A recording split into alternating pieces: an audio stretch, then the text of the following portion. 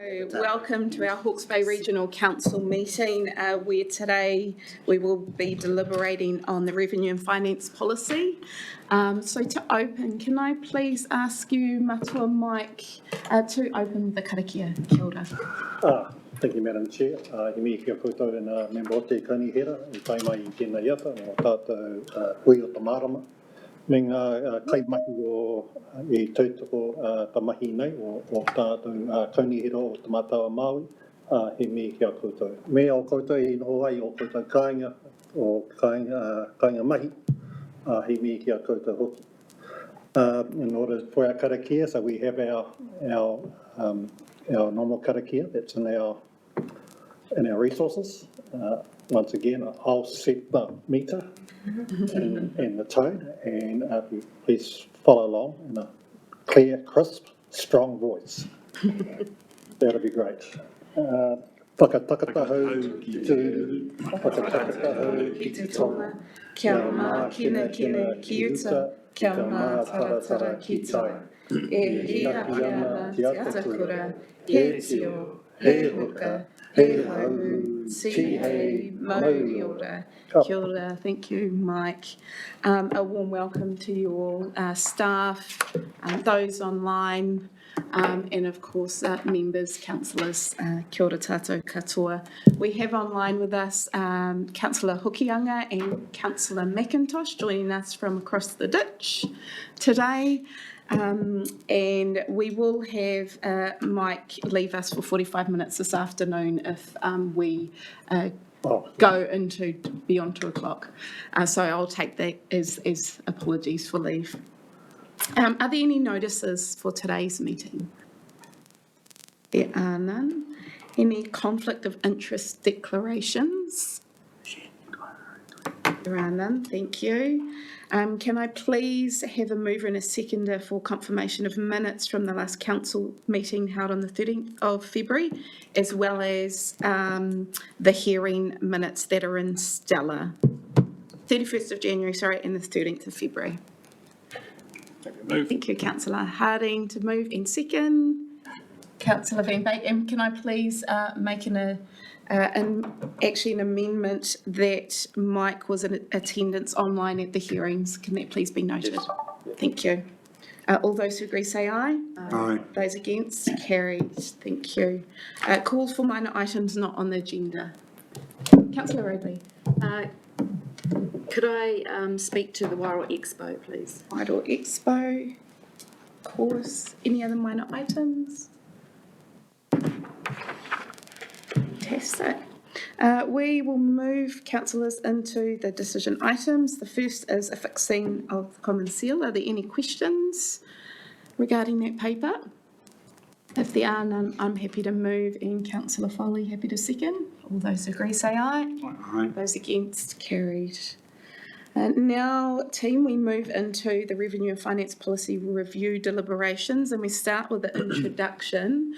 How I'd like this to proceed is to first hand over to Nick and to Desiree and Philip, and then invite each member 5 minutes to express their experience, their learnings throughout this process that lead us to the deliberations and decisions this afternoon. So with that, Nick, thank you. Thank you, Chair, and thank you, elected members. Today is a fairly significant day for the Council in that you have reached the culmination of 18 to 20 months of work where, as councillors, you have been through looking at how this council sets its rates, who pays what in terms of the proportions of rates right across the business, and you've turned over and looked under very thoroughly under every rock that exists, and now are faced with some decision making around the proposals that you then took to the community over the last 6 to 8 weeks, and have then held your hearings So we now reach the point of deliberations, and they are complex issues and often quite impenetrable, I think, for people to understand the way that rating works when they're looking in from outside.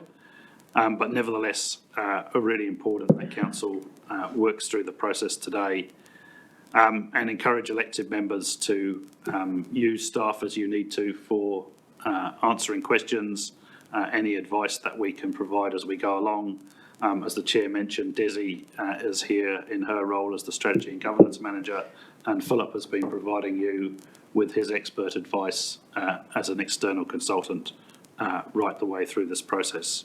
So a significant day, and we will do our best to support you and provide you with advice as you go through the items. And I'll just ask Desi and Philip to take you through in a little bit more detail what's coming up. Tēnā koutou katoa. I just wanted to take this opportunity to run you through and explain the suite of documents that's in front of you. And for those listening online, there's two information papers. The first one is an introduction and recaps the process we went through over the 20 months or so, and also just explains the process steps towards the decision making. There's another information paper that's entitled Further Analysis for Deliberations, and that paper provides information that the councillors requested at the end of the hearing, and that's I'll come back to that, but they relate to the decision items that you'll be coming to. There are 8 decision papers, one for each of the 7 key consultation topics in the consultation document, and then a final decision paper, which is the one that asks you to adopt the policy. And it also covers all those minor changes that we made to the revenue and financing policy that we signalled through the consultation but weren't key consultation topics in themselves. It also is the paper that covers some of the reoccurring themes that we got through all the topics, affordability, the question of whether we could defer, and also the process. So it's that paper that we link to the socio-economic assessment. We've done a test to see whether there is a difference between the impact on low socio-economic areas versus high or medium. And that is one of the topics in the further analysis. The other one is staff were asked to do more modelling on sustainable land management. So you'll remember in that topic, we went out with a proposal to move sustainable land management and biodiversity to the general rate. So we were asked to do some more isolated modelling to go back to the status quo for sustainable land management, which is 70% general, 25% targeted, and we did one other, which was 90-10. The other piece in the further analysis is we were asked for some more sample lifestyle properties, some more examples on lifestyle properties. So there's 3 new sample rates and a property assessment included in that paper. And last one was to overlay the future bus services onto the new passenger transport rate. So in your papers already was the overlay of the existing bus services. So we've just provided an overlay of the future services proposed under the Regional Land Transport Plan. And that's really all I had to cover. So I'll pass on to Philip. Thank you. Yep. Thank you through the chair. Just a word, while this is a council meeting, there will be no, just making a notice, there will be no crunchies or chocolates, all right? Just so we get the, right? I'm here to offer advice, not my personal opinions. They won't be coming out at all, what you should be doing, so it will be advice. But in terms of the process, I think just to remind council, this has been a very long journey, as you've known. Some have been around the table on this process longer than others with the step 1 process. I thank council for its tolerance in this.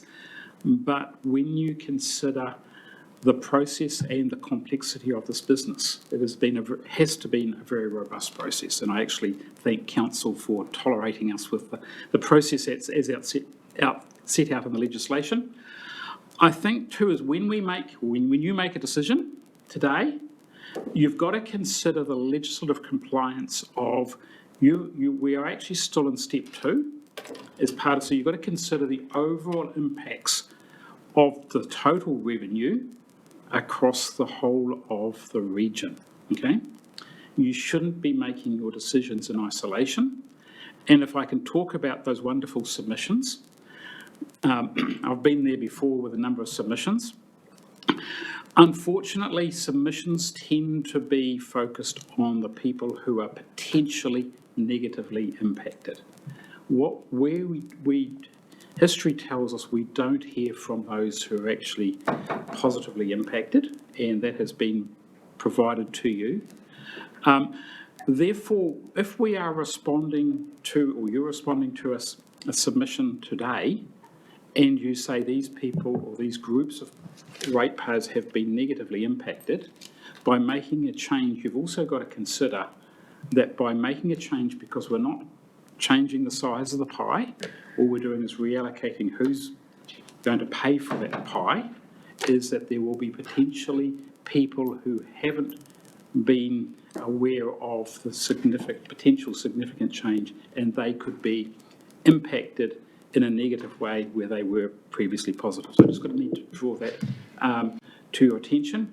And the last thing I want to consider is when we make the decisions, we've got to consider the principles as set out in the Tua Whenua Maori Act of 93. It's a new requirement. So when we consider that, we've got to say is how are we supporting multiple owned Maori land? That is a requirement in the Act. That's all I have to say. Thank you very much. Thank you, Philip, Desiree and Nick. Before we open up for time of discussion, are there any specific questions to these three? Chair, I'll have a couple of questions around the additional information, but I think best addressed in the context of the specific proposals. It's around the sustainable land management new figures, for example. Would it fit best when we go to that item? Yes, Thank I you. think so. Councillor Harding. Kia ora, Chair. Look, I have a question through you for Philip. Thanks for the introduction, Philip, and thanks for all the sterling work that you've done. I'm sure that you have a better product for that. My question is around the aspect of step 2, which is the overall assessment of the relative impact. If we have a view at this stage that the overall impacts are inappropriate, what are our possible responses, given that we have, I think, 7 different individual changes? So what levers can we pull if we think, on balance, we haven't got the balance right? To me, you've actually, so that's a really good question. Thank you, Councillor. The issue for me then is when you are considering those changes, you've got to consider if we are pulling this lever, how does it actually impact on the overall impact? Is it actually going, so that's the challenge. When you pull one lever, there will be a consequence on the other. So you need to think about, okay, if we're changing, and I'm not saying you will, let's talk about changing one particular rate. Potentially, there will be impacts on other groups, which you may then have to change potentially the general rate. Or there might be ups, and as you pull one lever, there might be another lever that is pulled at a later date in terms, a later decision-making process as you go through the agenda. So, for example, let's go through the agenda. You decide to change economic development. I'm not saying you are, right? That might have some levers, but then when you talk about sustainable land management, that also might counter some of those levers that you've actually pulled in economic development, just as an example. Philip, if I can help add to this, is the process that I'd like members to support is that we provisionally go through each of the proposed changes until we get to the end, then we can see the cumulative effect across them. Yeah.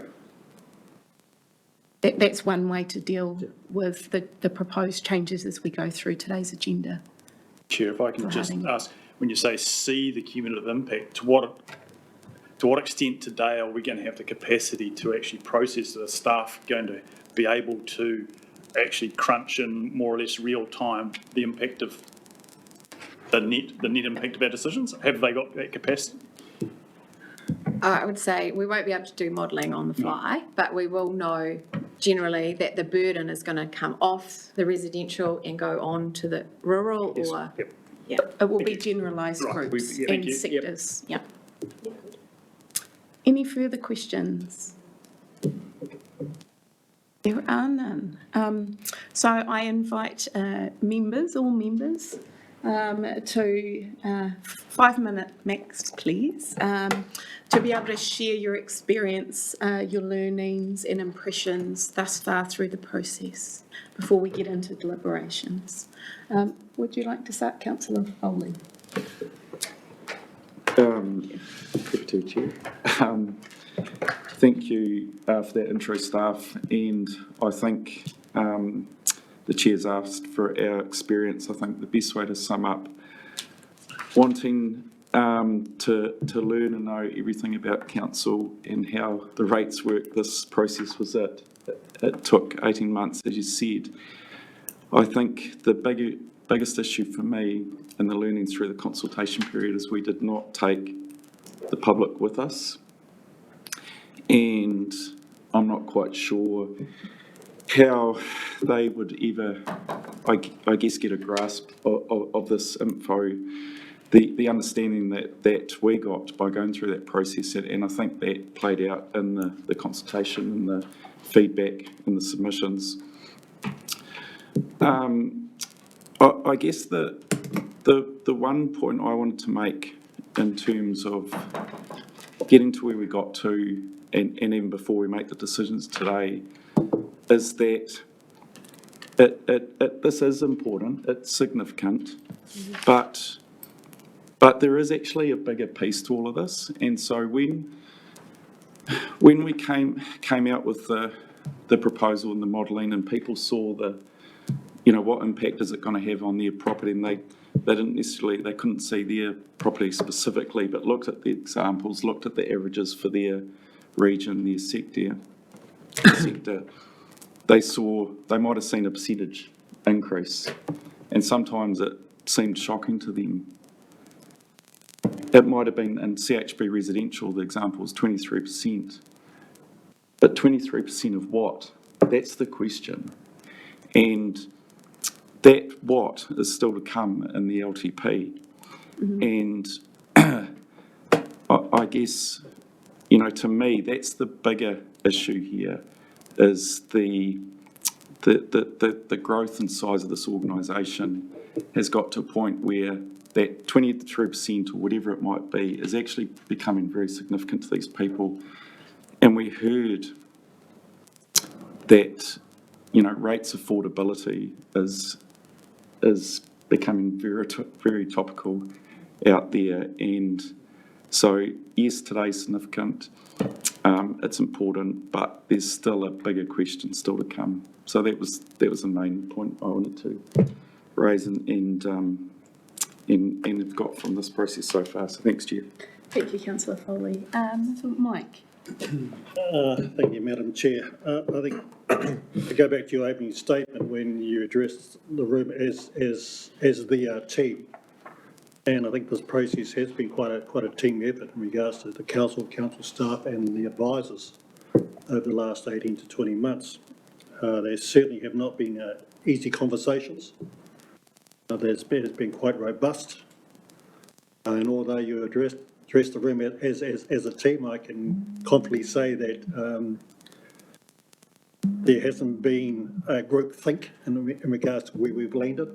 It's been thoroughly tested out by various councillors and by the staff in regards to the makeup of the rates policy. I go back to one of our original conversations, and when we spoke about, and Philip spoke about, there's always been winners and losers when it comes to setting rates. And within this process, that hasn't really changed. I think what has changed for me, and I go back to the cyclone, is that, as has been mentioned here this morning, we basically have a rural versus regional, not regional, sorry, Urban. urban setting. I think what the cyclone showed for me is that the distance between rural and urban, the distance has closed. We're only minutes away from each other in today's world. And we saw the impact of what the cyclone did. It affected all of us as a region. There were no boundaries. There wasn't a regional and there wasn't urban. There was just a region that was suffering. And trying to find a more equitable, and I use that word sparingly, equitable, because at the end of the day, as I said, there are winners and losers. And if you're winning, I suppose you feel you've been you're receiving that receiving that equity balance. But if you're losing, you certainly don't think that. I do take on board the submissions in regards to the impact that this is going to have on those who are going to see increases within the component of their general rates. And we're not even talking about the long-term plan and the effects that that's going to have. As we know, many in our community are finding it tough at this present time. And any rise in their outgoings or their family financial outgoings has a huge impact on that household, whether it be their interest rates, whether it be their doctor's bills, or whether it be their rates. And not only are we looking here in regards to Hawke's Regional Council in regards to rate increases, but also at a local territorial authority. So it is tough out there for our whānau. So we shouldn't be surprised that we receive the pushback that we have received. I think it's incumbent on this council to keep those rises to a minimum as much as possible. The other thing I would finally state, Madam Chair, I've been impressed with the due diligence that the councillors and the council staff have taken in regards to looking at the operational budgets. They have attempted, they have skinned that cat as much as they can without killing the cat. So I really do take my hat off being able to sit here as more of a independent and just watching that process. So my congratulations to council and council staff. Well done. Kia ora koutou. Thank you, Mike. Councillor Curtin. Kia ora, Mike. Thank you, Madam Chair.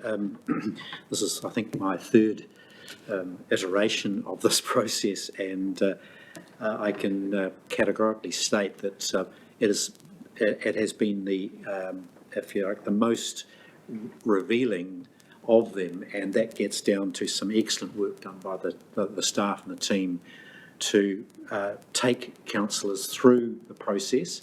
But I would say, and what we're seeing today with the papers as they're presented, the clarity with which we can come to decisions on each individual item is far superior than I've experienced in previous iterations. So congratulations to the team. They've brought together and able to supply us with, I think, superb set of technical information on the way through, and I'd just like to compliment Desiree and her team for that. It's been a really top-class effort, and thank you, Philip, for adding your contribution to it. It's been extremely valuable to I think councillors.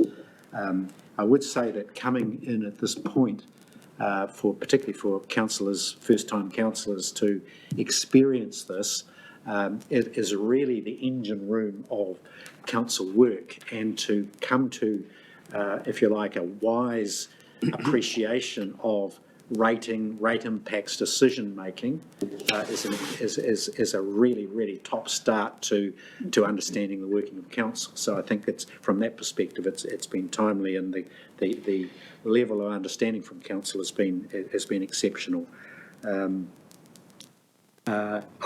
The other observation, finally, the observation I'd make, Madam Chair, is that you learn something each time you go through this process. Unfortunately, Council has very few tools to work with in terms of creating, as Matua Mike has said, around equity. We only have blunt instruments to deal with when trying to work through equity issues. Having land value or capital value is such a, we're coming from way back trying to introduce equity into that equation. So I don't think we ought to beat ourselves up too much if we don't arrive at an equitable position for everyone in the community. I think it's an impossible task given the tools that we've got. If we had tools such as some other forms of taxation, we would have a better show of doing that. But given the tools that we've got, I think we're arriving at the best point we can. I look forward to the deliberations of the day, Madam Chair. Thank you, Councillor Curtin. Councillor Rudley. Kia ora, Chair. Without the benefit of multiple cracks at this, thank you staff for the learnings and the journey.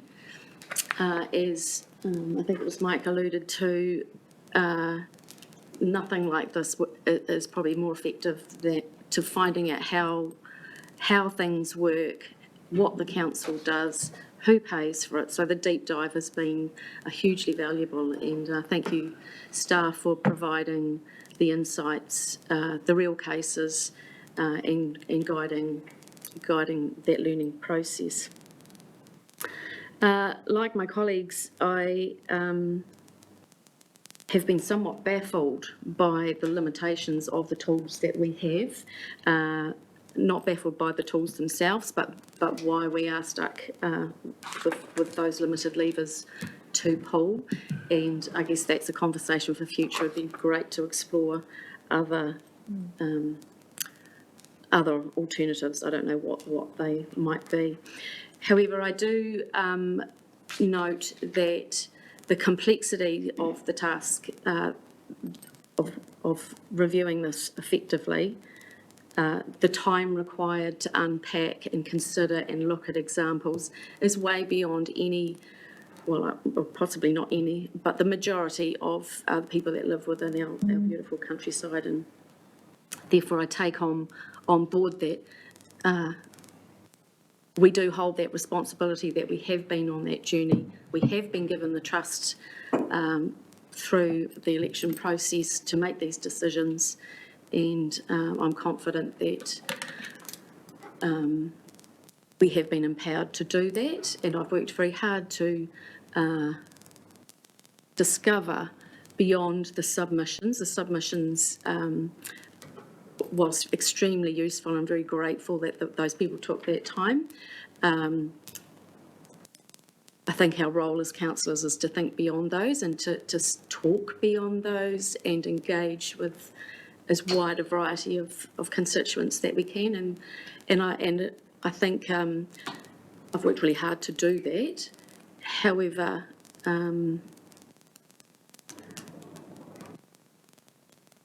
that process almost needs to be put to side, and I'm very proud to be representative of the people that we represent, and to wear multiple hats. And if I do say so, I strive very hard to get the right hat on at the right time. But I guess our task today is to take all the hats off, and we're actually representing our whole region and for the betterment of that region. And I reflect back on our first principles, and it's the notion of fairness is the one that resonates most with me. And I note that even with, I've spent a lot of my time with very small children, and that even children have a really strong notion of what is fair. And little kids, you can put a bunch of blocks on the floor and they can figure out a fair distribution. and goodness, that would be easy if we just had blocks to divvy up. Obviously, it's way more complex than that, and I'm really looking forward to hearing what other people's perspectives are. And of course, keeping front and centre is the healthy environment, the resilient and prosperous community. Kia ora, Councillor Bradley. Councillor Sears. Morena tātou, through you, Madam Chair, thank you. It's great. This is a great way to start the day. Thank you for putting it that way, because it's lovely to hear some of those thoughts, which is what's gone on for me through not only the process, but subsequently through the submissions and talking in the community. And I think the first thought that sort of came to mind, there was quite a lot of comment on the rushing it felt of this to the community, and being so close to our LTP and consultation overload, and sort of coming back to that first principles that actually councillors, we do have roles and jobs. You know, often it's hard to stay within our lanes or even understand them, but actually one of our primary jobs is to make sure that our policies are fit for purpose, and that hasn't been done. This hasn't been done for a long time. And while staff guide us in that, it's also really important that we understand as councillors actually the roles we should be doing and making sure that they're being done. So I'm pleased that we did push on, and I'm pleased we're here, and I'm pleased that we've got on with that work. I think a big learning for me is the conversation around how community feel engaged with us. We're here as representatives, we listen to them, we bring their views.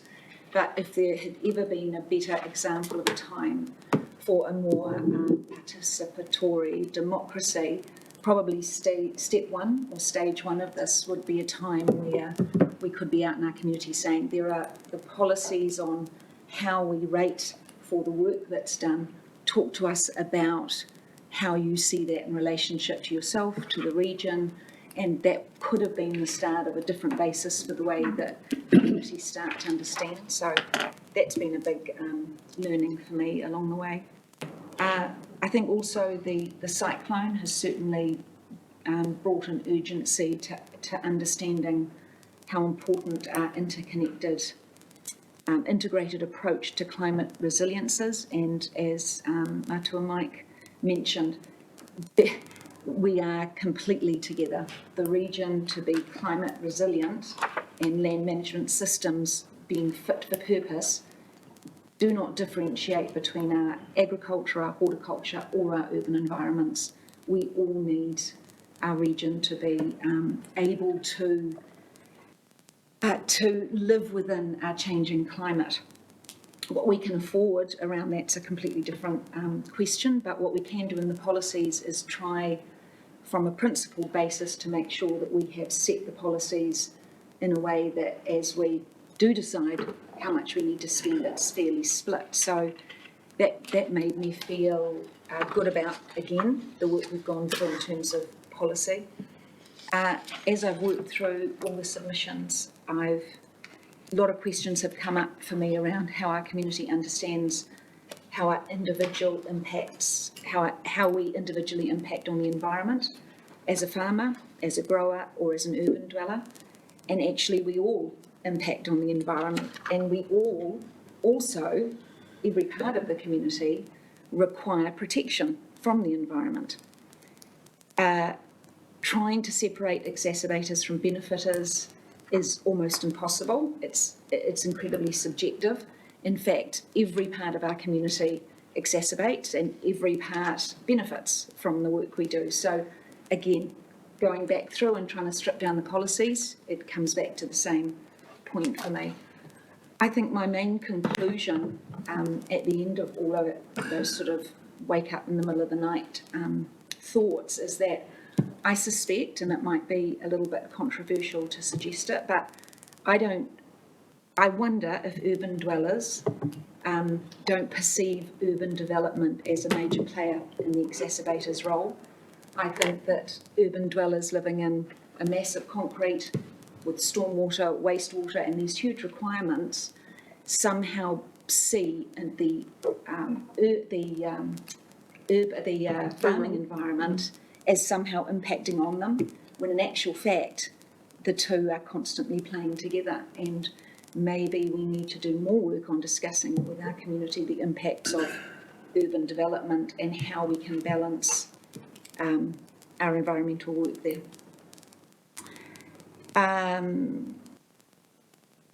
I think fundamentally I came to a principle base that sharing our rating costs across our whole system, which is a principle that underpinned a lot of the proposals that we put out, worked for me, putting all those pieces together. If our region needs more trees, more natives, more biodiversity, more fences, more protection, more work on our catchments, more work on our flood schemes, actually everybody's part of that has to be balanced within our policy settings, and I, having stripped them down, really don't believe they were. I also came to a conclusion that for every submission, which I've read a number of times and considered, it also has to be viewed, and if I went back to stage one, I'd be saying to my community, yes, think about where you live now and how it will impact you, but actually think you could move tomorrow to any other parts of the sector. You could move to horticulture, to agriculture, back to urban, and knowing that you may not be in exactly the same place tomorrow, how would you want to share your views around that? And that's the way I've tried to view the submissions, on the basis that that person who feels they may be paying more tomorrow could also be moving tomorrow to a place where they would be paying less. And it's more about the balance of that. Thank you. Thank you for giving me the time, Madam Chair. Kia ora, Councillor Sears. Kia ora, Councillor Harding. Kia ora, Chair. Look, my greatest learning, if we're going to start with that, I think has been that notwithstanding excellent advice and support from staff and professionals, process can drive outcome. And I believe that is what is happening here. Step one process drove a focus away from who exacerbates towards who benefits from the activity.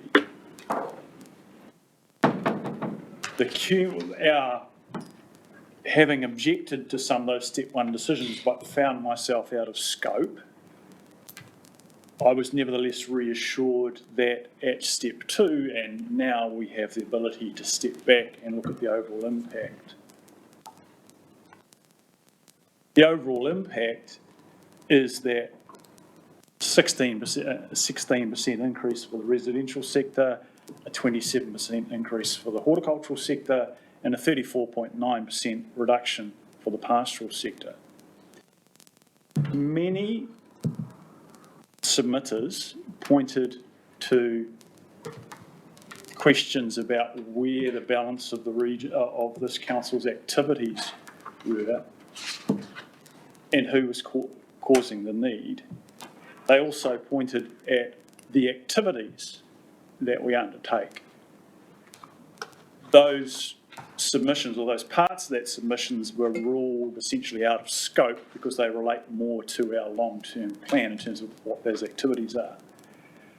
I side with those submitters who want to look at this holistically. I understand we have to break down into individual decisions, but it is inescapable to me that a large proportion of our activities of this council focus on the pastoral sector. And so that raises real questions for me about how we level and to arrive at a place where 86% of the costs of that rurally faced activity is being met by everybody other than the rural sector is problematical for me. But I see it in the context of our work program, also how our work program is built up. And the challenge before us is actually to do things smarter and to rate as smartly as we can. So my interest over this term and this as we lead from these decisions today into our LTP process is to ensure that when we get to look at how we're spending the money, that there's some deep introspection there and not just an additive approach of adding more programs and not fundamentally looking at the efficiency of what we do. And so I'll have plenty more to say later on, but I think that explains my position and my learnings. Thank you for the opportunity. Thank you, Councillor Harding. Councillor Lambert. Kia ora tātou. Can I just say that as coming from the position of Te Matawa Māui ki te raki, I look back on the words of our tipuna, and one that really stands out is ka pātangi tū ka puare maunga haruru, ka pā maunga haruru ka puare tangi tū. And this whakatauki is all about how to manage your resources. And back in the day, maunga haruru was our main resource. Tangi tū was just as equal a resource out in the sea. And today, to be honest, maunga haruru is gone. It's already been lost. It's been wiped out. The name maunga haruru was given because of the tremendous beating of wings. There are so many colonies of birds that survival was assured for everybody along the coast. Today, there's not one peep up there. There's not one peep. But I'm buoyed by the fact that there is a plan in place to bring it back. It's going to take 50 to 100 years, I suppose, but we as the region's population have missed our chance to fix it up. Lucky Doc's picking it up and is running with it. We can only but help them. So I believe that our biggest job here is the environment. And part of resetting this finance policy is to ensure that we learn from the past and pick it up to make our region the best that it can be. So it's not just about the here and now, it's about resetting for the future. And I also like listening to that rebalancing the rural versus urban, because the northern electorate is really much a rural area. And we look at the process we've been looking at, which is protection from drainage schemes and flood protection and drainage schemes. And I know our people are thinking that we don't actually have any. But I think the point about they need to be looking at these rates and thinking that very soon Wairoa probably will have a drainage scheme. It will have a flood protection scheme. So this will affect them sooner or later. The same goes with the buses.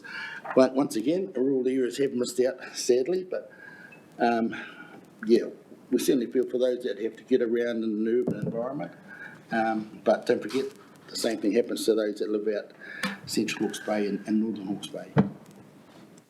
I am glad to see that sustainable land management, the one about freshwater and science charges, I think that has been a bit of a worry for our electorate because it has never been a fair system in the past. It's getting better. We were all worrying more about what happened with one of the companies instead of everyone else. And I'm glad to see that the science charges are becoming more equitable. Yeah, so I think for our people, I've been a ratepayer for a long time too, like everyone else, and I have noticed that maybe 10, 15 years ago, my rates, Hawke's Bay Regional Council rate was something like $17. It's now getting up to $270, and I really think that's because the Hawke's Bay Regional Council finally worked out they had a job to do, and they were given more of a licence to do more for the region. And I think that's something that many of us are forgetting. We have taken on a lot more roles these days, but I think our organisation is getting really large, but the revenue policy has been a really good opportunity to try and, for us as councillors, to work out how large that is compared to yesterday. And I think, yesterday is a big learning curve, and I'm talking specifically about COVID at this point.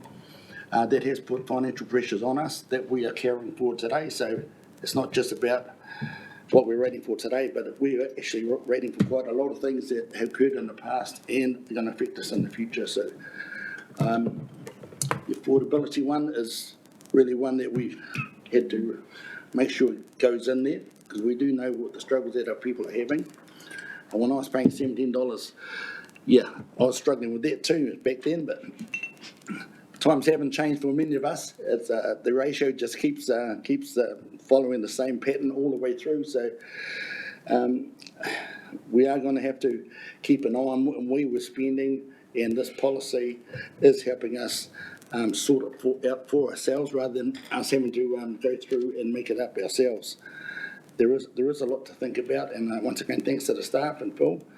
You guys have really kept us on the straight and narrow, and as much as we'd like to go one way, we have to go down the middle road. So I'm glad for that, or else I'd be struggling to make a decision on a lot of things. But the policy is there for that reason. And I think we're all going to be, as Councillor Curtin said, for the tools that we've got, I think we do have a workable solution. Kia ora. Kia ora, thank you, Councillor Lambert. Councillor Williams. Morena tātou. Thank you, Chair, for this opportunity also. I found reading the submissions and listening to some of the submitters who presented invaluable in shaping my thinking on some of the complex issues embedded in this proposal, including what share of the rates burden should urban as opposed to rural landowners bear? How do our services and demands on our cost centres allocate across that divide, and have we got the balance right? Tēnā koe, Mike, for helping me realise that this isn't a divide in the first place, and tēnā koe, Sophie Hawke, for that, and your thoughts earlier. Second major issue is capital value, a logical or fair reflection of this council's functions with its focus on land, water and the environment, as opposed to territorial authorities which take rates for roading, stormwater, public amenities like libraries. Now, we are required to consider the views and preferences of those affected by our proposals, or those who have an interest in them, as clearly many of the submitters to our proposals are. But at the end of the day, the litmus test for this, as Phil reminded us, is one of well-being, specifically the impact of the allocation of liability for revenue needs on current and future social, environmental and cultural well-being. It is obviously impossible to directly agree with or adopt the views and preferences of everyone, when, as with so many situations, you get a divergent range of opinions from across the affected and interested communities. To them I say, simply put, just because we might not ultimately agree with you doesn't mean we didn't listen. I read with interest a number of submissions drafted on the assumption their views would not be considered. This was a done deal, a tick box exercise rather than the genuine consultation process. I found ironic reading submissions to the effect that they wouldn't be read. And in my view, this is very far from the truth. I can assure our communities, and submitters in particular, that I've been thinking very hard, as my colleagues have, and carefully about the messages we received right through this process. Right until today, and indeed until right now. I've learned quite a bit this morning already.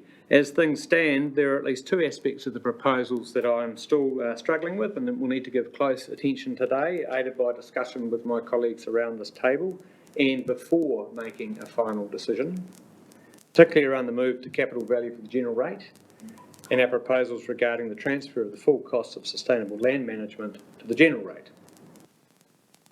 That all said, some of the key themes in the submissions which I noted and saw expressed time and time and again are, in my assessment, less relevant to the issues in front of us now, as opposed to our next major challenge, the long-term plan, or more broadly as to council priorities and performance beyond that. These include rates affordability generally. A great many submissions simply said rates are too high and this will make it worse, as a blanket proposition across the board. In a situation of extreme stress within the economy broadly, post-COVID, Cyclone Gabriel, might I mention a drought and a flood to boot. Our perceived incompetence as an organisation, another big theme, particularly during the cyclone, and a general lack of trust, compounded to some by the timing of the submission process itself. That we waste resources on activities that add no value, that we need to cut our cloth, get back to basics. That some ratepayers feel they get no benefit from our services. For example, they see no public transport in their area, or worse still, consider we should simply abandon public transport altogether, in essence, as a lost cause. That we should get out of economic development altogether, as it's really not within our lane. As I say, I see these as being more pervasive and important issues ahead of our LTP later this year, and for organisational performance generally, which will no doubt be under the spotlight as the independent reviews surface again later in the year. While rates affordability is relevant now under this revenue and finance policy, this is about allocation. It's about who pays what, not how much is paid overall. And I think that's an important distinction right now. What I found more relevant and helpful amongst the submissions were those expressing the views that, for example, capital value is a poor measure of ability to pay, particularly for pensioners and those on low or fixed incomes, as well as for struggling orchardists recovering from the cyclone. The capital value hits residential within the urban areas the hardest, more so than industry and commercial, who may actually have a greater call on our services, impact on the environment, or indeed ability to generate revenue from land improvements than, say, the owner of a house. The capital value could deter investment in housing and affect housing affordability for those on low incomes or renters who may have costs passed on to them. The capital value may deter investment in the economy generally to the detriment of well-being. That territorial authorities charge rates based on capital value, which leads to a double dip scenario whereby the territorial authorities' services are more clearly linked to capital value than our focus on the environment. A couple more. That land value is a better measure of land use potential, including to generate revenue, than capital value, which simply reflects whether a particular landowner has decided to invest or not in their property, and if they have, they shouldn't be penalised for doing so. Another theme, that farming and forestry would be getting a free ride or substantial reduction, and yet has the greatest impact on the environment. That the proposals were hard to understand, particularly around economic development. That the timing of such a major change is poor given the impacts of the cyclone, the cost of living crisis. That engagement generally was poor, and that we should have given time to have community meetings and written to every ratepayer with our proposals. But I simply repeat that just to reassure our communities that these messages have been received. They're in everyone's minds around this table, and they are not lost. Perhaps the most frequently stated issues in submissions, other than generally raising concerns about affordability, was that capital value is not relevant to our services or activities, and there'd be a double dip if both territorial authority and the regional council were to rate on the basis of capital value. And I'm extremely grateful for the staff report responding to a number of these reports, including clarifying that two of the other councils, Hastings and Napier in particular, do not in fact rate on the basis of capital value, so there's no double dipping for those districts at least. Also clarifying, as I think a number of submitters had assumed, I'm nearly there, Chair, by the way, a switch from land value to capital value does not necessarily mean a proportionate increase in rates. For any given, I think it really depends on your ratio of CB to LV, capital value to land value. I think some feared, well, hey, my capital value is 3 times my land value, my rates are going to go up threefold, and that's not the case. The additional information we've received around equity impacts of our proposals have been particularly helpful to me in light of some of the submitters we heard from, along with the reminder that our work has a broad ambit that reaches right into the built environment and our urban centres. I have been concerned, particularly in response to submissions, but also beforehand, that our proposal would have shifted the burden too far from country into town, and that the combination of our proposals for sustainable land management and biodiversity, as well as a shift to capital value, is a step too far, or too much change for our communities to take in one hit, certainly at this time. So that's my sort of struggle point at the moment. And I've already been aided with it and what's been shared by my colleagues this morning. I'm also concerned that so much of this process has been in workshops that have not been open to the public, which I think has not helped the trust and confidence factor raised in submissions about the process, and to your point, Councillor said earlier. That said, I found it ironic that we had one submitter vehemently arguing that our process was flawed, quote, not something we can be proud of, quote, yet in the same breath telling us that the messages we received were clear. Contradiction in there somewhere. However imperfect the process may have been, I'm 100% confident we have heard our communities, including through the over 500 submissions, 1,500 pieces of feedback received on the proposals. We can learn from this experience, and I trust we will do through the long-term plan processes and those surrounding our flood protection scheme investments. I look forward to our deliberations on the specific proposals before stepping back and considering how it all shakes down in the round relative to the litmus test I referred to earlier, centred on the well-being of our communities at the end of the day. Thank you, Chair. That was a bit longer than 5 minutes. Thank you, Councillor Williams. I will gift you one of my minutes. Councillor Van Beek. Yeah, so once again, I thank everyone, as I have done before, fellow councillors, for the work that you have put into this process. And I'm not thanking myself because I wasn't here, and also staff and Philip for giving us initially what I saw in step one, where I was still there before the cyclone, somewhat glazed over because I found the process rather difficult and boring, although you brought crunchies along. I never received any, by the way. And I saw two councillors with gleam in their eyes because they could see one very experienced councillor, we've got a good debate coming, oh, I like this, and another one, this is my profession, this is what I do day in, day out, and we just heard from him and he went way over time and he used an amazing tactic. I'm nearly there, Madam Chair, he was already a minute over time and he still proceeded to go another 2 minutes. So anyway, this is their place, not mine. When I'm asked as a councillor, what I like most is being out there with the constituency, with people helping out, and how I've done so even though I was smashed myself. I've been sitting on diggers and helping other people out. But in the meantime, you as councillors and staff did an amazing job on getting this process together. I have now been 4.5 years a councillor, and I have seen quite a few of consultation processes, and I find them really difficult because we as councillors have not given credence to an open, honest consultation process, except for one, and that was the one that Martin led in transport policy, where we actually did change as a joint committee. I wasn't actually part of the committee, I was a submitter, but also as a observer in the active transport space. We did, for instance, one on possum control, and we put a consultation process together, and we had some really good submissions from farmers who were fantastic. If Putin had to be defeated, you would take these farmers along because they were just so skilled in what they did when it came to possum control and what they had put in place. But no, we as a council and our staff said, we have made up our mind, we are going to go a certain direction, and that cannot be changed anymore. Although we had a fantastic submission process in place with very good submitters who were very good at bringing across to us what they had put in place and how well they were set up to actually aid us as a council to do what we're going to take off them. So that always has been my bugbear. And once again, this is a public meeting, so this will be recorded. And hopefully we will no longer make the statement that those who actually were in favour we haven't heard.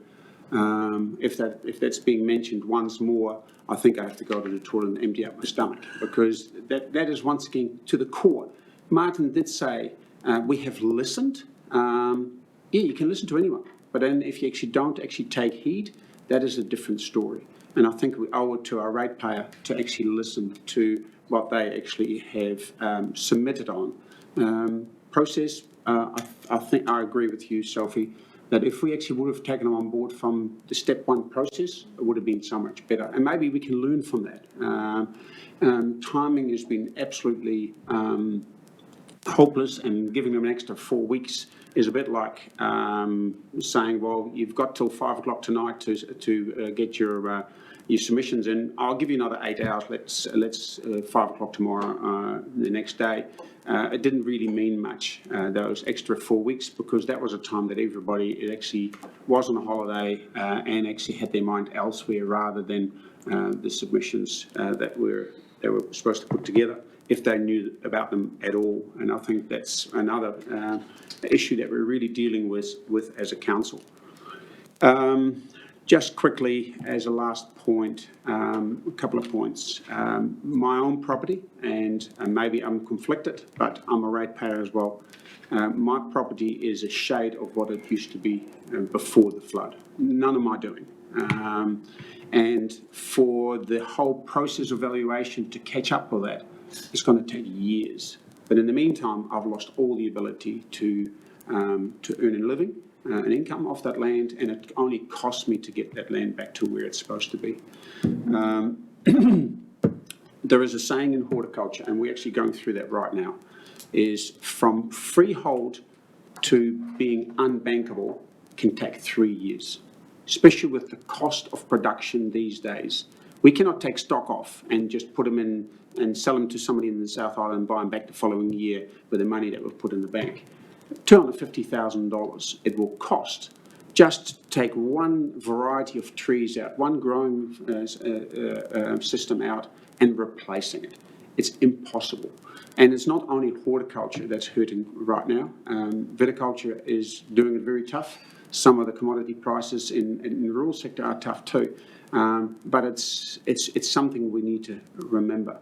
Another comment that I was really struck by was when we actually were debating whether we're going to put this consultation.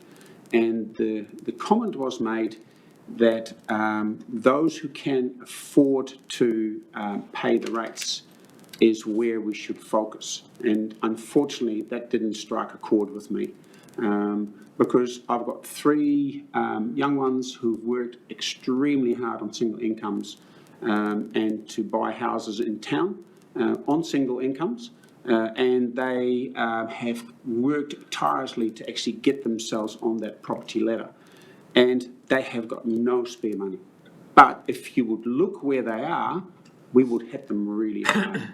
Another case, a very good friend of mine, a mother-in-law who's not capable of looking after her, they've actually made an investment on a second dwelling on their property to their own cost so that they can provide for family, you know. And Matua Mike, you will know of those kind of situations as well.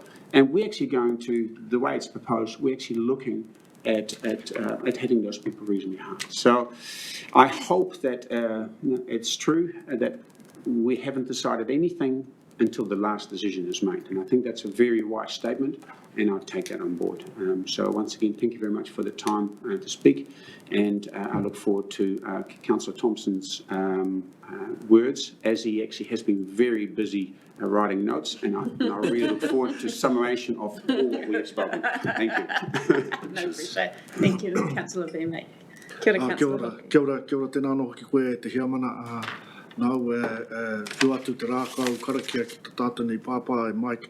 Nō reira tēnā anō hoki koe kōkiri tēnei i tā tātou nei karakia o te ata. Tika tonu rāna whakaaro. Ai, nui ngā kōrero i te ata nei.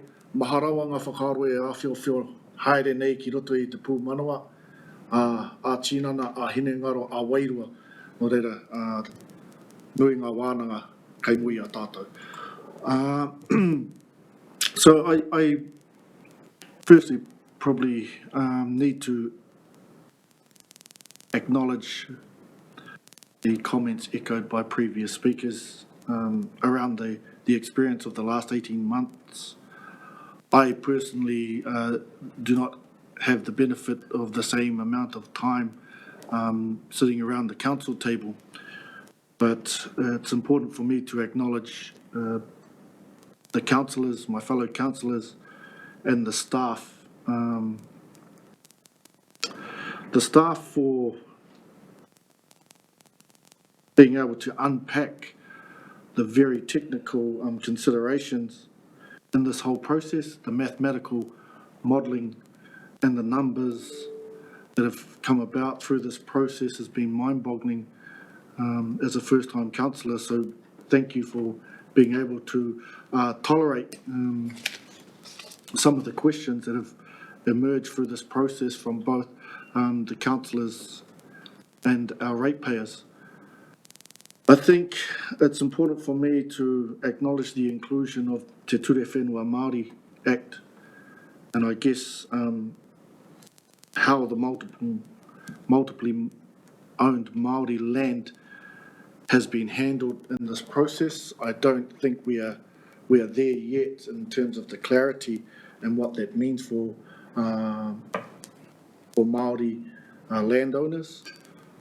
One thing for sure is that, picking up on Matua Mike's comments around the urban and rural ratepayers divide or the gap, it's important to recognise that if you are Māori and you whakapapa into the fabric of the landscape, you undoubtedly are a ratepayer of your ancestral lands that are in rural settings. whilst you live and pay for your urban dwelling. And so that's one thing to note about the impacts on Māori ratepayers. We've heard multiple contextual definitions of fairness and equity and the affordability. And so the sentiments of previous speakers with regards to that cost relativity of the rate impacts linking to the cost of living is something that's been heard loud and clear in my experience through this process. Our people, in terms of our Māori constituents, are transient and move fluidly between the rural ancestral lands and their urban dwellings, and this has been made clear by the voices that have come through in both public submissions and feedback. I want to acknowledge the submission process and those submitters that made those submissions. What hangs in the back of my mind is how we give practical expression to those voices. I refer to a whakatauki from our people that leans towards a pragmatic approach and a philosophical view that says, rapu hia te mātauranga, piki hia te ara whata o te ora. And it says,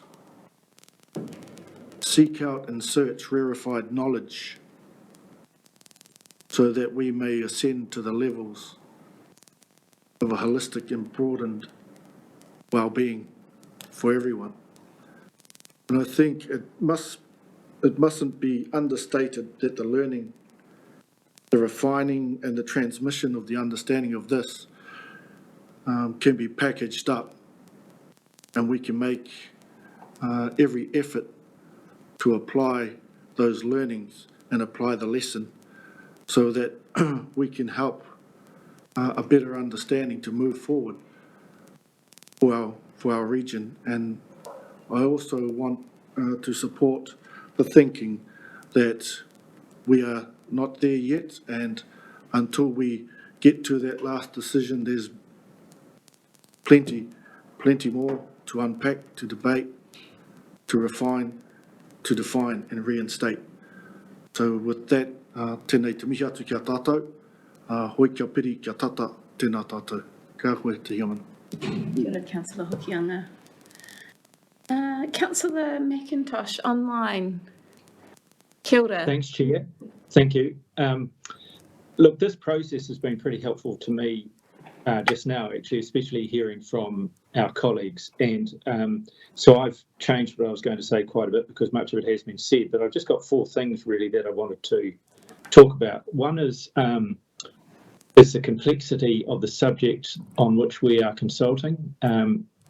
Rates themselves are a complex subject, and we're delving down into 6 different components of those rates, and there is a disconnect between that and our ability to engage the public. So we shouldn't be at all surprised that less than 1% of us did submit, because when you're trying to consult on subjects of that sort of complexity, then it's very hard to engage a lot of people because it's very difficult for them to understand the subject that's at play. The other point I wanted to note was is the subject of fairness, and I was agreeing with Councillor Roadley's perspective on that. When I go through all the things that we're consulting on, you can look at pluses and minuses and taking into account the feedback we receive by the submitters and the staff input into that feedback. I am of the view that actually, by and large, we have got it right. By and large, if you apply that lens over it, then it is fair. So the other thing I want to overlay into that is that, especially in respect of a lot of the submissions we've received, valuation is a blunt instrument. It's a blunt instrument to achieve quite a lot of things, but we don't have anything better. And So there are going to be compromises in it, and there are obviously going to be people who are badly affected and people who are affected in a favourable way. I hope for the former, then some of the changes we're making to remission and postponement policies are going to assist with that.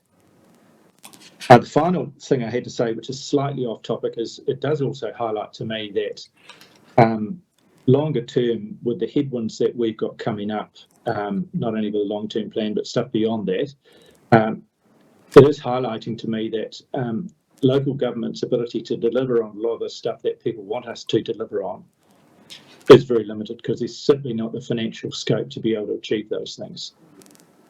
So thanks, Chair. Those are my real takeouts. Kia ora. Thank you, Councillor McIntosh. And I thank you all, members, governors, for your contributions, not only in today's discussion, but over the last 18 months. My impressions are that it was a very robust process. I believe 18 workshops total. And I do agree with the sentiment that that public transparency needs to be included in our future workshopping, which we are achieving to do through the Ombudsman's recommendations. And I think what that would help alleviate is the process and the complexity of it, but also provides the opportunity for clarity of our ratepayers, of our community to understand what we're dealing with, which is very complex. Notwithstanding that, I have confidence that we have clarity and we've asked for what we've asked for from the staff. Thank you very much. The number of hours gone into trying to get these policy settings as fit for purpose as we can. And let's remind ourselves in the first principled stages that we went through who benefits, who's the exacerbator, what are the strategic objectives we're trying to achieve. And then in stage 2, modelling the outliers and the cumulative effect across the region before we even get to the change in capital value conversation. So I do thank you all for that. I'd like us to remind ourselves as we go through this decision-making process for today's meeting, and it is our decision, we're here as decision makers on behalf of the region, that we have taken an oath to do so. One thing I'd like to touch on is affordability, and that's always at the back of my mind. We know that some would be more disadvantaged and some would be advantaged by some of these changes. But to me, the bigger impact comes with long-term planning and the increase on those activities. So by keeping that in mind, we have a bigger job to do for the next 6 months in that space. And I would like us to take all the learnings that have been discussed in terms of consultation and make sure that we have a far better process when it comes to the long-term plan and our attempt to engage our communities on what more they want us to do, what less they want us to do, what we need to stop, and how that impacts them, particularly in the environmental space. So those are my last comments, and I do support and value all your feedback this morning. I think it was valuable time that we spent together before we head into deliberations. So kia ora tātou katoa. On that, we have gone over time, so we can either take a coffee break now, given the heaviness, or we continue into the next item, which is item 7. Would we like to continue? Yes? A couple of minutes, I think. Take 2 minutes for wharepako, quick breath, and then we come back. Couple, 2 minutes.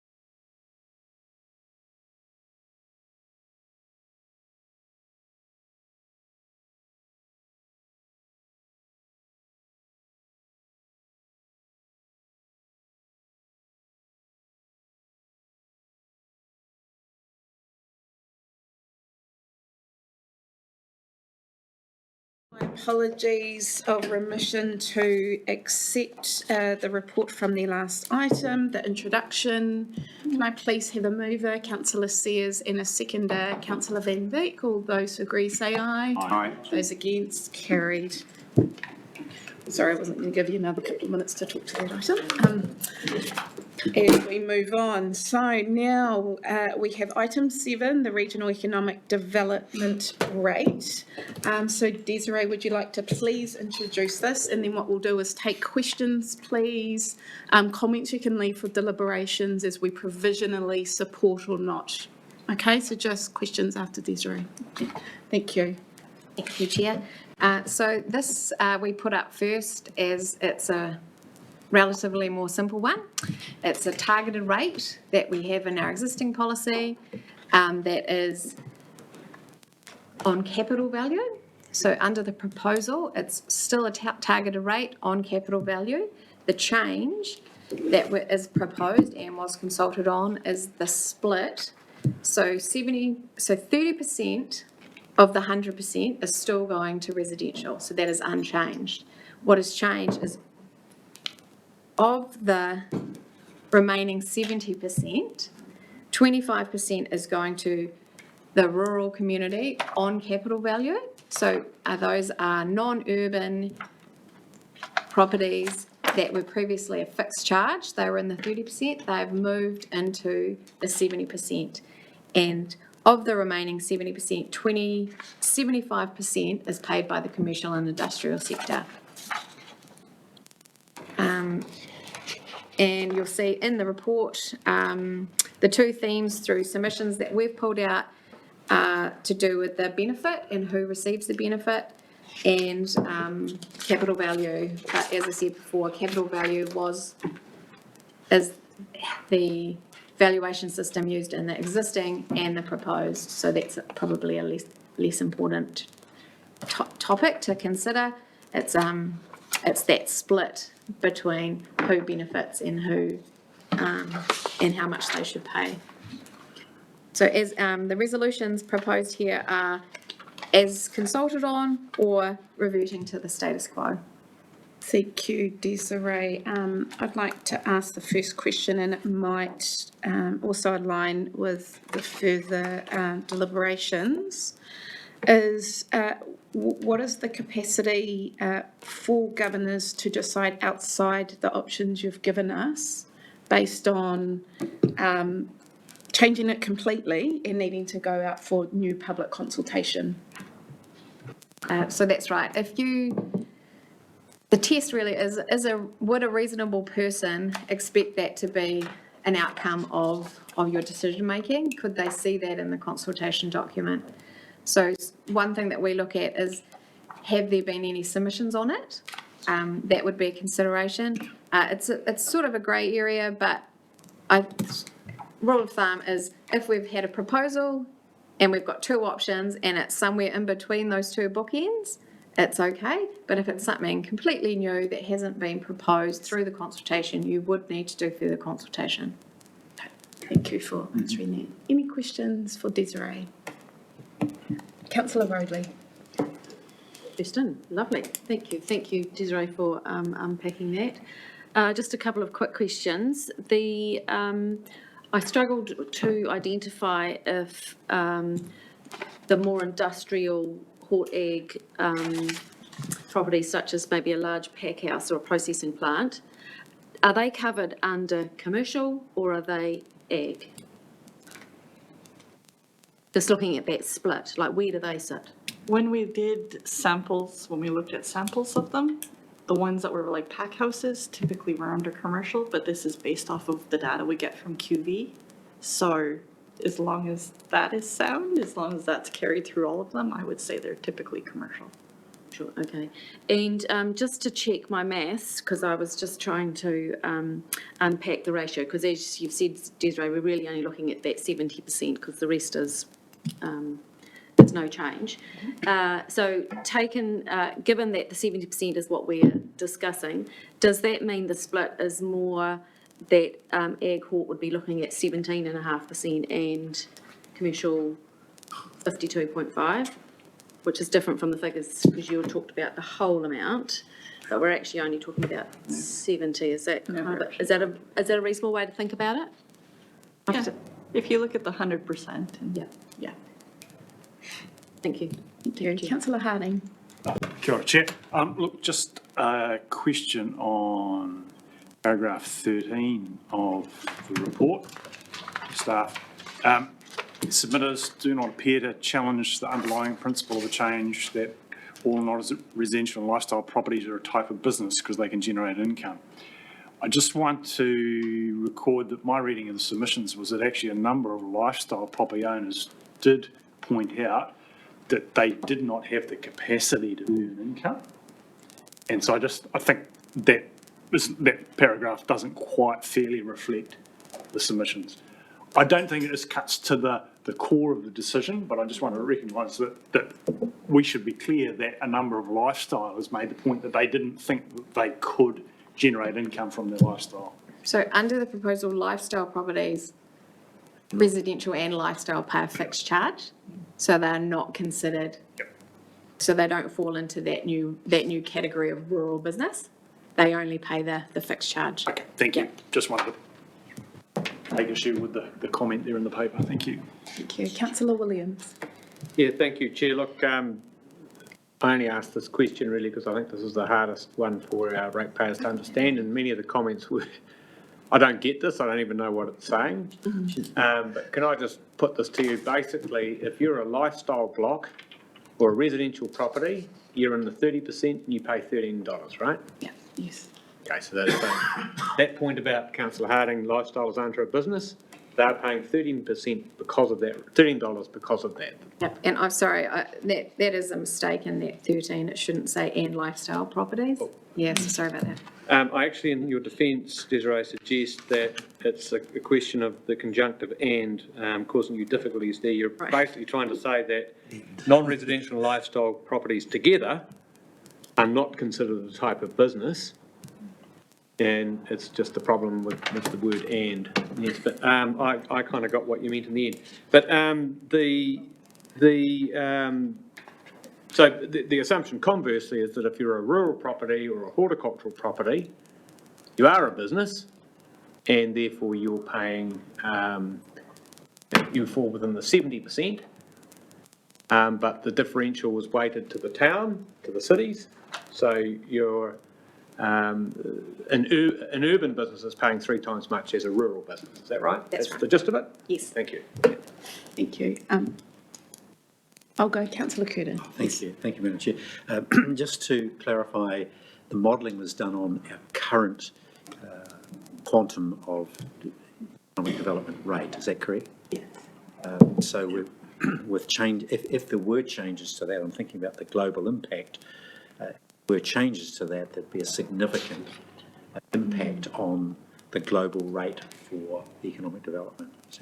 So a ratepayer would see that targeted rate would reduce if the services that are covered in that rate were are no dramatically longer changed. provided. Yeah, so the LTP outcome potentially impacts substantially on that rate.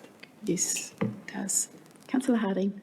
Kia ora, Chair. Look, just a question aimed at clarification maybe for public and submitters. So a number of submitters questioned this activity and whether this should be the responsibility of the council. It is currently, and like many questions, that's ultimately an LTP question as to what we do.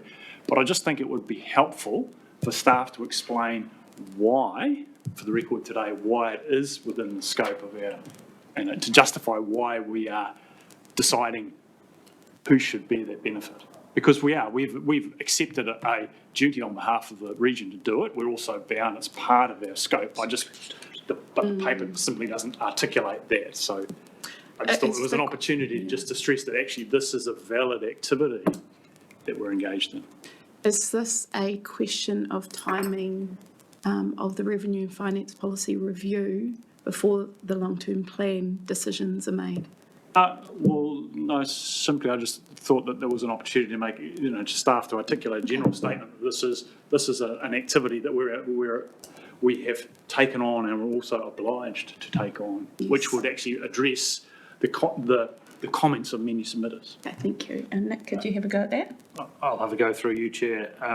So currently, council rates for two areas in terms of economic development. So together with the four territorial authorities, this regional council supports the Regional Economic Development Agency, and there's a proportionate split across those 5 councils in the region to support the Regional Economic Development Agency. The second aspect of this rate is the support to Hawke's Bay Tourism for marketing the region, and that is done on behalf of all of the councils in the region, but we've seen it's more efficient for one organisation to collect that rate, and that's what the Regional Council has done. Kia ora. Thank you. Are there any further questions? There are none. So if we look at page 14, the recommendations are quite clear. 1 and 2 are very straightforward, and then we have an option for between 3 or 4, which is either the proposed consulted change or leave as status quo. Okay. Point of order, Yes. Madam Chair. Could we just clarify what the process of it in terms of speaking or moving, seconding amendments, seconding the motions, amendments? Generally in council, we have had most of the discussion beforehand, but I think this is a case where maybe the standing order should apply and everyone has a 5-minute allocation if that's what they would like.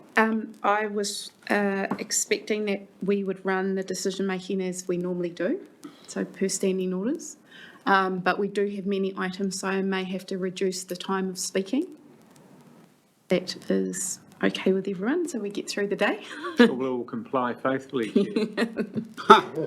Rich coming from you. In the mirror, Councillor. I only had 4.5 minutes of my time. This I is still a have very half minute. unique situation, but we need to you still watch? have robust decision making, so that offer to speak or not. But please do be reminded that amendments are not favoured due to what we have consulted on and what our public expect us to, within the bounds of decision making. Okay, Councillor Rodley? So I'm just a little bit unclear. So the process will be that we are going to move the recommendations and then we're going to open it up and have proper debate? Yes. Yes, thank you. Yes. Fantastic. Councillor Williams? Chair, on that procedural note, I would like to, in the spirit of the provisional method that you introduced at the outset, suggest that whenever we put the motion, item 3 could begin with the words, as could its equivalent for all the subsequent ones. It would read something like this: subject to our final decision on the proposals as a whole, agree to adopt that. So if we just add before the equivalent resolution to this one and this one, subject to our final decision on the proposals as a whole, we agree to adopt. And then if someone were to put the motion in that way, along with 1 and 2, that would be the trigger for debate in the way that you've just been discussing with Councillor Harding. That's my suggestion, Chair. Yeah, I think that's very logical and rational. Councillor Curtin? Is there a wind-up, excuse me, Yeah, there is. is there a wind-up resolution? Yes, item 14, Councillor Curtin. That's where you step back at the end. Yeah, that's the adoption of the policy. Sure, okay, so we do have that opportunity. Yes, absolutely. So Councillor Williams, would you like to So I'd like to propose? move items Moving. 1 to 3, with 3 to begin with the word subject to our final decision on the proposal as a whole. Thank you. Can I have a seconder for that, please? Councillor Rodley, thank you. Would you like to speak, Councillor Williams? Only very briefly, in that I support the allocation the way it has landed.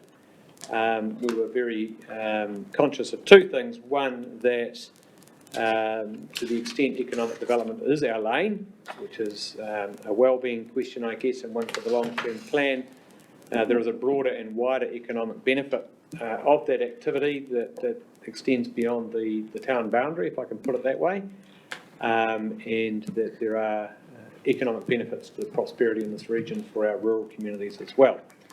On the other hand, there is a weighting towards the urban centres where, say, tourists might principally visit, spend time and money, and where motels, hotels, restaurants, those sorts of things might benefit the most. It gets blurred when you get into wineries and those sorts of things because they're out in the country, and so I think widening the scope, but with the differential loaded towards the urban centres, is a way to fairly allocate that revenue need, and whereby, conversely, lifestyle block owners and residential are only paying the fixed charge of $13 a month. So on that basis, I think that's a good place to land. Thank you, Councillor Williams. Councillor Roadley. Thank you, Madam Chair. Yes, would like to support the motion as proposed.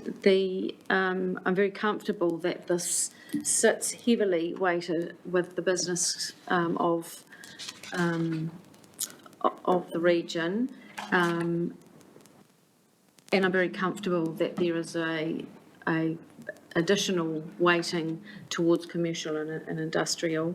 There has been a notion that those of us who live in the very far reaches of the region benefit very little. However, through the process, it's been very apparent that when I go out looking for staff or for services, it is really important that those aspects are thriving, and comparatively the enjoyment of living here, being able to go to a nice cafe or enjoy the fruits of tourism is welcome too. I think it also speaks to our vision that we are about a prosperous community. It is in our vision. It is important to us, and prosperity in growing, and our part of growing that prosperity is important. Councillor. Councillor Sears. Kia ora, thank you, Madam Chair. I'm speaking in support also of the recommendations. I do note that there was a strong in our feedback. 300 didn't support this change, while 49 did.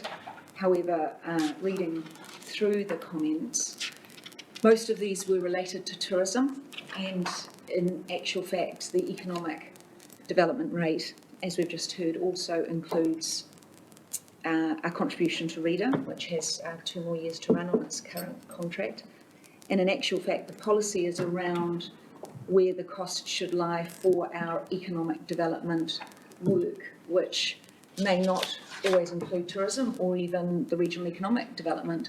There may be different places in which we pick up economic development that are suited to this organisation. In fact, Reader's work has been in the past, suited towards horticulture and pastoral research and investment into those sectors. So in actual fact, the opposite of some of these comments. And I'll also make the note that while it isn't necessarily about the activities we are undertaking now under this umbrella, as they may change, as you will have seen from last week's meeting, where we've talked about Hawke's Bay tourism being considered now for our next long-term plan and its financial support. It's important that the policy reflects a fair share across the community, and I think that the policy's done that. I think that staff response in 12 has covered well the note to agriculture. So yes, I'm supporting it. Thank you. Thank you, Councillor Sears. Councillor Van Beek. Yeah, it's funny that economic development. This morning coming to Napier from Hastings, I'm actually not sure whether I actually support economic development at all. You know, the whole road was just completely clogged up, and it looks like it's just getting busier and busier. Is economic development the right thing? However, I've been travelling quite a bit of time through New Zealand, and I see towns that are actually not growing, that don't actually have economic development, and they're not in good space. So it's something that we do. We just, I think, have to be a little bit smarter. Nothing to do with the decision we've got to make here, but I do support this particular motion, and I've always felt it relatively unfair that as a benefiter or a beneficiary of this kind of investment into Hawke's Bay, that we as rural property owners were never really charged to the full extent as we actually made use of that economic development. So I believe this is an excellent outcome, although it will cost rural and horticulture more. I think it's due time that we actually put that burden on them. Thank you. Thank you, Councillor Van Bacon. I like the use of the benefit of investment. Thank you. Councillor Harding. Kia ora, Chair. Look, I also would like to talk in support of this motion. It is challenging. Landing on the fair share is challenging when you look at two quite disparate activities in there. The beneficiaries of Hawke's Bay Tourism are somewhat different to the beneficiaries of Hawke's Bay Regional Economic Development Agency. On behalf of the part of the latter, I have very strong confidence that there are wide regional benefits for that. So I think we've landed in the best place that we can with this proposal. And I just wanted to point out, whilst it's not up for debate, a change from land to capital value, this is an example where, to me, basing on capital value and around the correlation between that and economic activity is a sound one. So it's a good example where rating on capital value makes good sense. Thank you. Thank you. Any other speakers? There are none, so... sorry, Councillor McIntosh. Apologies. That's all right. Look, I just wanted to... I support the recommendation on the basis of fairness, noting that fairness is not a precise thing that you can achieve. But more generally, I don't know that people are aware that Hawke's Bay is a poor performer economically. You hesitate to use the words like GDP, but last time I looked, we were 11 out of 14 regions. And that means we're just not very efficient at doing stuff. And by not being very good at doing that stuff, that impacts on our income. The correlation's very clear. So if we think this is a great place to live, and it is, but if we want to be more prosperous, then doing better in the economy is a key component of that. Thanks, Chair. Thank you, Councillor McIntosh. Okay, so we'll put that to the vote. All those who agree say aye. Aye. Those against? Carried. Thank you. Can I just make one comment? In our last terrarium, just for Jock's benefit and all of us, we actually, as a region, for a little while, were actually number one, and for a long time, number three. And that had to do with the prosperity of what we do really well, and that is growing grass and growing produce. So Port did really well, so we shouldn't forget that. Thank you. How that can go swing from number one to number 11. Thank you. As we move on to item 8, the Revenue Finance Policy Review deliberations of flood protection and drainage scheme rates. Desiree, could you please lead us out on this? Thank you. Thank you. So this one is a bit more complex, has multiple layers, but this proposal really is about bringing consistency between like schemes. So the proposal is that all flood protection schemes are 70-30 on capital value, which is what Hiratonga Plains is currently on. So it's bringing the other three to be consistent with Hiratonga Plains, which is our biggest and most of our population live in. It also brings consistency for all but 2 of the drainage schemes, and it proposes that they'll be on 90-10 on capital value, and it moves rivers and streams to 100% general rate funding. And yes, these papers, which you would have realised, follow a formula. So it talks about the themes from the submissions. You have some officers' response, which are in the boxes, and then the resolution. So the only other thing I want to note for this one is that staff, in particular, this is how we've reduced one of the principles of the review was simplicity and to try and reduce the complexity of our rates bill. And this is the one that reduces the number of individual rating charges by 82 to 48. No, 48 all over. I think it's 82 to 29 or something from memory. But Yeah. huge impact. And so that's the result of simplifying and the consistency. We're able to reduce those number of rates.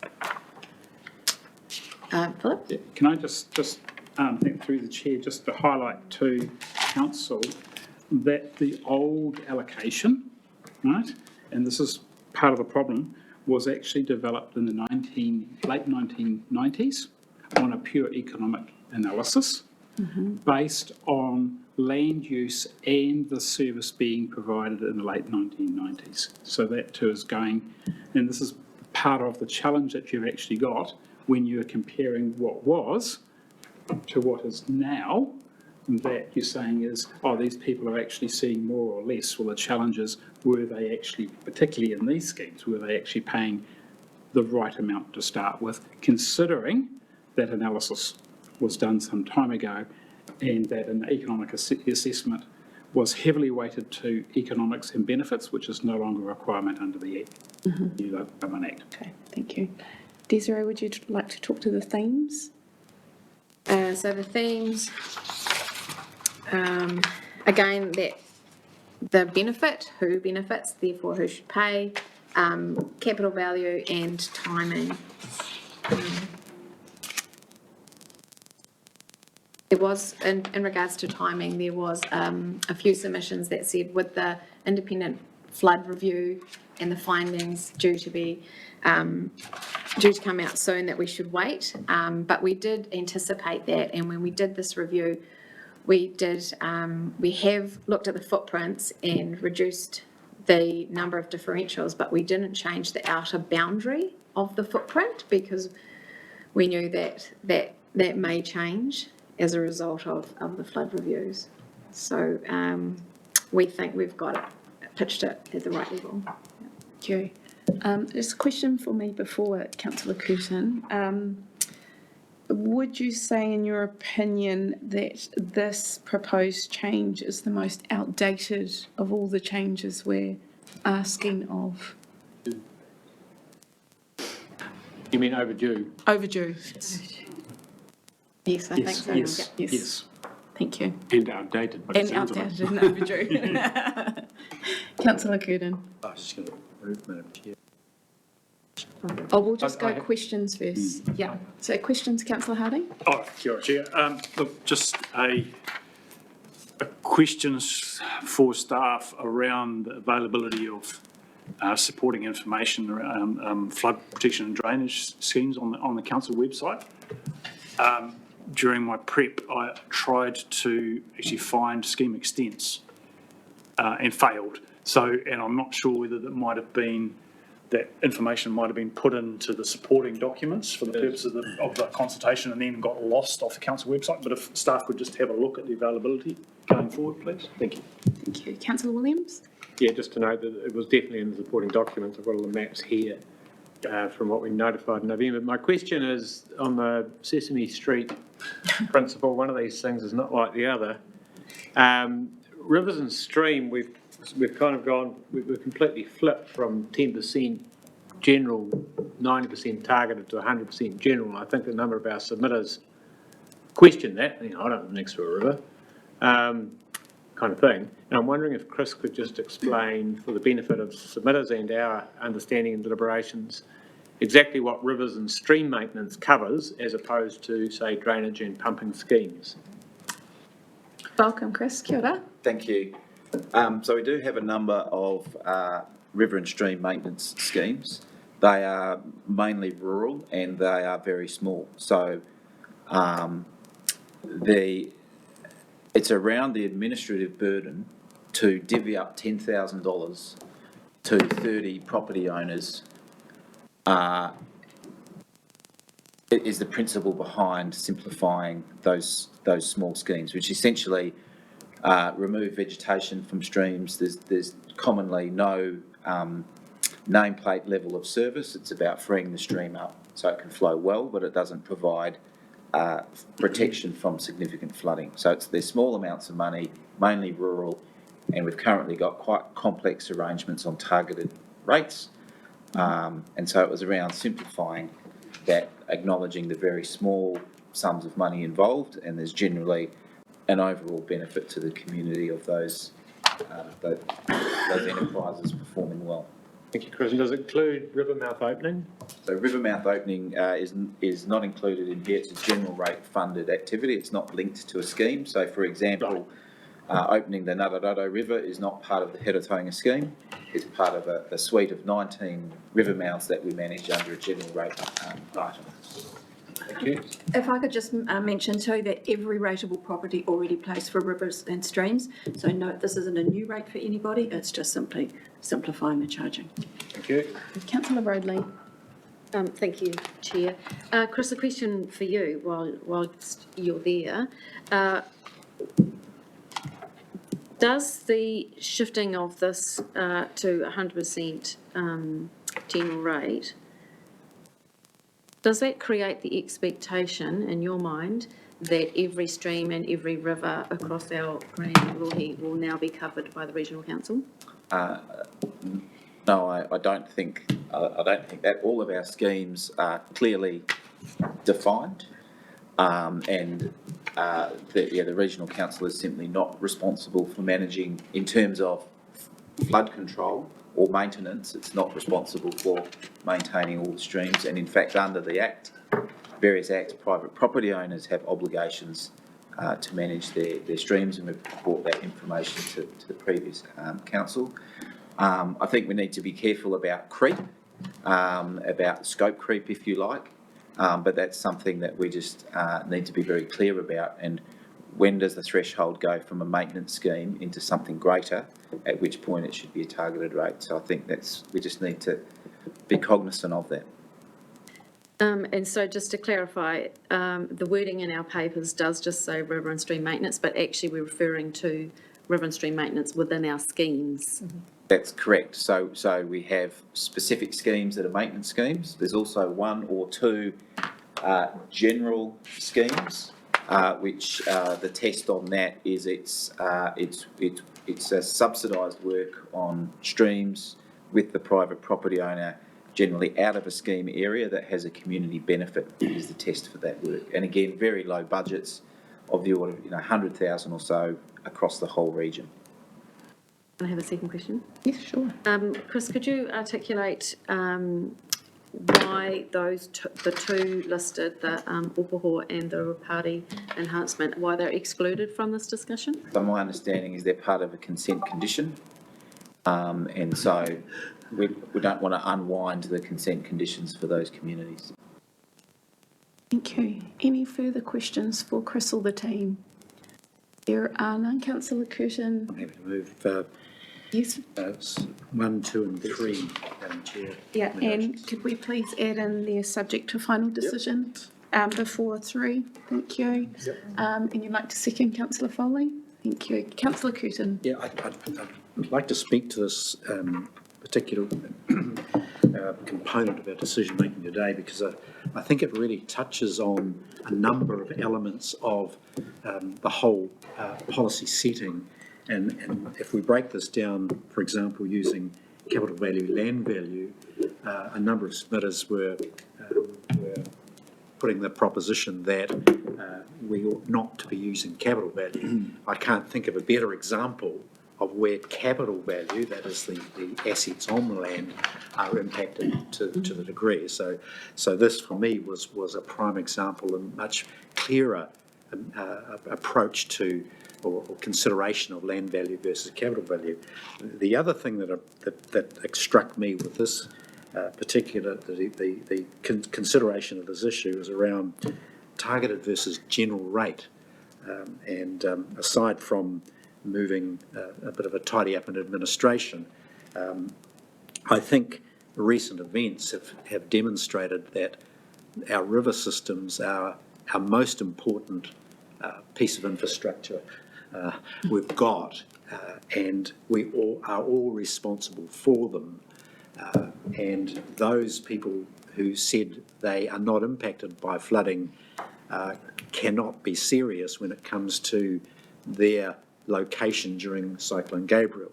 They had no connectivity to anyone, they couldn't drive anywhere, even though they weren't directly impacted by the flooding.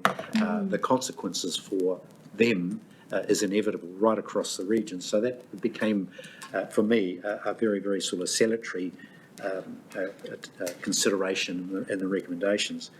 The other thing I think we will need to think about seriously is the impact on targeted rate and our river schemes once we've stood up the existing infrastructure and then considered the level of service going forward. It's probably going to be the biggest area of consideration and rating demand over the next sort of 10 or 15 years. So our deliberation on it now becomes very important in that. Further to that, we won't be doing it today, but I think the time will come where we may in fact consider the 70-30 split and think about, if you like, broadening that demand or that focus of that deliberation. So no hesitation at all in supporting this particular recommendation, but it is important for our future going forward. Thank you, Madam Chair. Thank you, Councillor Kern. Councillor Foley. Thank you, Chair, and couldn't agree more with my colleagues' comments there on this proposal. For those of you that have been with me longer than just this term know that this is kind of precious to me, and it's been a long day coming, and I sort of didn't realise stepping into this role has taken on a lot of disgruntled scheme ratepayers down my way, and I remember many meetings with Chris, and the way he got out of it was said this review was coming, so it's fine. It's finally here, Chris. So it's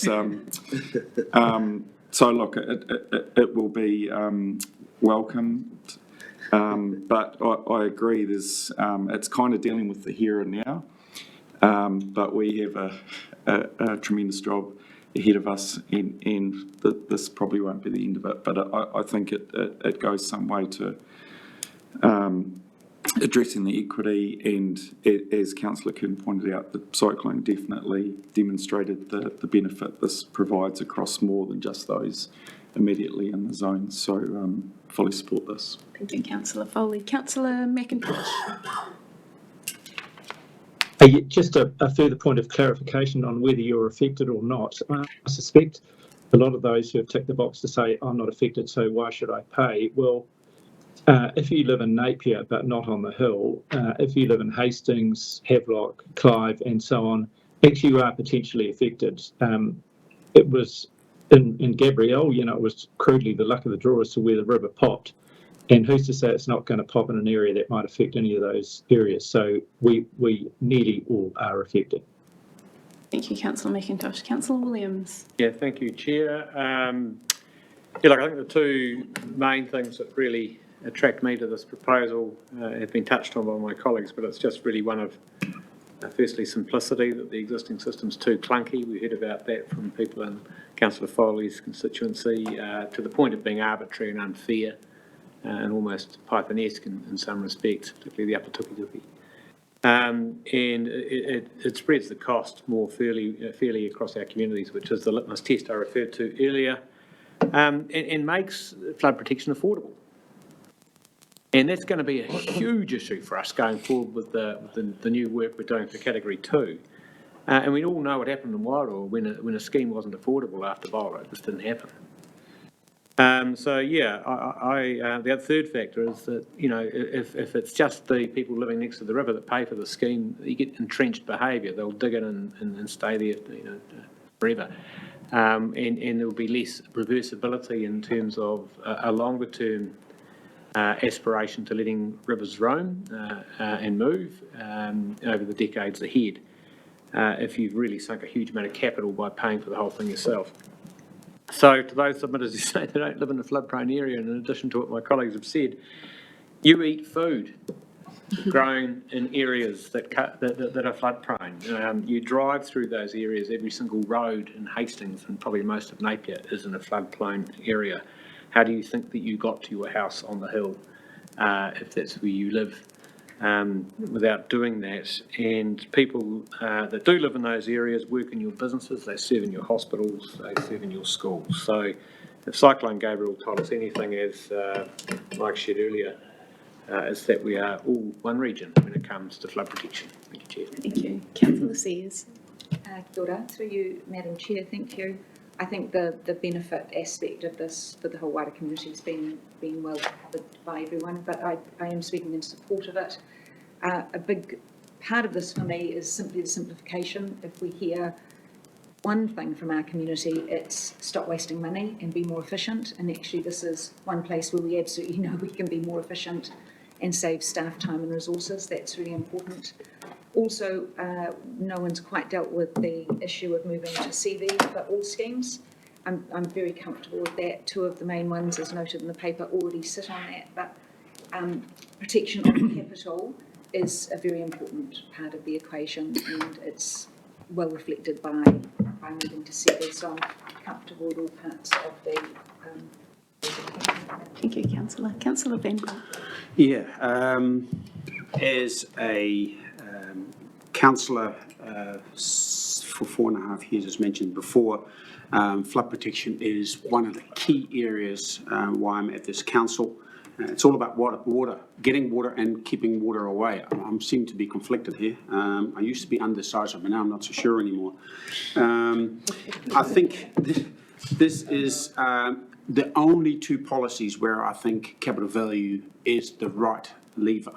And that has to do with, and I think Councillor Williams mentioned it, that possibly flood protection going forward, knowing what the environmental and climate drivers are going to be, that flood protection is actually going to be unaffordable for our region, and that we need to start thinking about what floods look like and how we're going to work with those. And I think some of the thinking within council is already working towards that, that planning in the future of what it will look like. But at the same time, it's the land that will still stay there. It's the investments that we make on top that are being affected, as I have found out myself in quite a severe way. So once again, I would like to reiterate that I support this going to capital value, and it's only one of two, and that I think it's never going to be right. We're never going to rate this, or some use the word tax. I wouldn't like to use the word tax, but rate in an appropriate way that everybody will feel comfortable with the level of cover they've got. Also, in relation to an earlier comment, a river will pop anywhere it likes to pop, but a river always will flow, and it's the learning I've got. Always will flow where it used to flow, and I think those who actually have got ancestors who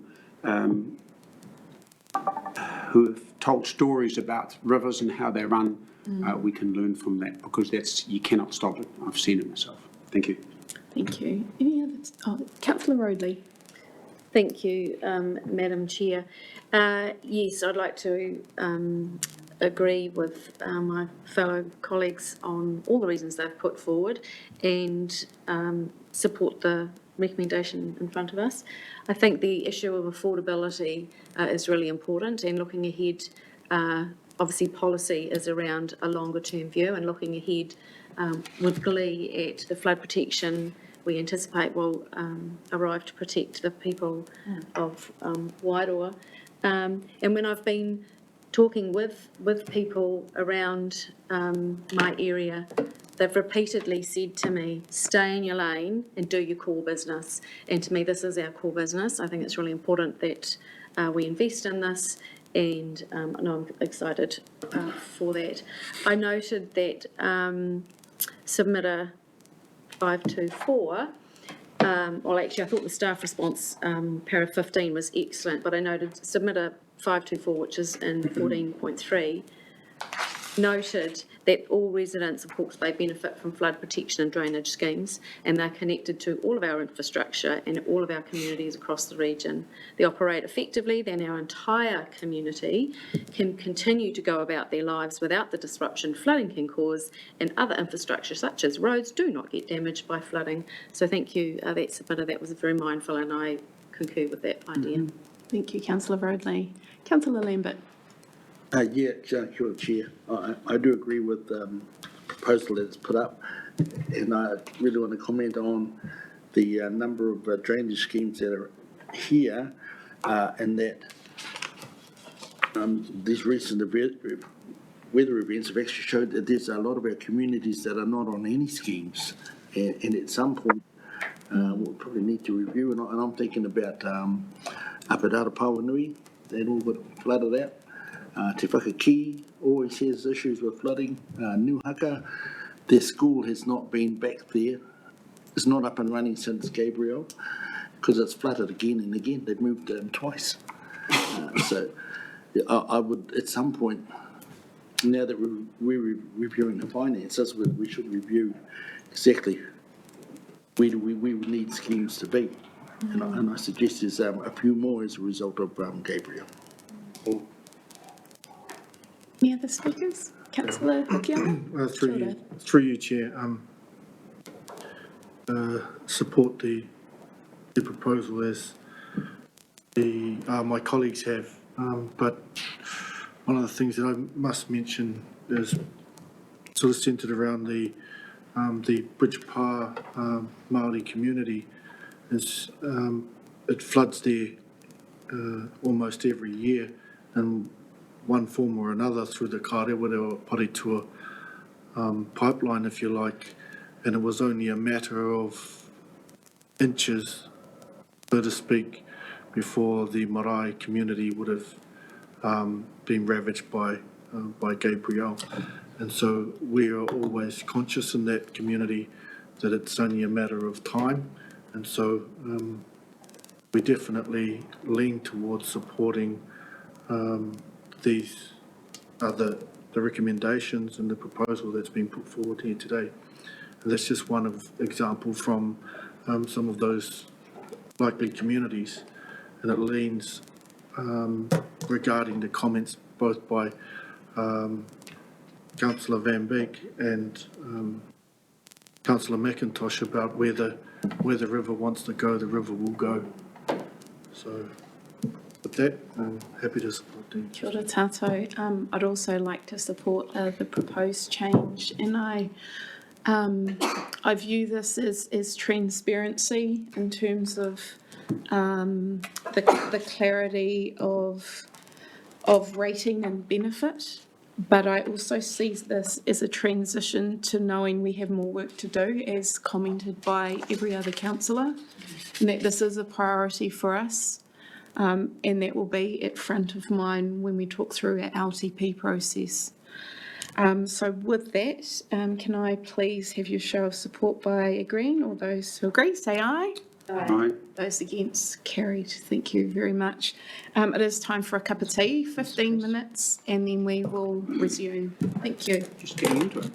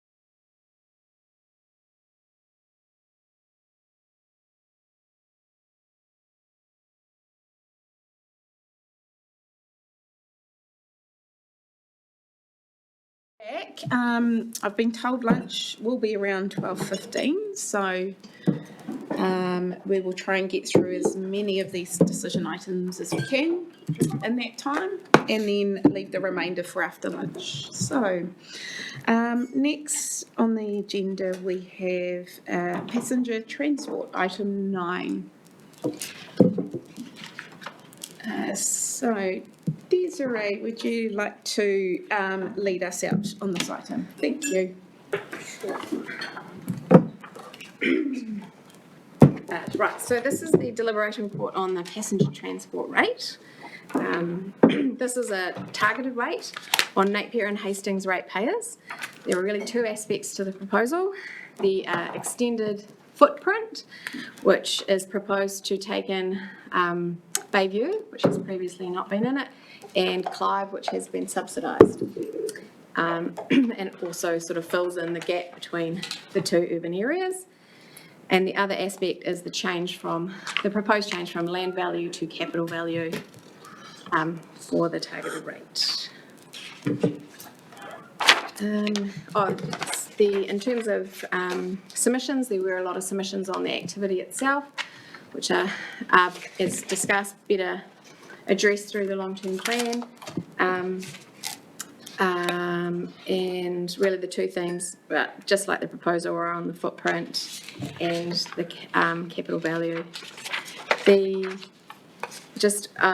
Want to stress that number 13, that the rating of the PT is not directly linked to the service provided to the individual property, but the benefit of the service to the group of properties is how you need to think about the benefit, not to as the identified part of the community. Questions? Desiree, questions before deliberations? Do we have any? Any questions? Yeah, I've got a Councillor question. The proposal, here we go. So it actually, with an extended urban footprint, so if I go to the two maps, and I think quite a lot of submitters picked up on this, is that you have the map on page 23. That is the area of ratepayer activity proposed, and it was, as you can see on page 24, correct? Yes. Yes. What is the number of additional ratepayers that are now being captured by this?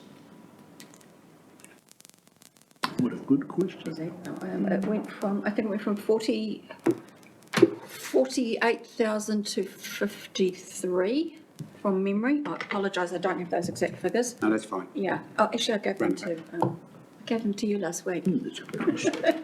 We can look that up. Yeah. Thank you.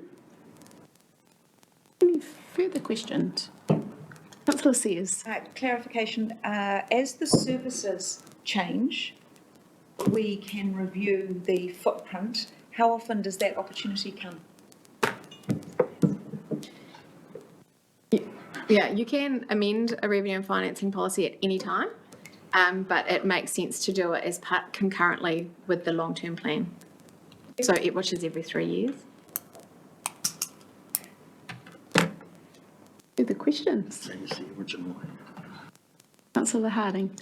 Just following up from Councillor Van Beek's question around the numbers of additional properties caught by this proposal. Can staff tell us anything about the nature of those? Because it seems on the face of this, we know there are some areas that have had a free ride, but also it does seem that there is quite a lot of what may be either lifestyle or horticulture in there? Yeah, I'm happy to answer that one. Yeah, so the Bayview area, obviously, was one where I wasn't receiving any rating at all for that, so they've been included in it.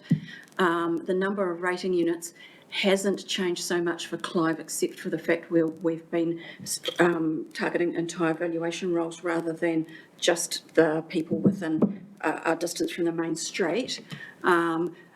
The main difference has actually been with the commuter belt between Napier and Hastings. So it's picked up Miani, Jervois Town, some of the areas around sort of Evandon Road and towards Hastings.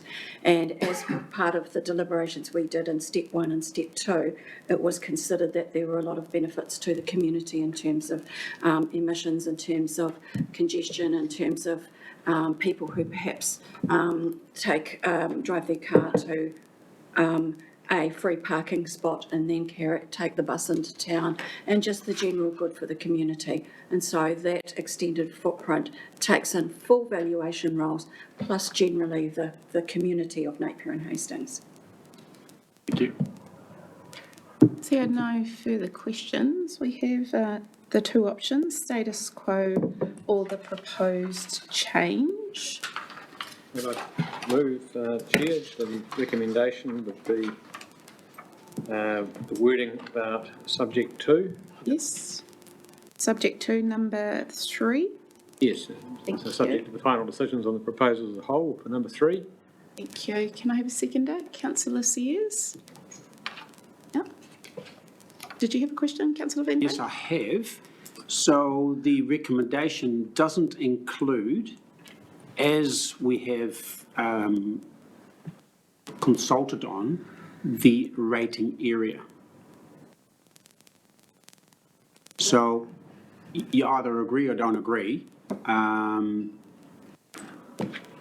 So the rating area inclusion is not actually, with this particular motion, is actually not being captured. So actually we don't actually speak on or have, can give our view on it through a motion. Understand what I'm saying? Not quite. Can I speak to that? Yeah.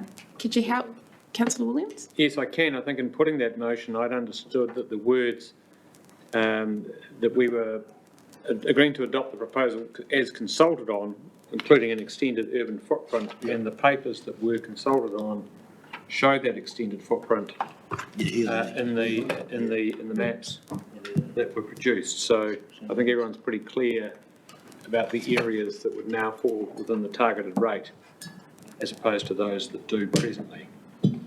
Okay. So it includes the extended urban footprint. Yes. Yeah, I got that. That's the question I asked. So I'm well aware of that. Yeah, so I think that should be covered. I think Councillor Van Dyke's concern would be covered and implicit in the motion put. I mean, you could add the words within the extended urban footprint shown in the consultation document. You want to be crystal clear? Yeah, because then I know exactly what I'll be voting for or against. Okay, well, I think Can we Councillor Van please Dyke's... add that into? Everyone's comfortable with that? So in the... Sorry, can you say those words again? 3.1 would read, subject to, etc. Yeah. And then after Napier ratepayers, with the extended urban footprint shown in the consultation document. Fantastic. So we had mover as Councillor Williams. Councillor Sears, you're still happy to second that? Thank you.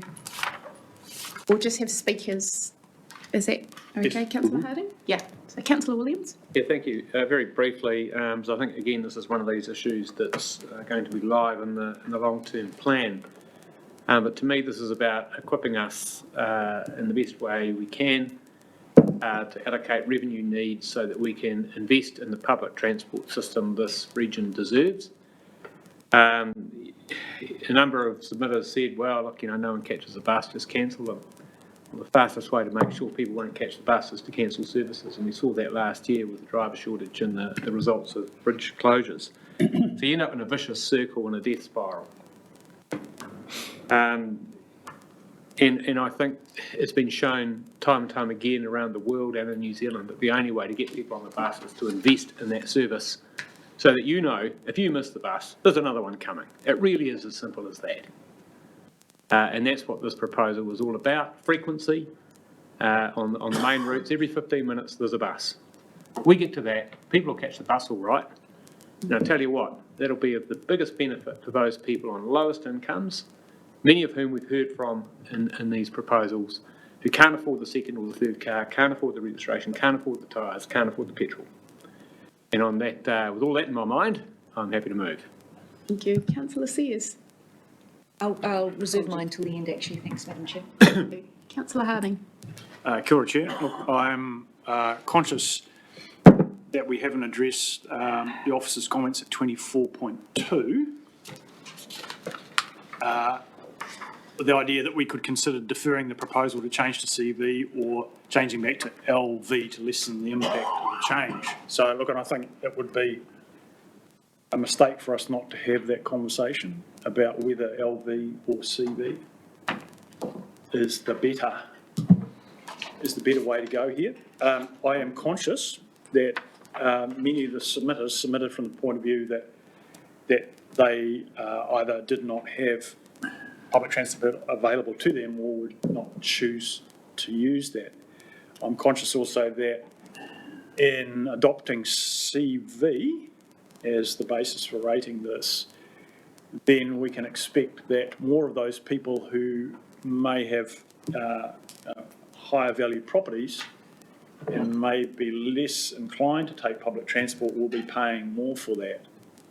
So the question is where are we comfortable with that kind of general subsidy approach? I'm going to say that yes, I am comfortable with that approach at the moment. Everybody does benefit from having less congestion on the roads, and arguably the people who can afford to drive more and more frequently benefit more from that. Like my colleague, Councillor Williams, I aspire to delivering a high-quality public transport network for the urban centres and the corridor between Napier and Hastings that actually does become the preferred method of travel for our population. So unfortunately that comes at a large and increasing cost, and this is going to grow over time potentially to be one of our biggest costs. We're not talking about growth here, we're only talking about splitting the pie. But it would be foolish for us not to think very clearly now about whether we've made the right choice in LV to CV, and I think on balance I'm comfortable with CV, so I can support the recommendation. Thank you. Thank you. Further speak, Councillor Van Beek. Yeah. I find it a pity that we actually haven't got the ability to go into a little bit more finesse in regards to who actually are the ratepayers. There's large areas that are captured in the rural area that will never, what's the point of actually getting in my car, parking it in town in a car park, and then grabbing a bus? Sorry, that's just not going to cut it. If you go and look at the European model, most bus links are close enough that you can walk or bike to them, and then there is bike storage available for them. We don't have enough car parks, and then actually, if I had my way, I would remove 60% of all car parks out of town. So actually, people would grab the bus if we had a good system. So I would speak against this, because it actually doesn't capture those who actually benefit from this, and those who, especially on CV, will be paying a large amount for a benefit that they can't access or will not access. We just know that. So to me, this is actually one of the papers that I think we've completely got it wrong, and we haven't got tools to actually, through this process right now, to change that. So, and to me, we're actually not flight-footed enough to be able to do that. Also, if I look at the submissions prior to the previous item that we handled, in this case, the submitters seem to agree with my thinking. Thank you. Thank you. Councillor Roadley. Thank you, Chair. And yes, I agree with Councillor Van Beek that this is a clunky tool to achieve this outcome. However, we do have a commitment to reduce emissions, and this is an imperfect tool and a step in that direction.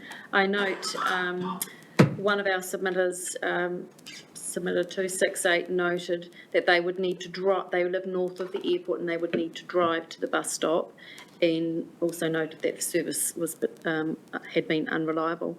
As has been noted, investing in it, in the system, does not that we're actually investing here, clearly we're just looking at how we slice that pie, but the reliability is another issue from what we're discussing here today, and the fact that it does come with some inconvenience, I think it's still a fairly common notion. The park and ride concept is not new or unique to this area, and I'm very comfortable to support the motion as presented. Councillor Curtin? Thanks, Madam Chair. Again, this particular recommendation challenges our concepts of, if you like, the beneficiaries of a particular policy and the impacts on the wider community. And so, in toing and froing on it and reflecting on Councillor Van Beek's position, accepting that the immediate availability of the service mitigates against immediate benefit. But then I have to put on another hat is to say we do have strong aspirations in terms of climate change. Part of this process is not only to transport people from A to B, but it's also to recognise our absolute obligations around climate change, and everyone's a beneficiary of that. So I vacillate between the two notions, if you like, but have landed on the position that as a council we are best served by applying both a capital value to this and also that we share that load as broadly as we can. So I am therefore supportive of the recommendation. Thank you. Is that the second time? Just a very, well, point of order then, if you like, just to invite Councillor Van Beek to an alternative point of view, that rather than opposing, he could propose an amendment, including an amendment around perhaps the land value versus capital value, which may address some of his concerns. So he's welcome to do that. And some of us, and because it's a point that's been discussed where it's one of those balance questions, it's not so clear one way or another, then you may be able to find sufficient enthusiasm around the table for his amendment. I will carry on with speakers to the original motion put first, please. Yeah. Councillor Hawke. Councillor Sears. Thank you, Madam Chair. I'm quite supportive of this proposal on the basis of the principles in regarding the whole around democratising and sharing of costs.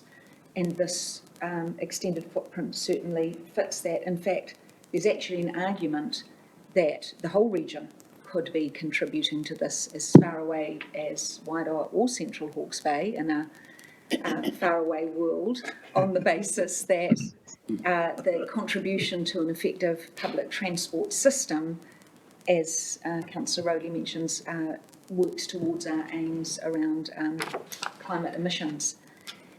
I'm not proposing, don't worry, I'm not proposing that, anyone. But, oh, you're going to? Oh, no. All right. So, certainly from Waimarama, which is far away from this footprint proposed here, myself with non-drivers, my family and many people I know at Waimarama make very good use of this system, being dropped into town and using the public transport system. So from a rural perspective, and it will very much differ on your family or your community or your own ways of getting around, the public transport system is vital to rural communities as well, in my view. So I'm very comfortable with the CV approach from the simple fact that CV implies housing and people, and they are the users of public transport. So I'm still not convinced, although I acknowledge both the points, that land value would be the appropriate measure for this. So yes, thank you, Madam Chair. Thank you. Back to our mover. Yeah, thank you. Oh, speakers. Yeah, is that okay? Thanks, Chair. Look, after this morning, I saw talking about how the merits of debates and been undecided. We've probably got to our first one, and I'm certainly struggling with this one, hearing both points of view. But what I can't, I guess, ignore, and maybe that's right or wrong, but is Councillor Williams' enthusiasm for the upcoming changes, and certainly if they were to be as successful as he points out, then I can see the wider benefits from things like emissions and lack of congestion on the roads and things like that. So I still think though the bigger picture though is whichever footprint we land on, and LV versus CV, the cost to those targeted ratepayers is the bigger question here. So leave it at that. Thank you. Councillor McIntosh. Thanks, Chair. Look, I just wanted to note that it's actually pretty normal for us to pay rates on things that we don't directly benefit from. Indeed, that's how our tax system works. A lot of stuff we pay taxes for, we will never use or hardly ever use. So that's one point. The other one is, as far as rural ratepayers are concerned, I was one of those for a while, and probably I would have said at the time, no, I don't want to pay for that because I never get on a bus. But if I thought a bit harder, I would have thought that actually I drop 3 kids off at the bus stop to take them into town every morning. I've got to drive to do that. So actually, I'd be quite interested to know the extent to which the rural sector used buses as compared to the urban sector. I suspect, in my case, I was an overuser at the time. So 2 things are, there is some direct benefit to those who appear not to be, in my view, at the moment, and a lot of the stuff that we do is for the overall community good, whilst not directly benefiting ourselves. Thank you, Councillor. Back to you, Councillor Williams. Yeah, thank you. Just a couple of points in reply. Firstly, on the benefits question, can I just say as a general point, we were encouraged by Phil not to try and wrestle benefits to the ground in some forensic, precise, granular way. It's just too difficult across. We can have a general reference to benefits and what have you, but when this came up in the workshop, I really sweated over that footprint for that reason. And in the end, we're talking about clipping little bits off where the bus route doesn't quite go to, and it just became a Pandora's box if you do that. And I think that beyond that point of rating principle, the benefits are much broader, as has been shared. There is some research from Whakakotahi that there's $13 benefit for every dollar spent getting on a bus, in terms of deferred road maintenance, emissions reductions, safety and reduced congestion. So everyone in that footprint is going to benefit from people getting on the bus. In terms of the impact of our proposals on specific ratepayers, if I look at the tables in residential, Taradale is going down by $40 for the average property. Hastings, it's going down by $16 for the average property. Obviously, Wairoa and Central Hawke's Bay aren't paying at all. And in Napier, it's, if there is an increase, as there is for Napier on Napier Hill, it's $20. And that's, I think, socialising the cost of this service across that wider footprint, which goes back to my equipping us to invest point. And I do think on the CV and the idea of deferring the CV, but this, of all cases, is the classic where the extent of built development on a site represented by capital value is a direct, proportion to the amount of activity on our roads and within our transport system that this public transport service supports. So I remain where I started. Thank you. Okay. On that, we do have the motion. We do have a seconder. The proposal is not to make amendments as slightly suggested by Councillor Harding. So that's on the table. So all those who agree with that, say aye. Aye. Those against? Aye. Please have noted Councillor Van Beek against. Yep. Thank you. Carried, and of course that was subject to the final decision.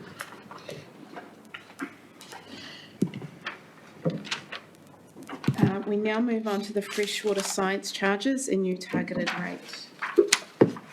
Thank you, Daisy. So this deliberation report is entitled Freshwater Science Charges and a New Targeted Rate. So really what we're proposing here is it was previously 65% general rate 35% user charges. The proposal, as consulted on, was to introduce a new targeted rate on non-urban areas in recognition of the impact that they have through diffuse sources, which reduces the impact on the 700 consent holders who have a consent to discharge to land or water. So that takes the fees and charges from 35% to 15%. And really the starting point for this was to assess, I'll just get my wording right, to what extent do consentable discharges exacerbate impacts on water quality? And then we worked backwards to work out what was a fair targeted rate. Happy to take questions. Thank you, Councillor Sears. Through you, thank you, Madam Chair. Probably a question for our consents manager. I'd like to understand where there is water discharge, what is the, at what point is a consent required? And as a basic example, as a farmer, obviously water runs off my hills into the stream. Obviously, I don't need a discharge consent. But I'm interested to understand there are only 700 consent holders who are discharging, but there are other discharges. So I'd like to know at what point do you need a consent for discharge? We could invite Katrina, thank you, up to the front.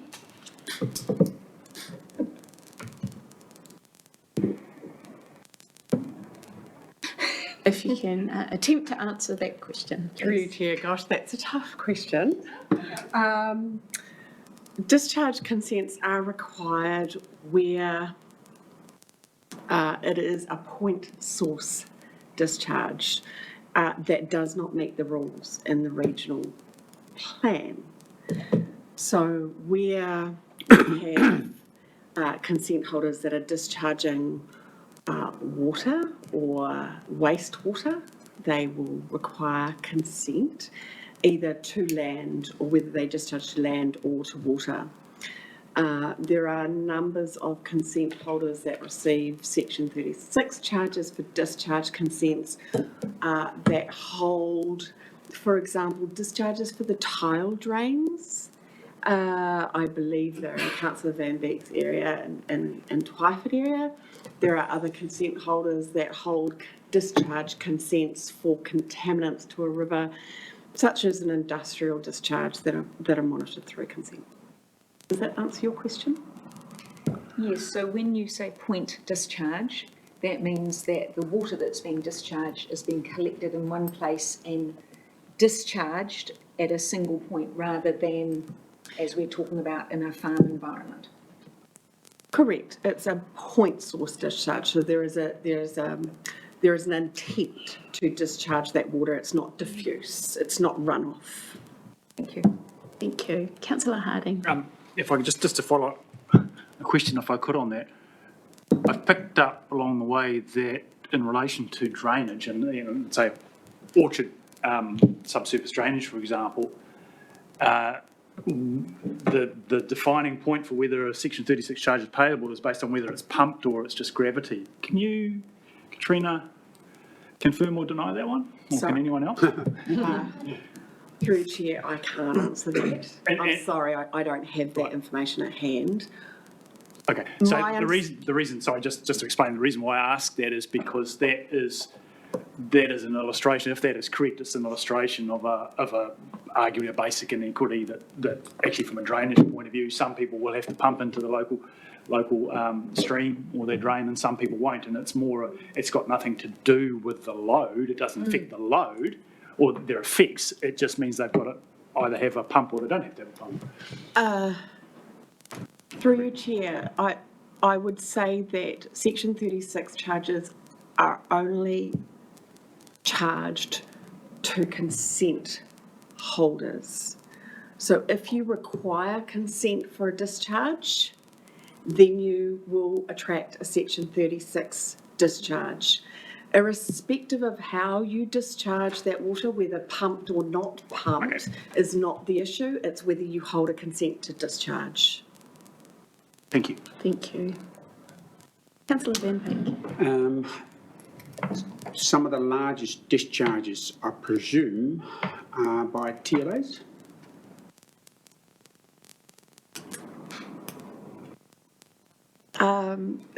Of water, of stormwater, perhaps? Yeah. Yes, yes, of stormwater. And they pay their charges, there's 36 charges on them, of course? Yes. Yes. Thank you. Councillor Harding. Kia ora, Chair. Look, a question for staff, and it's probably the rate staff. If I can take you to pages 16 and 17 of the consultation document, both, and under, on page 16 under impacts, it mentions that the proposed changes will see $635,000 removed from user charges and applied to the new targeted rate.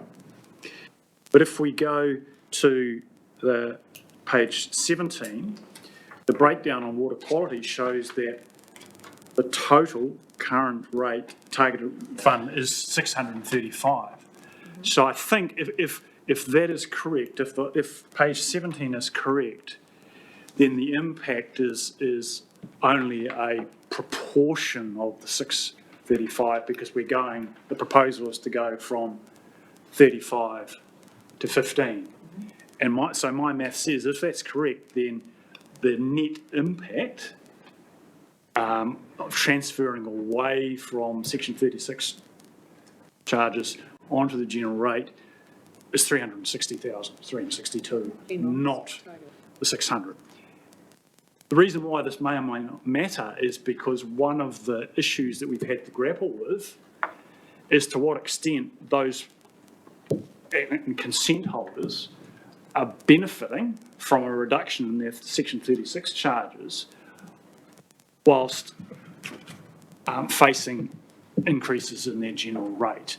And simply the advice of staff is we cannot know that. There are limitations in our system mean we can't do that. But the purpose of my question is to see, are we talking about 635,000 or are we talking about 362? And I think the answer is we're talking about 362,000, which is the difference. Thank you. Can I get ask that again? Sorry. Okay, so is the total that's being transferred from targeted rate to general 635 or 20 over 35 times 635, which is 362? So it's the difference, because at the moment the consultation document says that as in the current annual plan, the total targeted rate is 635, and we're not talking about transferring all of it, right? So if that 635 on page 17 is correct, then we're only transferring a proportion of that figure. I think you've got your rates mixed up, Councillor. I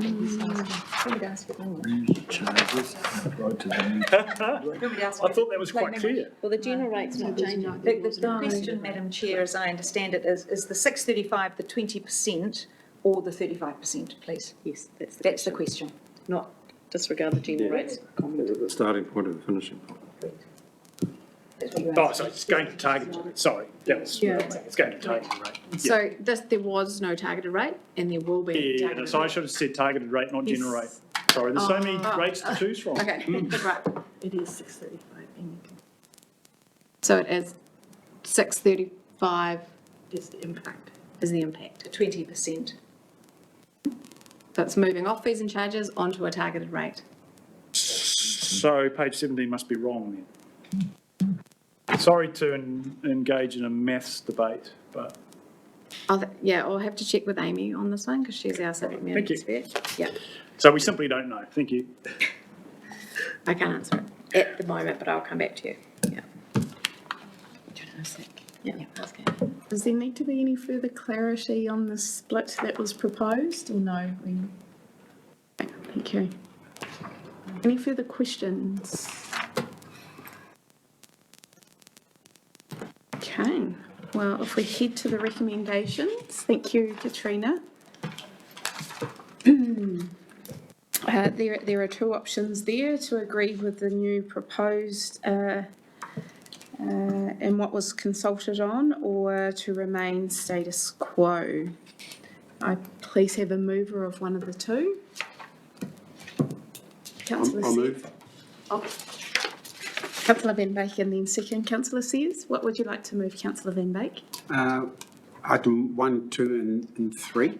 Thank you. And would you like to add subject to the final decision? Of course, also? yes, I thank think you. it's a given. Thank you. And second by Councillor Sears. Would you like to speak to that, Councillor Van Beek? Yeah, it seems that this has been a bugbear for all of us for a long time for all the wrong reasons. And we haven't really focused on what actually fresh water charges, science charges actually really mean. And once again, the discussion around drainage is quite an important one and possibly should understand somewhat better, especially with climate change and the health of our aquifers. And definitely this discussion is occurring right now. But once again, I wasn't part of these discussions in the last 12 months, but reading through the deliberations and the outcome, I fully support this. Thank you. Thank you. Councillor Sears. Thank you, Madam Chair. Again, we'll see that a lot of people didn't support this proposal. In our submissions, although most of those comments were related to the fact that we shouldn't be doing this activity at all. So I've needed to put those to one side because we currently do. If something comes back that suggests we shouldn't and we go through a process around that, well and good. It's back to the principal basis of me again around democratising and sharing the costs. Everyone in this region benefits from a resilient, prosperous region from land and urban perspective. What this does, to speak in plain English, says that farmers out in the back blocks, sitting next to one, and myself, who currently do not contribute to this charge because our runoff from our farms is, as we've just listened to, not a point source discharge. It does have an impact on our waterways, we know that, and to pay a share of that is, I think, only fair and reasonable. So that's why I'm supporting that proposal. Thank you, Councillor. Any other speakers? Councillor Rodley. Thank you, Madam Chair. And yes, like Councillor says, I'm grappling with the fairness aspect and the first principle about whose actions create the need. I do not dispute that the actions are the action that creates the need is far beyond consent holders. And I like the idea that there's more than half of this goes on to the general rate because we all benefit from that monitoring and science that is done on our behalf. I guess the new targeted rate, which puts a higher proportion than the consent holders, being the 20-15 split, sits uncomfortably with me. And whilst I acknowledge the argument that consent holders already pay a substantial amount for the right to discharge, when we go back to first principles, it is a deliberate creation of our need that we need to monitor to ensure that they are compliant. That's the word I was after. Thank you, Councillor Curtin. So my uncomfortableness comes not from the notion, it's more around whether we've got the balance right there. Given the recommendations in front of us, I do not agree with the alternate, which is the status quo. So I'm happy to support 3.1 and would look to further discuss how we work this in another space. That I don't think it belongs in this discussion. So, sorry, it was very wordy. I do support the recommendations and look forward to further discussion on how changes might come in the future. Thank you, Councillor Rodley. Any other speakers? Oh, Councillor Lambert. Yeah, kia ora, Madam Chair. I do have an issue with the, how we call it, consenting to take and discharge water. I think they're two really different kaupapa. A lot of the whānau we deal with at home, they take water to live with. And one of the principles they had in the past is that water is one of those things that's God given, and why are you charging me? And what's the science for turning the tap on? Is the other thing, questions I get asked. Yeah, we think they're really totally two different things. The only thing we should be worrying about with consent to take water is there any water there to take? Do we have enough science for the quantities and the availability of stuff? And that, when I get up with Councillor Radley's point about, that's probably more a general topic for the whole region. And the other one that our people do struggle with is the way we word it in our rates. Taking water is like for metered charges, and it's like we send it in automatically. What are they doing? Checking our meters and things. It's like, because it's not well worded as to what it's for. So that's really what they're in opposition to. And they can't see what that science is about. When talking about metering stuff, because when we put water systems in, we have to go as automatic as we can for our own sake, as well as make it easier for the council as well. Thank you, Councillor Lambert. Councillor Foley. Thank you, Chair. One of the frustrations, I guess, around this process and many of the decisions is how it's sort of pitted urban versus rural. And I just heard a couple of comments then, and it's come up in the submissions too, around this notion that just because you're a pastoral farmer upstream, you're contributing negatively to our water quality. And so I just wanted to point out that that's not the case. I know it's a significant perception out there, but we can, as pastoral farmers, we can impact negatively, but we can also actually impact positively. And water can enter our farms in a certain state and leave it better, depending on how we manage that pastoral land. And so, that's an unfortunate discussion that's come up in this particular topic, but I just wanted to point out that that's definitely not the case. Thank you. Councillor, do you have any other speakers? Councillor Harding. I wasn't going to say anything, but Councillor Foley's inspired me with that comment. I fully agree, and it may be a step too far for our rating system. But one of the things we miss in this region is ways of rewarding those who are good stewards of the land. And I think we would all do better if we aspired to continue to look for ways to achieve that, to reward those people who are leaving things in a better state than they arrived. So thanks for bringing that up, Will. Thank you. Can I respond to Will as well? Yes. I was just going to say that absolutely agree with you, Councillor Foley, and that this monitoring and the science that goes on is evidencing the good work that farmers are doing. So that's why I'm supporting it. Good point. Agree. Okay, with that, please vote yes or no. Do you agree? Aye. Aye. Against? Carried. Thank you. How's lunch going? Peter, do you think? Can we squeeze one more in? Okay, should we give it a go? Oh, really? Not early today, yes. 9 minutes for the rates remission and postponement policy. Oh, we're going to that one. Okay, that's different to what we were looking at. Are we going to go for it? Okay. We're changing them around. Okay, which one is that? Number We 12. did, number 12. Let me go. Okay. All right, DZ. So this deliberation report's a little bit different. It is about our rates remission and postponement policies, which are interlinked with the revenue and finance policy, but do stand alone. The proposal, as consulted on, was a number of minor changes to bring our existing policies up to date, and in particular, 2 new policies.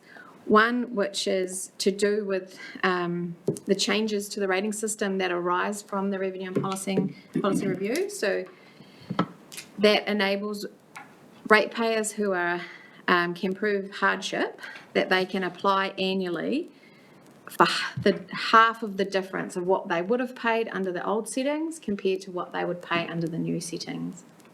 And the other new policy is the postponement of sustainable homes voluntary targeted rate, and that really is a tidy up around our debt recovery powers to enable us to pursue uninvoiced portions of funding if the ratepayer defaults. So we had no submissions on that one at all. I don't think anyone would oppose that. There was some submissions on the hardship resulting from changes to the rating system. There was a suggestion that we could give more relief for a longer period. As it's written, my understanding is that you can apply annually, but it is intended to be a short-term fix. And yeah, it's half the difference as it stands. And the other changes, in particular, the one to around the Māori freehold land policy, that is we are already doing that. It's just building our current practice into the policy. So happy to take questions. Thank you, Desiree. Are there questions? Councillor Harding. Sure, Chair. Yeah, just a question for staff on the new policy for hardship remission resulting from changes in the policy. And interestingly, it says, talks about extreme financial hardship because of changes to the rating system to achieve a more equitable distribution of rates. So that might be a little bit constraining potentially, but I think I don't think we need to worry about that, but it is interesting. My question is, what does extreme financial hardship look like? What is the process that a ratepayer would need to go through? Okay, so we do it by written application, and we've already had experience with this after Cyclone Gabrielle, of course, and that where we have a number of questions and scenarios and everything in regard to the nature of the hardship and the extent of it. And that now, I can tell you right now that subject to approval of this, we have not yet written that document, but it will very closely resemble what we did for Cyclone Gabrielle. And so there are a number of criteria and that, but there's also a certain amount of judgment that goes in with it as well. Yeah, so just supplementary, just how much, what is the time and complexity involved for an applicant? Is this something that they need weeks with their accountant to achieve, or? No. So we'll have an online form, and as we did with Cyclone Gabrielle, there's a requirement to apply before the due date, but if we find that we're overwhelmed with submissions, we will put non-penalty tags and things on their accounts so that we've got the time to process them without them being penalised. Okay, thank you. Councillor Sears. Thank you. Through you, Madam Chair. Picking up on a point that Councillor Van Beek mentioned, which is around the valuation system, particularly post-Gabrielle for particularly horticulture. So as I understand it, when the valuations come out every 3 years, you have 6 weeks after that period to challenge the valuation. If something, in this instance, I suspect there will be a number of those. That's a free process for ratepayers. So in this instance, if we are between valuation cycles, they're different, I know over all of them. If somebody finds that their hardship is actually related to the irrelevance of their current valuation, how would they challenge that, and would they still be entitled to a free revaluation? Because otherwise I think it's around $600. Yeah, from what I understand of what we're hearing from QV is that the impact of, or the process and timeframe for revaluing those badly affected properties is actually quite a long-winded thing. It's not going to be ready for this current rating year. And that's, I guess we would need to look at continuing the Gabrielle hardship policy, and that to account for that. Till it catches up. Yeah, I think it's certainly not something that's going to be completed anytime soon. So, and you feel comfortable you'll be able to pick those up where appropriate? Yeah, because I think that the nature of the application, I think, is going to point us in the right direction. So, yeah. Thank you. Thank you. Mike? Thank you. Look, my question is just similar on the same lines. So I'm reading here, the hardship resulting from changes to the rating system. So we're talking about this period of time here.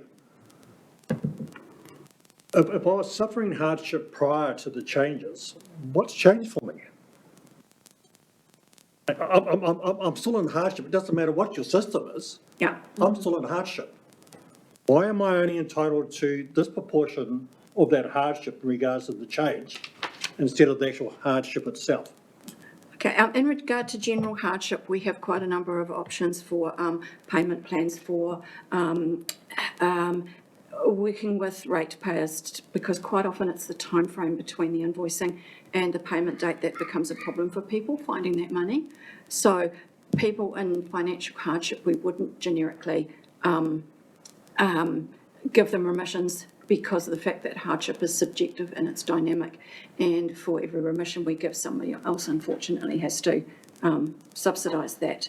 So we go through, as we did with Cyclone Gabrielle, we go through a process of having the early conversations with these people to find out exactly what's changed, what the scenario is, and we do a calculation. We'll do a calculation based on what their rates for 24-25 would be on the basis of the old structure, and then on the new structure, and then we would look at the magnitude of those changes, not including any changes to funding requirements for next year as well. So it's going to be a little bit of a maths exercise, and we have yet to confirm the parameters around those. But we do recognise that there's generic hardship aside from these events. Yeah, and I suppose that's my point here. Just because we're changing the system doesn't automatically should lead to a change of policy around hardship. I fail to see why that needed to be there, because hardship's hardship, regardless of what system I'm paying my rates under. I'm either going to get that remission, or I'm going to get some sort of package that allows me to pay my rates, because we kind of a wider consideration around paying those rates. Yeah, and maybe it's a question around the general hardship availabilities and avenues we have, as well as this new hardship in terms of rating difference. So can you just explain that we have both systems in place? Yes, we do. Yes, we do. Okay, is that helpful? Yeah. Councillor McIntosh. Thanks. Can you tell me, please, how many applications did we get following Gabrielle, and do you have an idea as to how many of those were granted? Beth, could you give us a roundabout? I actually don't know how many we've had offhand. But the ones that were granted, I think we're sitting about 97% of them are granted. Around 97% granted. Is that helpful, Jock? Thank you. Any further questions? Councillor Rodley.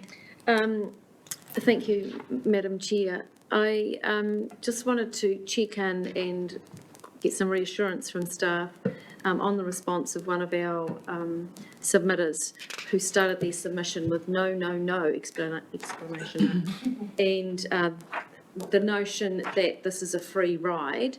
Can you give assurances that every single application, A, they're not automatic, B, that they have to apply, and then C, that you actually look at them specifically and drill down? There's no, this is not like a loophole we can all get free rates through. Yeah, absolutely. Absolutely. We actually had 3 extra rating staff on for the 23-24 invoicing period to handle those applications, and that's a very, very robust process. Are there any further questions for the team up here? There are none. we have a resolution on our table, which is page at the end of item 12. On page 42. Happy to move. We're happy to move. And just for the clarification, we may as well package it up with the same proviso as the previous ones, although this probably just about stands alone, but we'll do that anyway. Subject to, thank you. Can I have a seconder for that, thanks? Councillor Sears. Would you like to speak, Councillor Harding? Councillor Sears.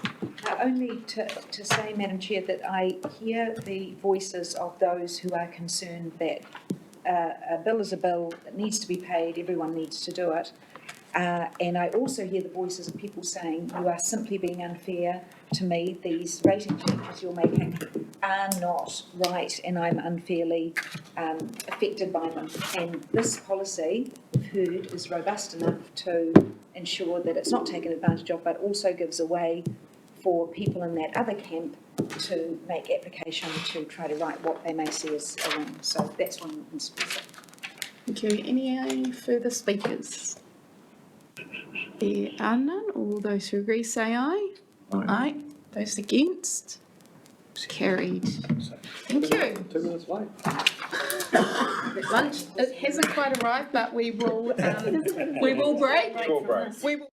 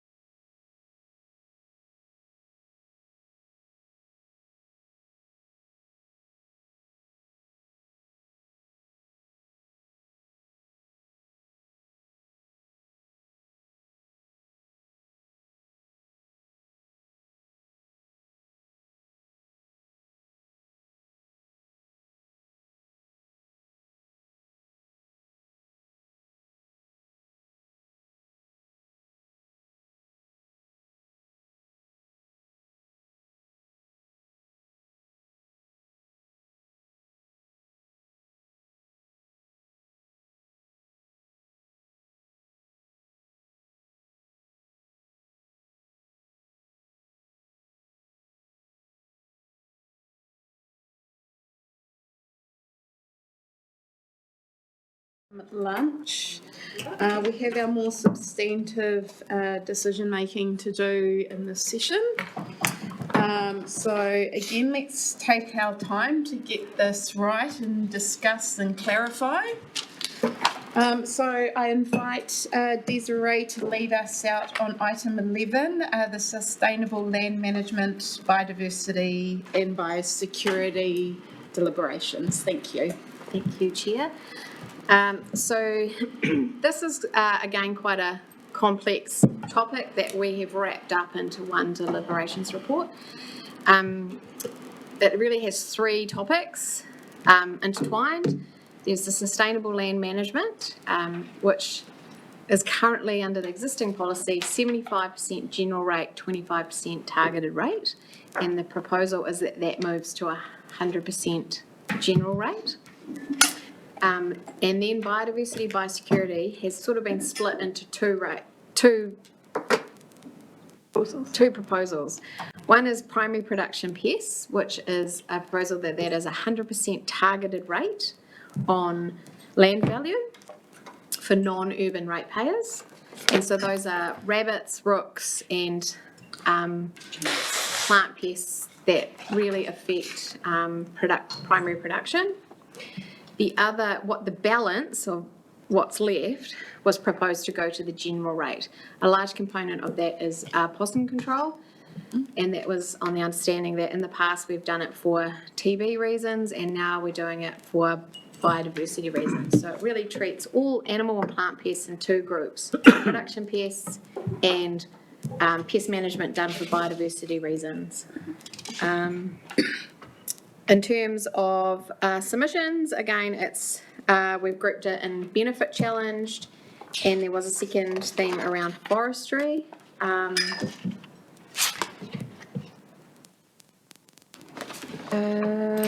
I just also note there is a mistake in page 35, number 22.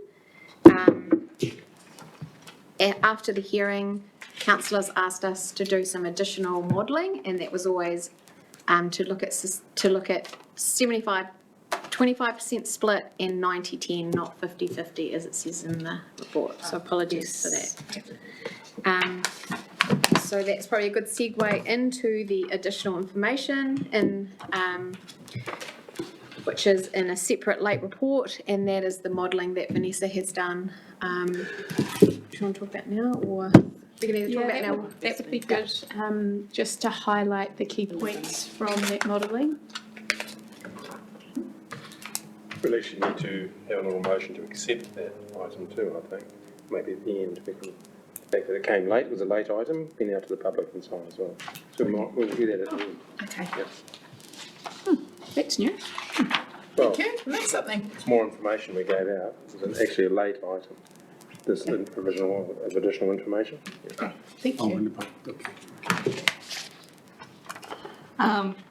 So I just sent out we had the modeling sent out, so we have sustainable land management in one little section, biodiversity, biosecurity in the other.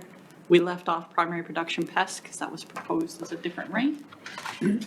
So we have the 75, 25, 90, 10, and then I've brought in the revenue and finance, which may be slightly different just because of some things that we found out in the middle of the process. So it might have slightly changed the numbers from what you guys originally saw.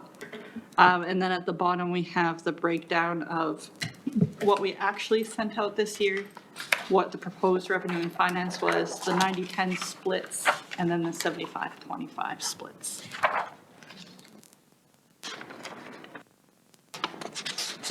So one question you might have on this is why are there residential property types?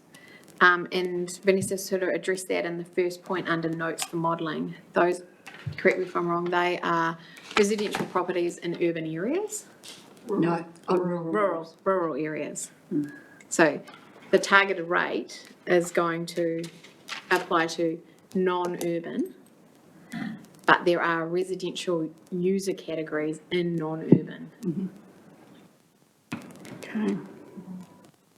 I had to ask that question. So. Questions, Martin? Yeah, thank you to the staff for the work putting together this information which I'd asked for, and I think you understood from my earlier comments, or might have. What's been vexing me is this transfer of sustainable management from the rural community into the urban. And so I wanted to make sure we had information in front of us if we decided to just hold the status quo on that particular part of the proposal, which is why I asked for the 75-25. I've looked at these, and thank you for the tables, I've looked at them quite carefully, but I think I might be missing something, and who knows, it may be in the answer that you've just given. So this is quite important, Chair, so if we just a little bit of Q&A to figure this out. Sure. So if I look at the table, the wider table that's got sustainable management, 75 GR, 25 TR, over to sustainable management, revenue and finance. That's the part of the table I'm looking at now. You got that in front of you? Yep. Can you say that again, please? It's the part of the table with the 3 sustainable management columns, going from 75-25 to revenue and finance, right? So do I understand that the third column, sustainable land management, revenue and finance, is our current policy or proposed policy of 100% general rate for sustainable management, right? Yep. What I can't quite figure out is if I'm to take a residential property, well, I've gone through and I've added up, say 75-25 for commercial industrial central Hawke's Bay, and that's 50, that's roughly 57, say. And then if I add up 90-10, I get 47. And sustainable management with everyone with full generates 42.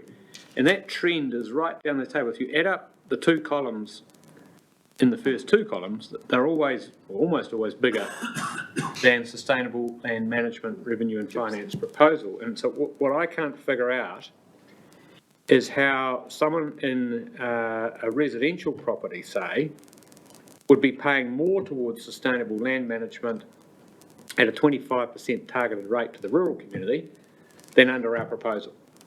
They seem to be paying less in residential and commercial and industrial under our proposal than with 25% still at a targeted rate. So what you have to how does that work? What you have to keep in mind is the general rate includes 75,000 people, whereas the targeted rate is only 19,000 people.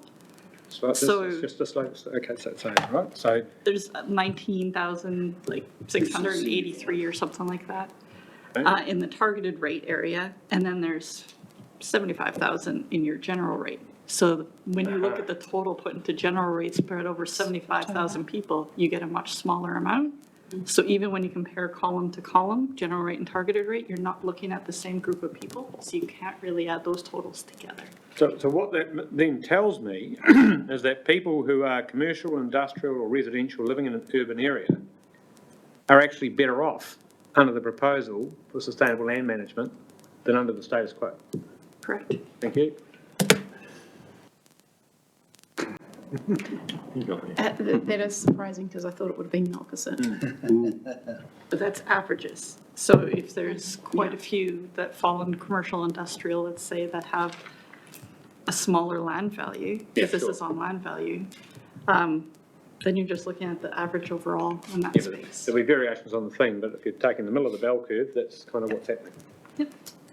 Interesting. Yeah. Councillor If I Lehman. look at the population of Wairau, I think this is a better result for Wairau too. It's been shared a lot wider. Oh, sorry, I did have one other question, Yes. Chair, and I thought at stake under sustainable land management, we have in the consultation document 15 million and 8.4 million as the general rate. But if I add targeted and general in that bottom table, it comes to about 4 million. Which one are you looking at, sorry? The table below, the lower table that's got rate type 2023-4 actual proposed RFP 9010-75-25. It says sustainable land management seems to sum to a total of about 4 million allocated in various different ways. Whereas I thought sustainable land management would have been a higher figure, was about 15 million. I was solely looking at the portion that, so when we look at our rates, we have, some could go 100% to general. I'm only looking at the portion that would have been split general and targeted, and looking at that portion. Right. So we Now, still. you're looking at the portion where people's rates change? Yeah. Okay. Councillor Harding and then Councillor McIntosh. Thank you. Kia ora, Chair. Look, I'd like to take staff back to Councillor Williams' question because I'm struggling with that table as well. And I think, and the impact on residential populations, and I think the answer to understanding this may be what's included, that it's that lifestyle that's captured, because at the moment, the targeted rate, so the 75% is the urban, is the democratised portion. The targeted rate is only being experienced by the lifestylers, adjacent to that urban population. And that is the two totals, I think, on these columns that has been talked about. So I'm, again, struggling. If my interpretation is correct, then the general experience of an urban person going from 75% to general rate to 100% general rate is going to be an increase, not a decrease. Depends. So if they're a residential that already receives the rate as targeted, then they would see a decrease with the revenue. That must be the absolute minority of people. So the vast bulk of urban people would be paying more under this. Yep.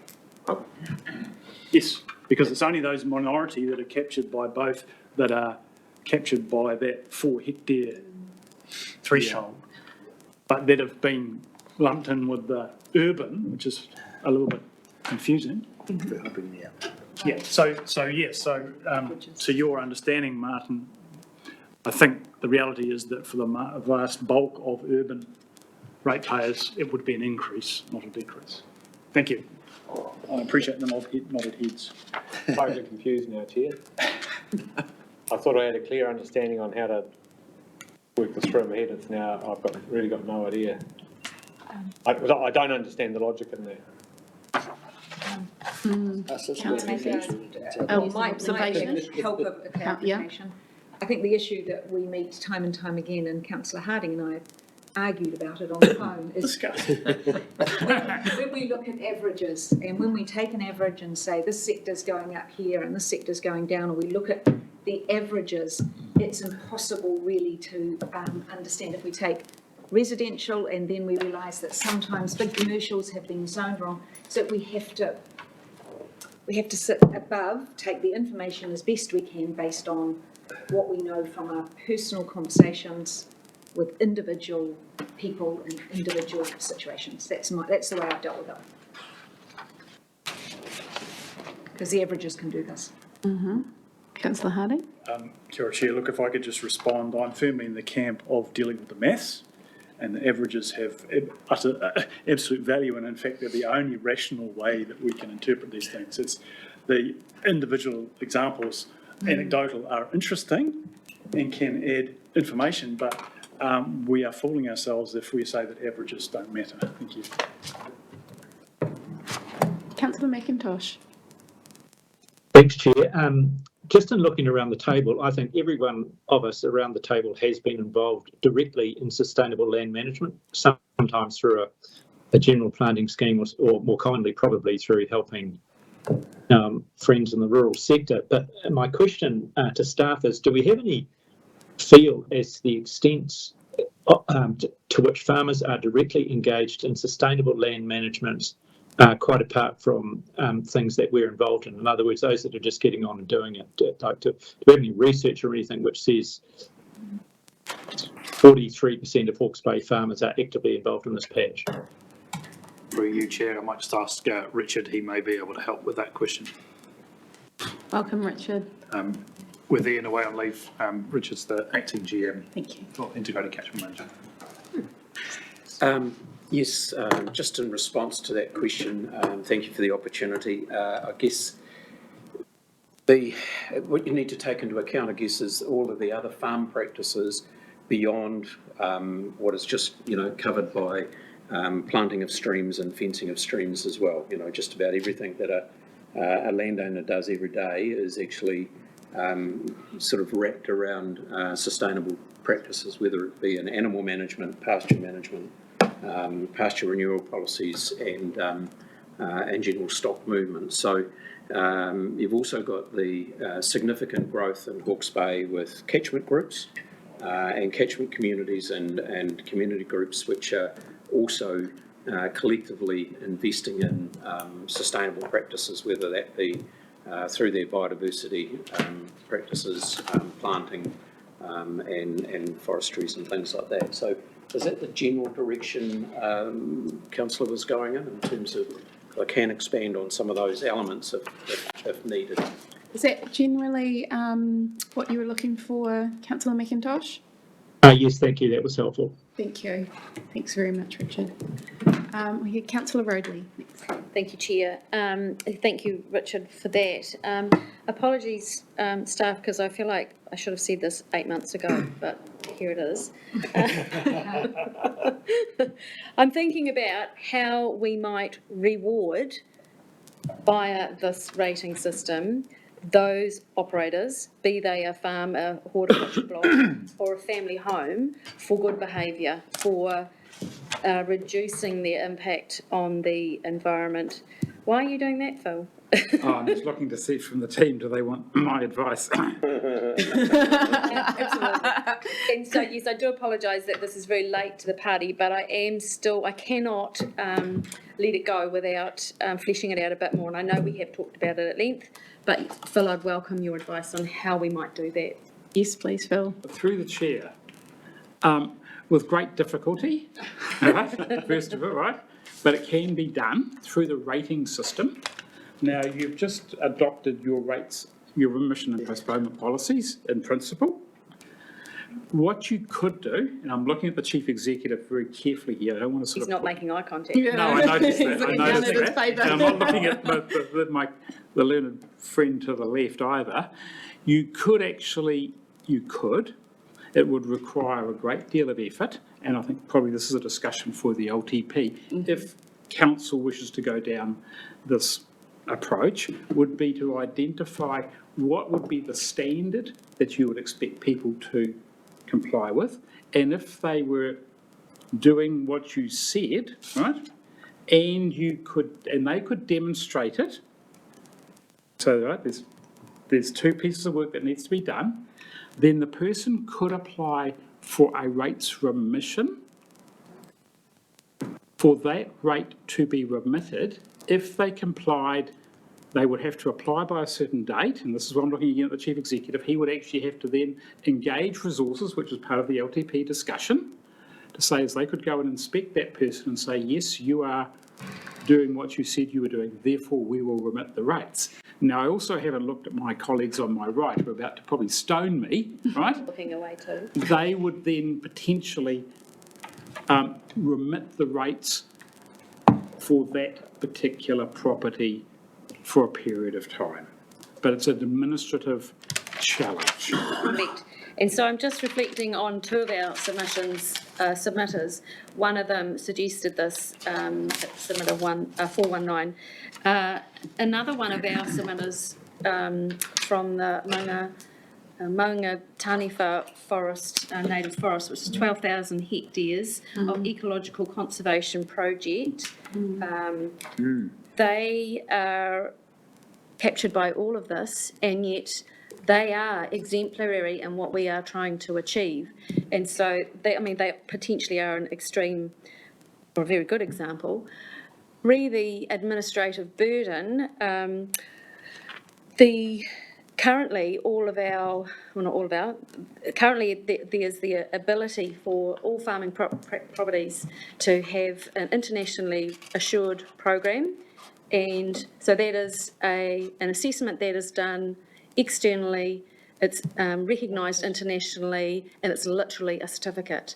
So by way of administrative burden, if a property could produce said certificate saying, I have been assessed, so it's no burden on our staff, here's my certificate, it's a valid tool, would that be a pathway forward to recognise good To answer behaviour? through you, Chair. Sure, just briefly. Briefly, it would be. Just so we round that off and come back. That would be one method, but I suggest it to me again, that is probably outside of the scope of what we can achieve through this review, because it does require additional resources, and also the rating staff would actually have to look at how easy that would actually be to administer as well. So to me, while yes, you might actually have an external person that can do it, the council would have to be satisfied that meets the standards. So to me, there's a lot more work. It's achievable, but with more work. Correct. And so my question back to you, staff, and to you, Phil, is how do we make provision, in whether it's in the remission policy or whether it's in this policy, that we want to encourage people to support us in our endeavours? I think through you, Chair, it's actually quite a complex conversation, and there's probably one outside of revenue and finance policy. It doesn't belong in here? Yes. It won't happen in here. Okay. Would be my advice.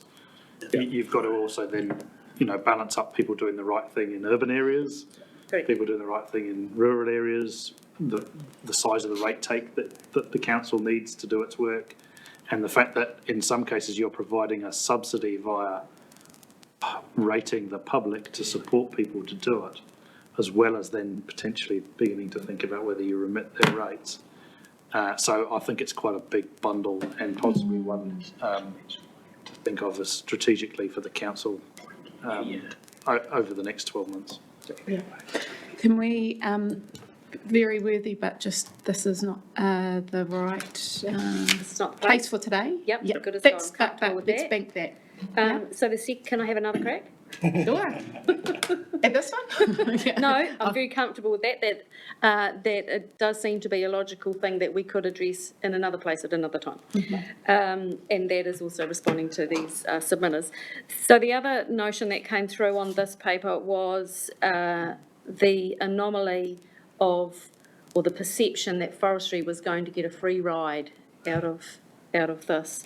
And so the question is, how do we address that anomaly that there does seem to be a reduction in forestry, and I think the common populace has the feeling that forestry are an exasperator for what we're trying to achieve, and so how can we address that? Does it belong in this process, and how would we do it? Just a couple of things to comment on that. Under the current system that we're rating on, forestry are currently getting a reduced rate for animal pest management, and it has been on the basis of hectare size and the intensity and footprint of the planting for forestry on a piece of land. And that was on the basis that most of these operations are undertaking a lot of that activity on their own. So at the moment for animal and pest management, they are being subsidised, and they would not be under the new proposal. There's also the scenario which we discussed with Philip last week, is how do you define a forest? Because you could have a different farming operation or whatever that's got 100 hectares and they've got 40 hectares planted out. So by definition, forestry is quite difficult to identify, and certainly they are being favourably rated at the moment. Thank you. I'm not sure what does that mean as far as how do we, is there an opportunity, and how would we shift that balance? Because what the collective impact is, yes, they won't be subsidising for the pest no longer. However, the figures show that they are still looking at up to 50% decrease in what they're contributing to the rating pot. Yeah, and that's the cumulated effect of all the proposed changes. The problem that we have, we could do a differential rate for them, but the problem that we have is actually defining who those people are in terms of what the qualifying definition is of a forest, and how we actually continue to monitor whether they qualify for that differential rate or not. So again, it's one of those things of does the administrative burden outweigh the benefit? I don't have an easy answer of how we would identify them as a group. And I think we did cover it as a potential differential on the general rate. And from memory, the group was so small that it would have to be a huge differential to make a difference. And you'd have to have a principle to base that on. Can you help me with that, Philip? Yeah, I mean, the issue is too, I mean, everyone refers to Wairoa, right, as having a differential. So the percentage of land in Wairoa as a percentage of their district is quite large compared with the percentage of forestry compared with Hawke's Bay region. The other challenges that's been alluded to is we would be relying on its QV to identify what is a forestry block. That's probably the biggest stumbling block for the regional council, because and the example is we've got a pastoral farmer who's got 200 hectares and he's got 50 hectares in forestry. What is he? Is he a pastoral farmer or is a forestry? Without actually creating what is known as an A and B plate, which you'll have to get QV to do, that would be time consuming. And as the farmer harvests, then puts it back into forestry, or does he put it back into something else, that continually needs to be updated on at least a three-yearly basis, and that is also time consuming and quite resource hungry. That's the challenge that Beth was talking about. So this is probably a great example of how blunt the instruments are that we do have for small sections that aren't clearly defined and therefore not fair to try and create a differential in this situation. Yeah. Councillor Curtin. Thanks, Madam Chair. It's probably worth now looking at the recommendations themselves, and I'm just wanting to know the options put forward here at 4.1, 75% general rate, 25% targeted rate. I just want to understand the logic for that differentiation. We have a general, if you like, rule of thumb, notwithstanding the fact that it's a very, very subjective approach. Is there, that's the status quo, isn't it, 75-25? I felt it was anomalous last time around. We would normally have a 30-70 split. Can you identify what was the actual driver for a 25-75 split? Back when it was last decided? I don't think. Might have been here, Councillor Curtin. The product of, that's what was in the policy. I'm just conscious of replicating mistakes made in the past. And the other element of that is, I'm again looking at the recommendations as written. Targeted rate on the 75-25 targeted rate on non-urban land based on area. Is that the correct wording? When I go down to 5.1, targeted rate on non-urban ratepayers based on land value. So are we talking apples and apples there, or what's the, for accuracy on 4.1, what would the precise wording need to be?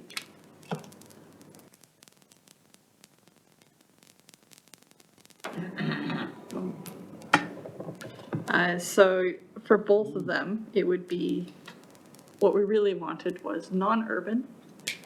And that would be based off of land value. So non-urban, so there's something missing, isn't there, at 4.1? Yeah, it's just, it should say non-urban land based on, and it should be land value. Yeah, that is a mistake. Instead of area. Yeah. Okay, so a natural correction there. But in addition, is it worthy having a quick chat about 70-30 versus 25-75? Is this for land management, sustainable land management? 4.1, 4.2. Yeah. So recommendation 5 gives you the opportunity to look at that. My view on this is that it's more in keeping where we've been. I don't know if it's more logical. It's in keeping with our prior decision-making around exacerbator, or exasperator as my colleague would call it, and beneficiary. So I would suggest a 70-30 split is more logical in the face of where we've landed with our other determinations. Well, point of order, Madam Chair. I think at this stage, questions and clarifications, I think if we're looking for any amendments or other proposals, that probably lands better within debate rather than a question to staff around what you may want to propose as a motion. Yeah. What I might do is just finish with questions, and then what we have are actually 3 different rating topics, and if we can go through each of the 3 when we get to deliberations, and at that stage, if it's sustainable land management that we want to alter, we can come to that then. Is that okay? So we'll just get through questions first. Just wanted to get clarified as to what that looked like from a recommendation perspective. So could we, is that within the bounds of recommendations? That's the question. Chair, that's what I was going to say. I don't think we can go to 70. It's not in between status quo and proposals. So it'd be going. So if we can ask Desiree for her advice on that. You could at 5.1. Yeah. It's close to being in the bookings, but it's not a proposal that we put up. Would it trigger significant engagement? This is our. Is the question really?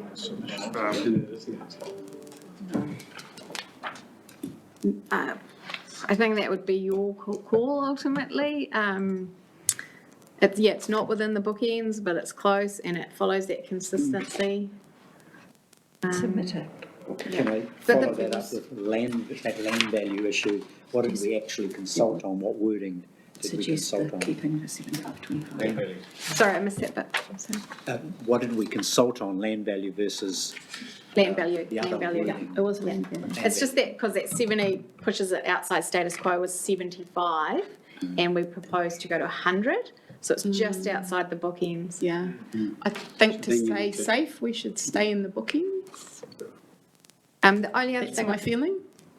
through you, Madam Chair, can I just say, if you do consider reverting back to some on the targeted rate, because that's the big question, whether you stay with the proposal, which is 100% general rate, or go back to some on a targeted rate, you really it's a step 1 decision. You have to agree that there is an identifiable part of the community that benefits or contributes more than other parts of the community. Yes. And that the net benefit of having a targeted rate, which is all about transparency, is greater than the administrative costs of having it in the general rate. And Right, so there are limitations there. so it really has to be a principled decision. Chair. Yes, Councillor Williams. I just have a question as a follow-up to Councillor Harding's question on the topic that I started with. Yes. And this will ask that. So adopting Councillor Harding's logic that averages are right and appreciating from the table as you confirmed to me that on average people in urban areas are better off. That's what the third column is telling us. How is it that by far the bulk of urban people would be paying more? I just didn't understand the logic, and if someone could spell it out in third form maths or something to me, I'd really be grateful. How are those two things true?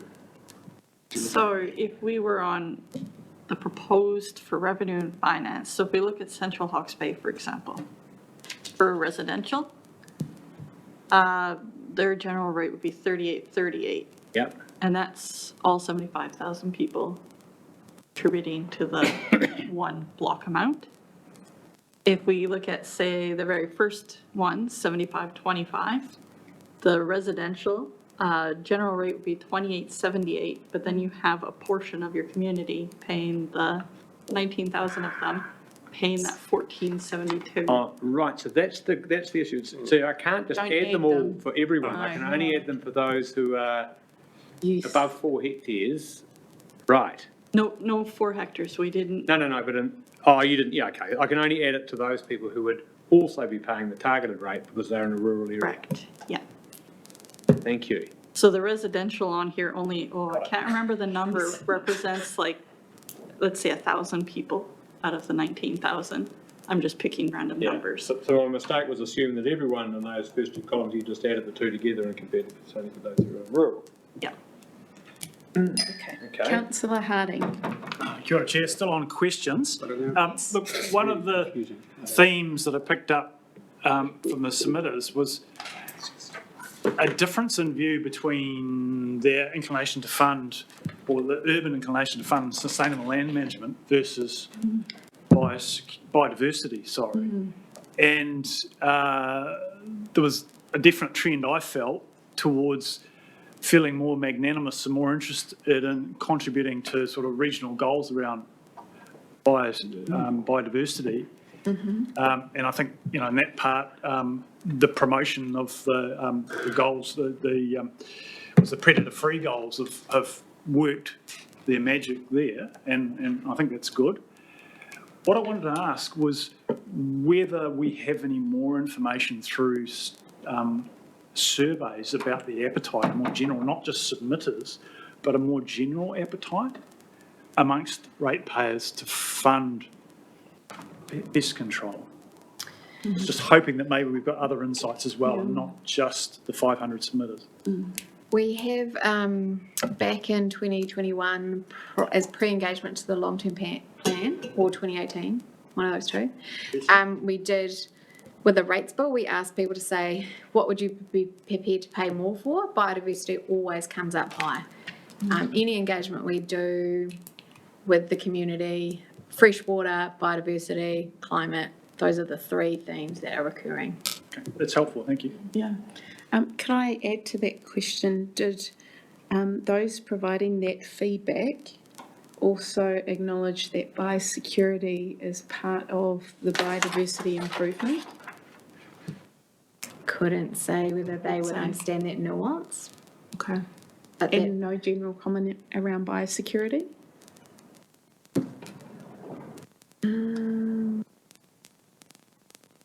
Not that I can remember, but I think people would, I know there's good engagement in things like mahia, predator-free. It does seem to engage the community. Yeah. Is that your take, Richard? Yeah, and also through both impact assessment surveys following the cyclone, biodiversity and biosecurity have been up amongst the top 2 or 3 issues raised as being of importance. And immediately after the cyclone, biosecurity and biodiversity was the most frequent conversation that we were having with landowners in terms of their concerns of loss of biodiversity and the risks that they were facing with biosecurity as a result of fences and containment. Thank you. Are there any further questions? And then we'll take our time with the deliberations, okay? So what I think is probably the simplest one is 100% general rate for the biodiversity. If we can take that as one. Can I have a mover and a seconder for that as proposed? Just a point of clarification, why are you looking to separate the 2? We've taken the proposal as a whole, 100% general rate for sustainable land management and biodiversity. Are you looking to now split the 2 into primary production pieces? There's been questioning on 3 components, so biodiversity, biosecurity and sustainable land management. So are we looking to propose 3 different possible rates over those 3 different? In line with the proposal, but remember we can have bookends percentages as well, because if we look at the recommendations, it's worded as 3 different options. 3. Yeah, 1, 2. We could propose 3. Okay, well, we could go 2 or we could go 3. You've got more in here. Given that there's been questions about the sustainable land management and the additional information. Okay, thank you. So, yeah, I understand. yes. Yep, I Is that understand. okay, that we take them in 3s? Yes, thank you. So we'll start with a 100% general rate for biodiversity as proposed. I have a mover and a seconder, Councillor Williams and Councillor Sears. Would you like to speak to that? Yes, just briefly. I mean, I go back to something I said earlier. The exercise at stage 1 of working out who exacerbates and who benefits is extraordinarily complex, and we were cautioned about being too forensic about it. And I have been walking into this stage of the meeting. I'm glad you split it up, but I have had in my mind that possibly biodiversity and sustainable land management are in a slightly different place in that.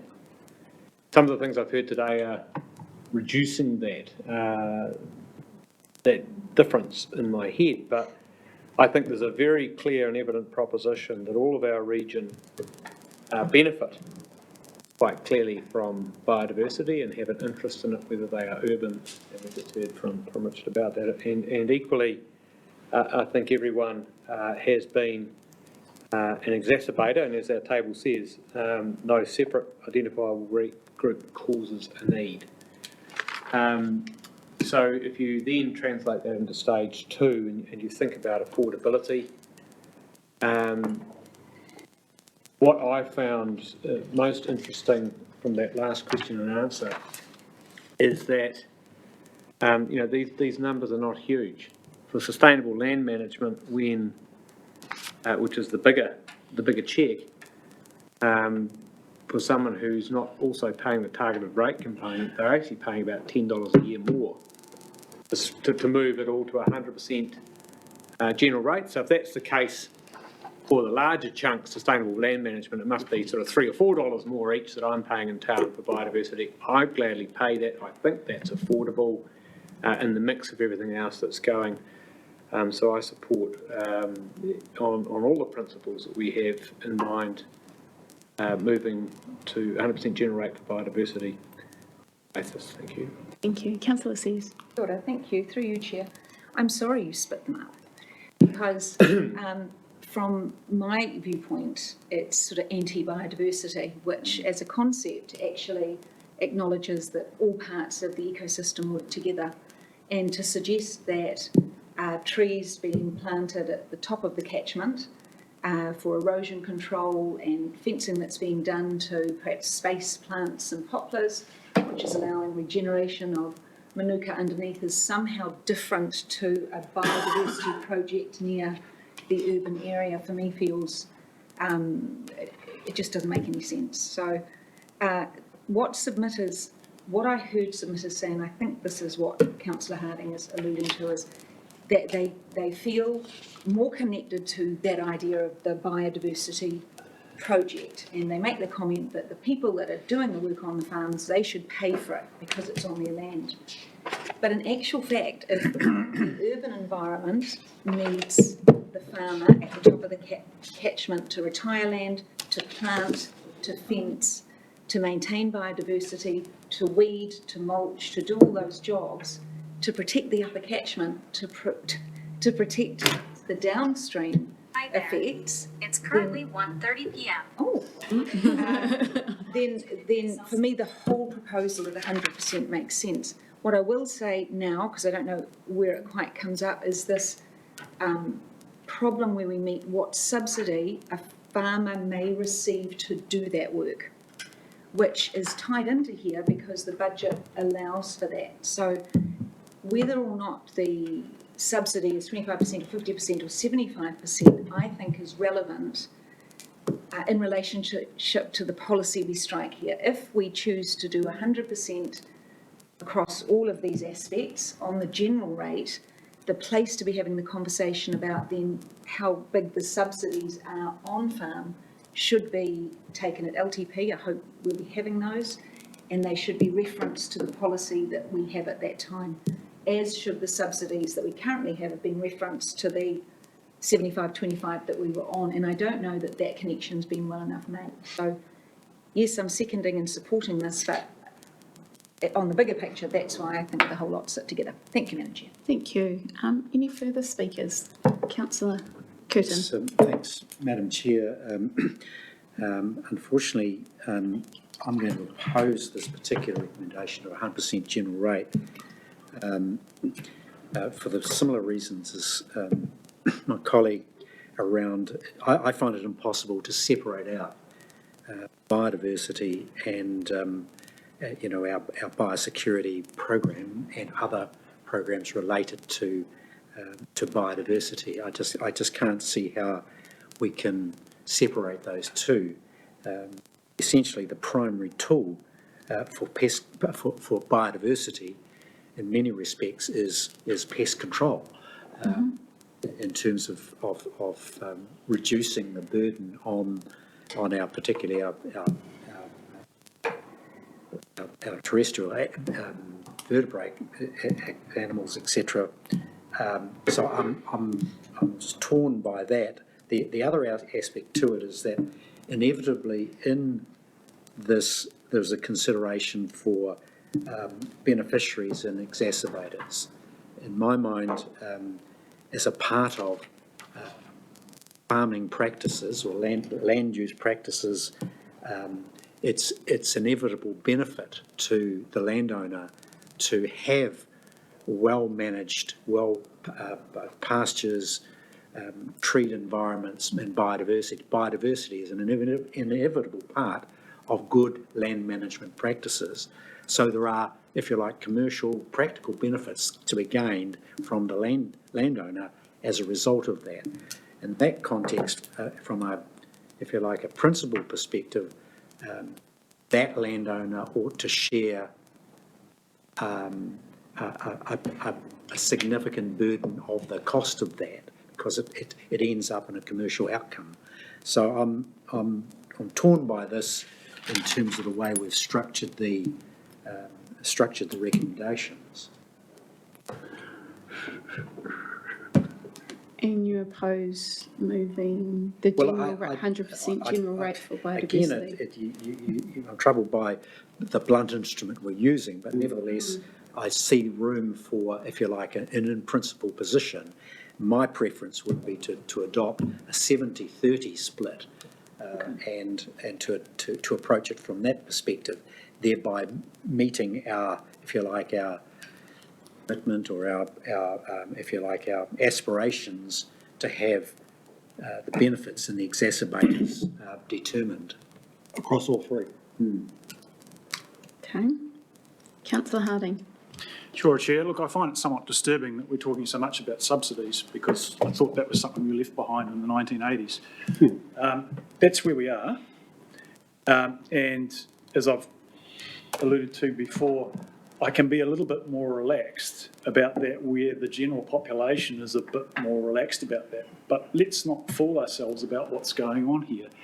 And, there is, as my colleague has pointed out, there is, Neil Curtin, thank you.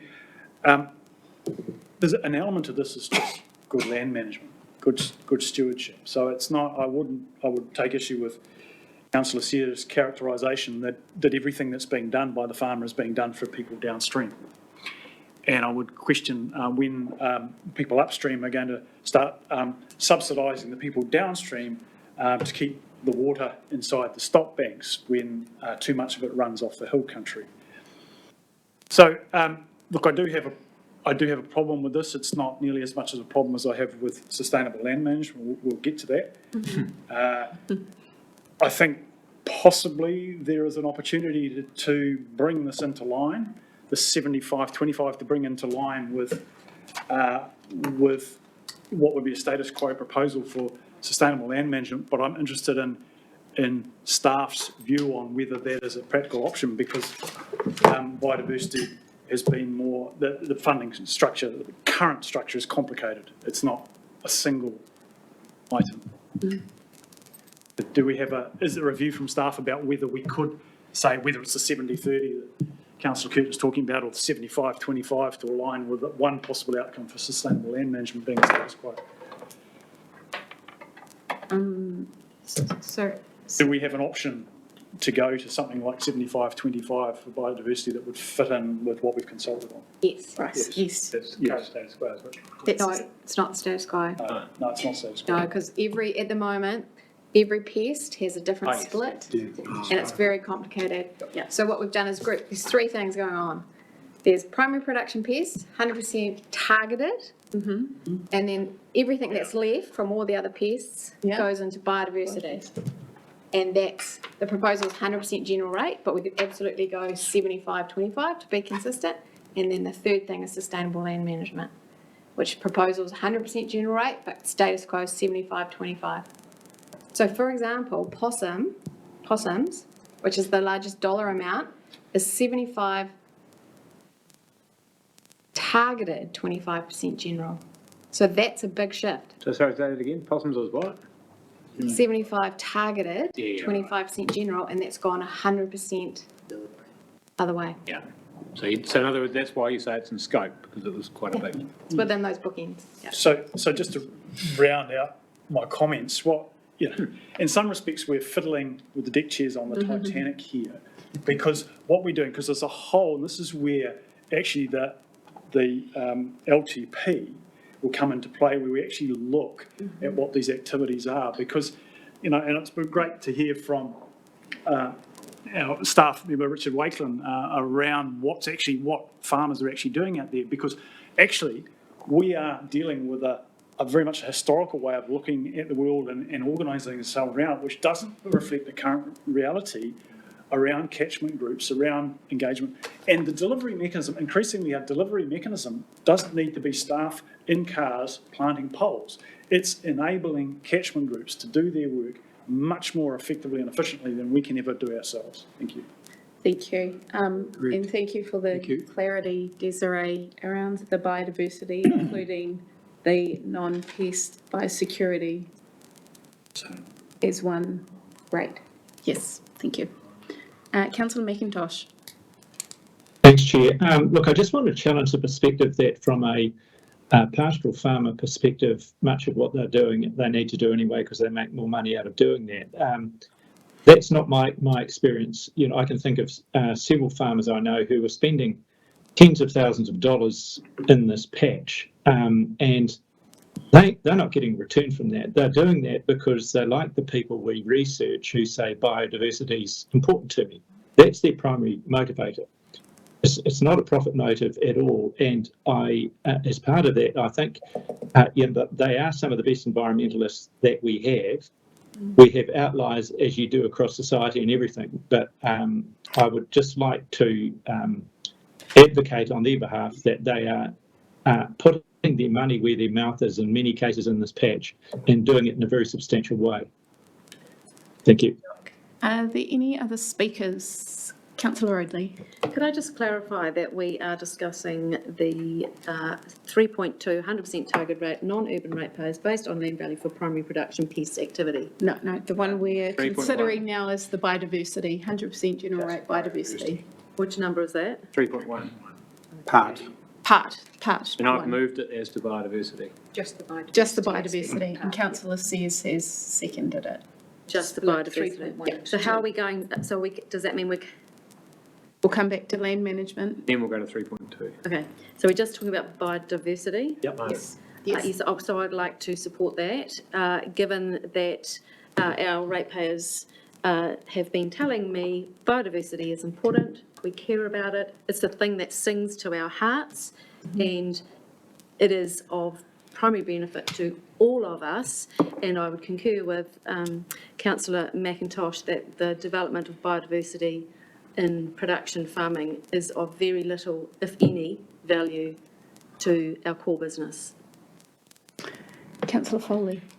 Thanks, Chair. Look, I'd like to just speak in support of this and can understand Councillor Rodley's confusion around this because we seem to be crossing over between the three different parts here. So biodiversity, and I think Desiree just explained it well, where there's specific farm benefits that have been placed in the primary production pests category and are being targeted, a targeted rate for that purpose, whereas biodiversity here is giving kind of a whole region benefit, and such as possums, you know, farmers don't have any control over possums, whether they come or leave the boundary, and are not providing a specific benefit to that farmer. So, but biodiversity, which benefits all of us. So hopefully that clears up some of the confusion. Any further speakers? Just a point of order, Chair, just clarity for myself and maybe others. We've heard a suggestion from Councillor Curtin that an alternative to the motion. I just want to be clear about whether the motion that's on the table needs to fail before we can address alternatives, or whether Councillor Curtin can. Yes, well, we have a mover. Well, I think, yeah, Chair, I think that someone needs to move an amendment to the motion, and if that fails, we go back to the motion. Yep, Someone would need to formally move an amendment to the motion and second it. We debate the amendment, and if that fails, we go back to the motion. Isn't that what we do? So if we're clear on what we might be amending. So if anyone's moving an amendment, they need to do it. Yeah. So it's on the 100% general rate for biodiversity. And that excludes the pest, which is a primary pest, primary production pest, which is going to be a later decision. Okay. So are there any amendments wanting to be put forward? No, I'm not proposing. I was going to, just to help the fellow councillor out, I was going to move, and well, let's do it. Let's just go through the exercise. I'd like to move the amendment that we adopt a 75 general, 25% targeted split for biodiversity. We'll see how that goes. Run it up the flagpole, see what happens. Didn't understand what you were. Do I have a second to Councillor Curtin? Is that status quo? No, it's actually not. No, it's not. So but it's your bringing percentages again? 75 general, 25% targeted. Okay. We need a seconder for that. Well, look. And can we just clarify the targeting, because this is a new, so Desi, can you just, what would be the target? It would be the non-urban ratepayers based on land value. Thank you. Well, I'll second it.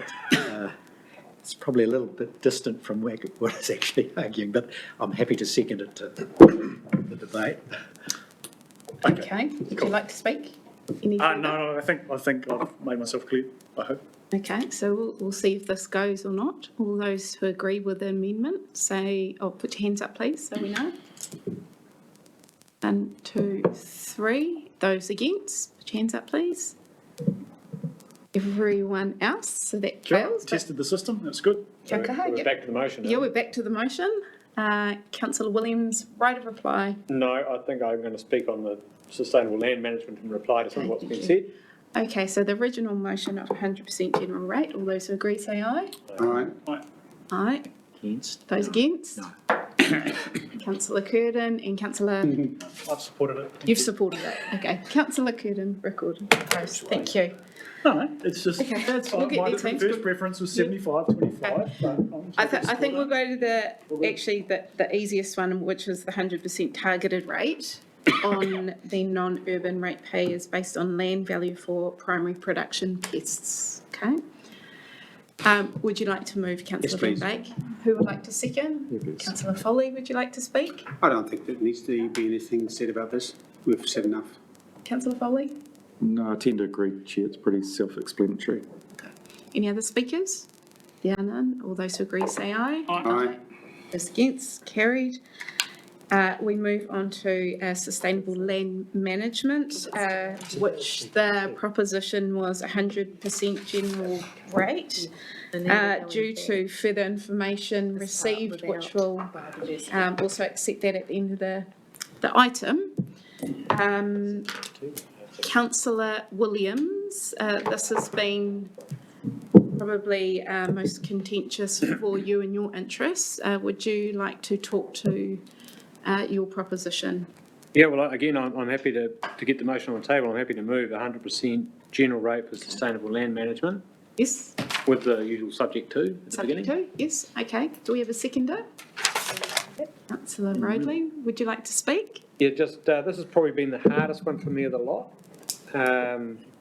Closely followed, equal on the podium possibly, capital value, generate, but I've been really, really assisted by what some of my colleagues have shared in terms of, Councillor says, the interconnection between biodiversity and sustainable land management. I kind of had a picture in my head that people on farms were doing different things and needing to do different things, and different things were benefiting for sustainable land management, catchment stuff, than they were for biodiversity. But I'm aware that when it comes to effectively, I have to agree, when it comes to things like land, plants and water, which is what all of it's all about, they are inextricably intertangled, if I could put it that way.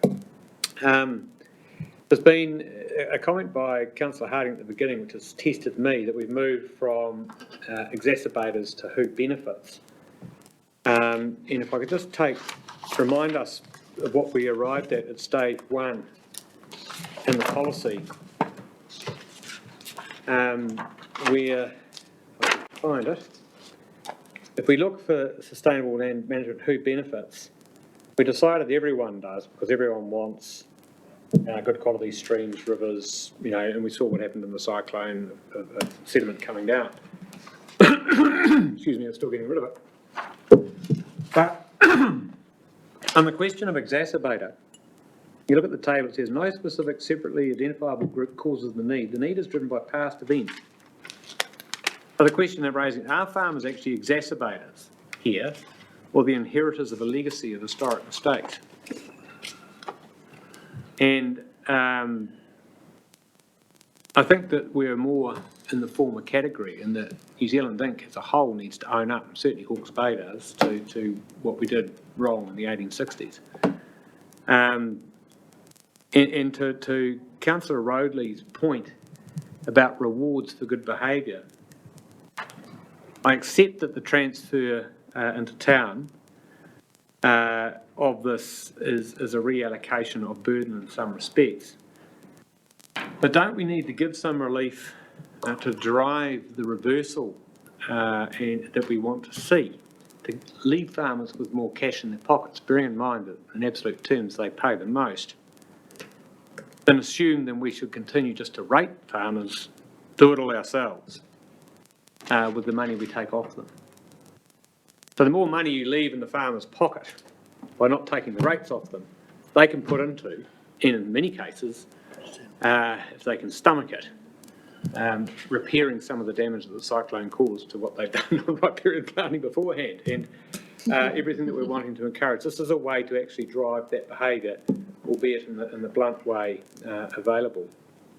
So, and as I teased out from the table, except for people paying both a targeted rate and a general rate, which is only 19,000 to 75,000, for most people in town who are in a residential property, you'll be paying about $10 more a year to incentivise all of the good things to reverse that past legacy, which really is the exacerbator here.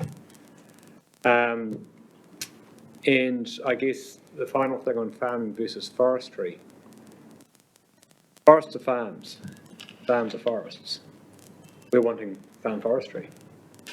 And the big change here, which takes off, if you look at the tables on page 6,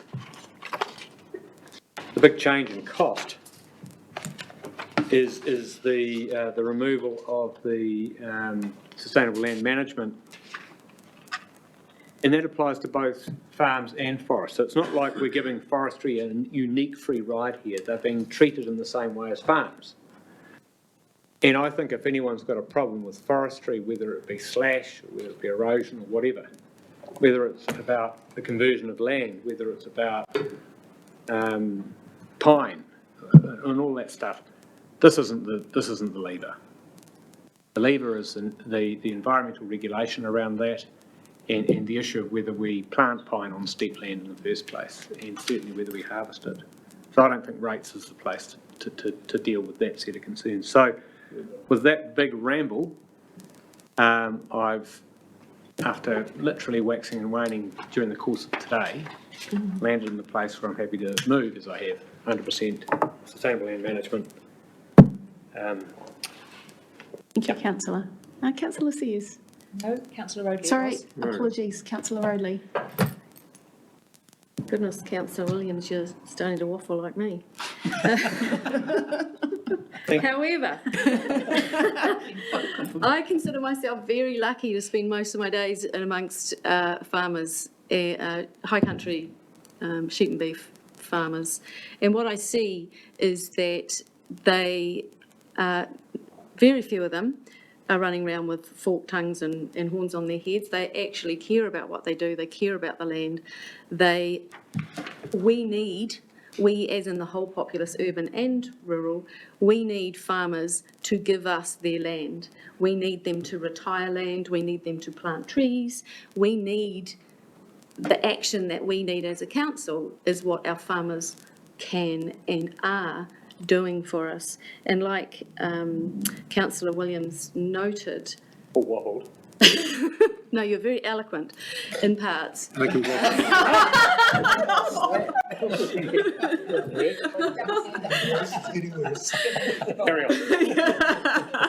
That whilst this single item does translate as a reduction or potential reduction in rates for many of our farmers,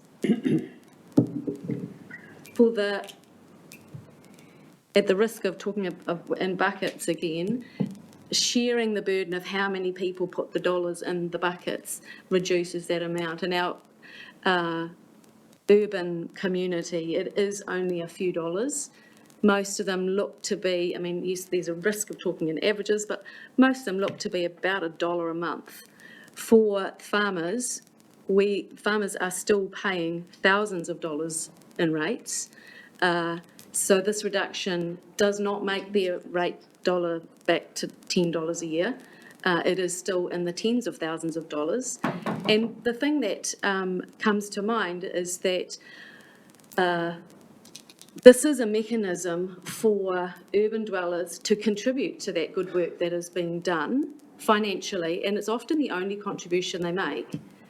However, the farming community, this is a tiny percentage of the funds that they invest into sustainable land management. And for those reasons, I'd like to support this recommendation that it be moved to 100% general rate. Thank you, speakers. Councillor Curtin. Thank you, Madam Chair, and this is an intriguing discussion and debate. I'm really challenged by good colleague Councillor Foley and Councillor McIntosh and my good colleague Councillor Rodley as to, if you like, the virtues of land management out there and the activities of farmers, but there's a certain reality that biodiversity cannot be separated out from sustainable land management.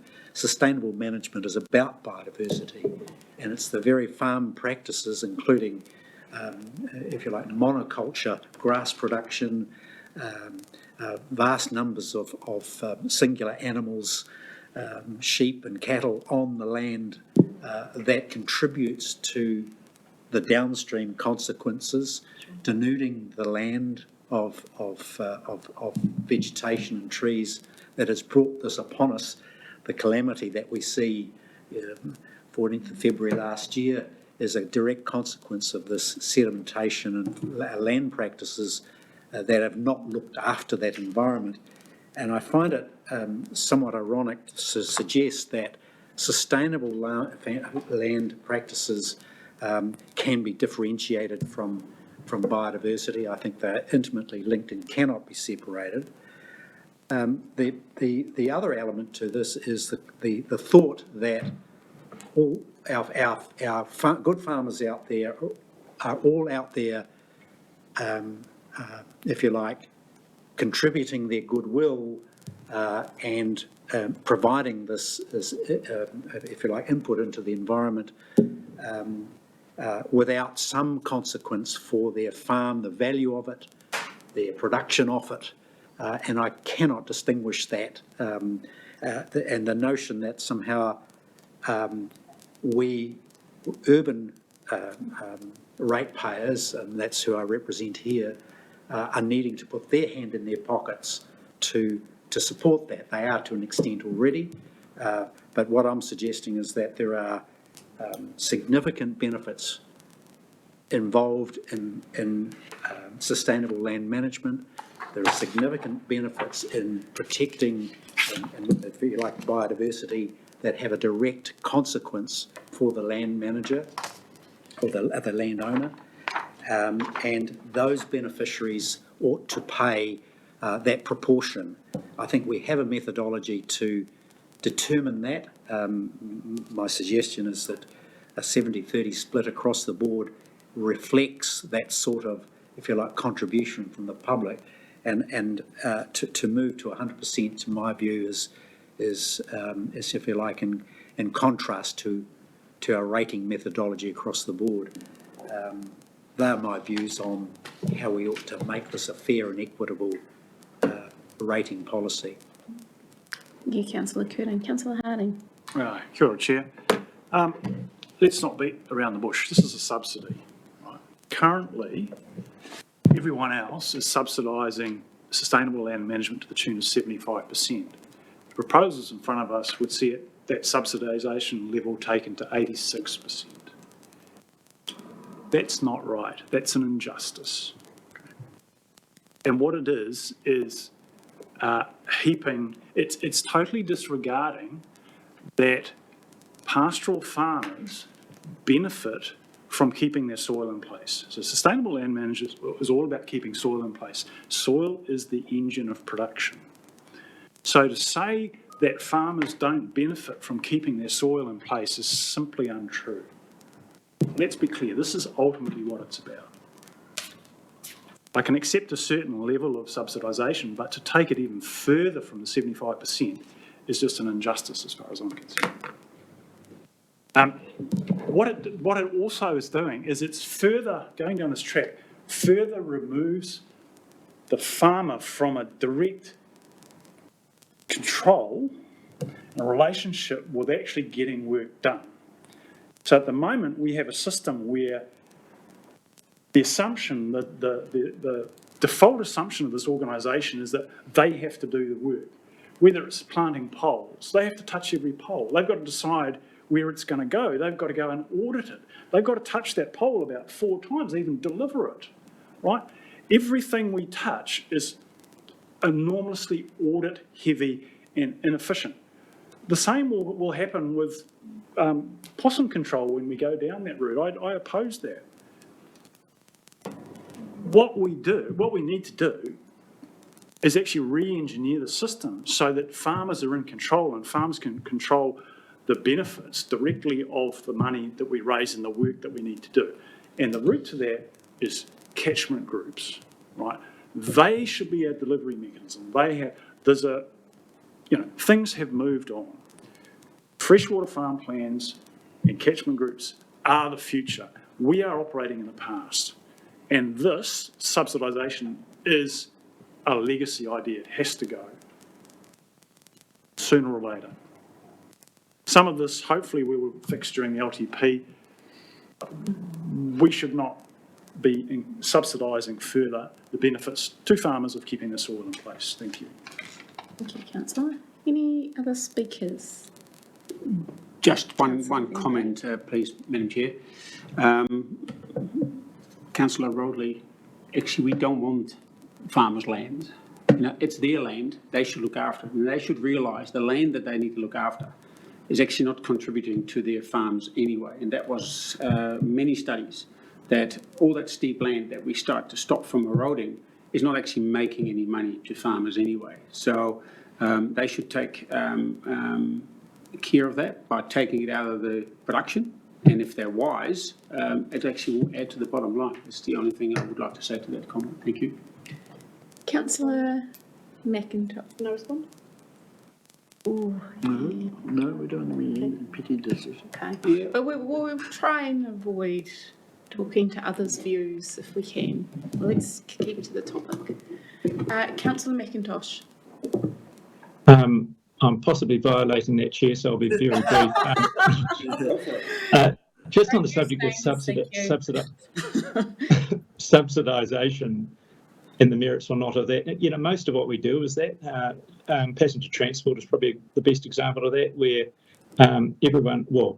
most people contribute, but very few people benefit other than the sort of indirect benefit of having less cars on roads and that sort of thing. So I don't get too hung up on that. Thank you, Councillor. Okay, well, we have the original motion on the table, 100% general rate for sustainable land management as proposed. All those who agree, can I have a show of hands? I'd like to move an amendment. It's a process. You can propose an amendment and see if you get a second and let's see if that fails or stays. Yep, okay, but that would be Thank you, interesting. I'd Councillor like Harding. to propose an amendment. Yes. We adopt a 75%, the status quo. Status quo. Yeah, for sustainable land management.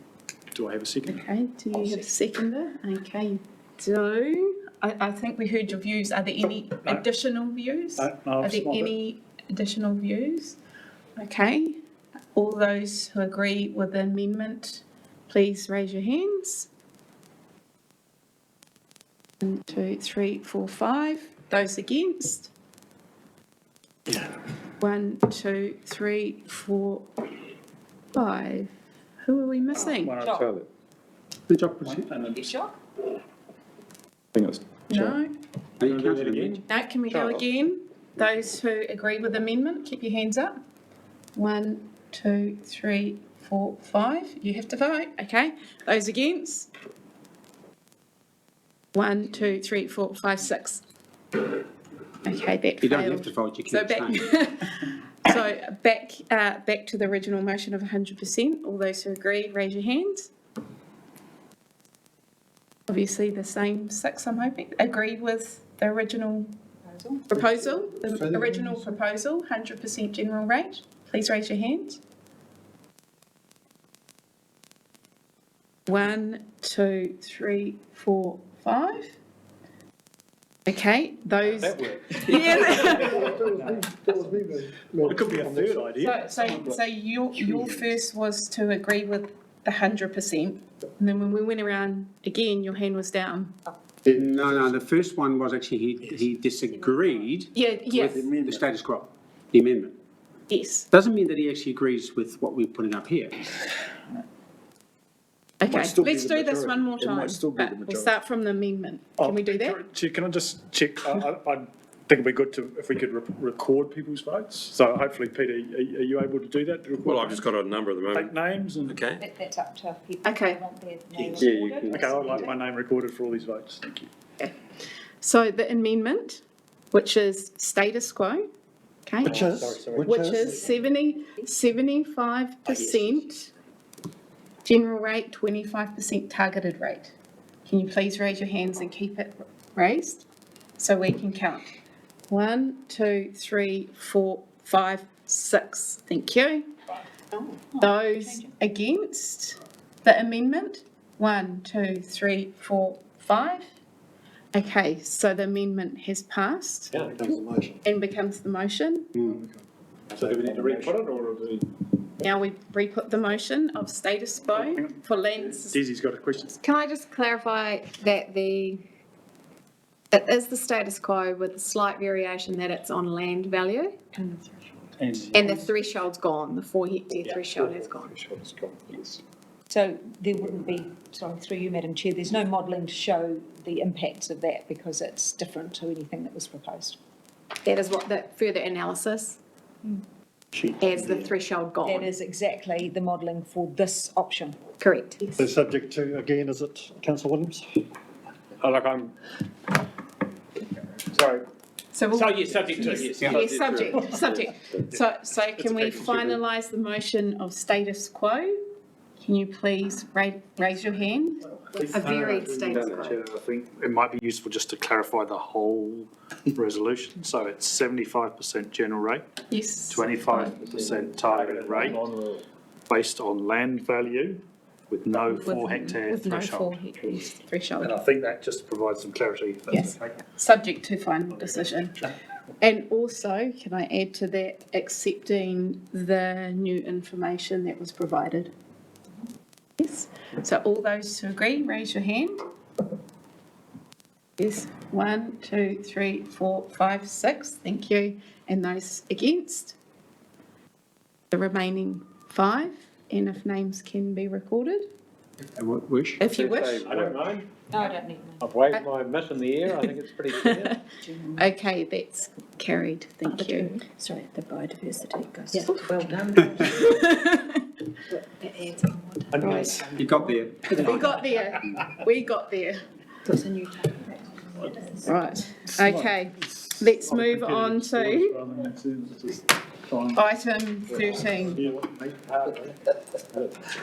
don't need to split this one up. Do we? Sure. Yeah, I'll give you. But that doesn't make this any less complicated.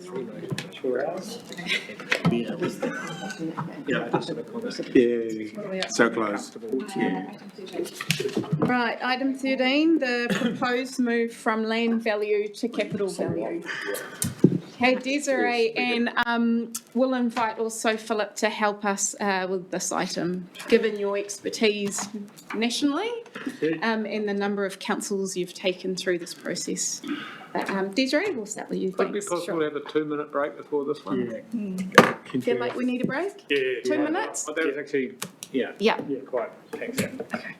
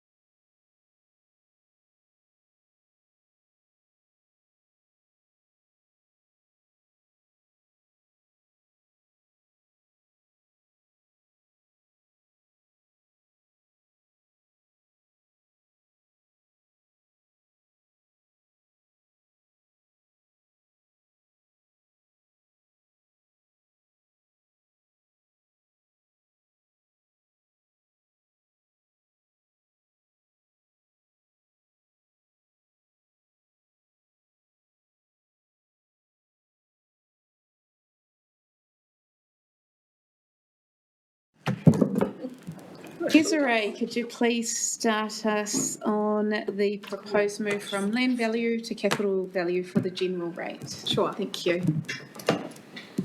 Right, so this is, as introduced, this proposal is to change how we rate the general rate, which is currently land value, to capital value. The key themes that came through submissions were really addressing, in the consultation document, we talked about equity, fairness and stability. So there were questions, people testing those ideas, and also one around future development. And that was the idea, I think, raised by Common Grant Aotearoa in particular, that moving to a CV can dampen growth. And then there are sort of a number of individual topics raised by submitters. Again, Common Ground Aotearoa used Camberley as an example and suggested that moving to CV had a greater impact on low socioeconomic suburbs. A valuer had some questions around the valuation system. I'll let Philip talk to that one. There was a notion of this, came through quite a lot through social media, of double dipping.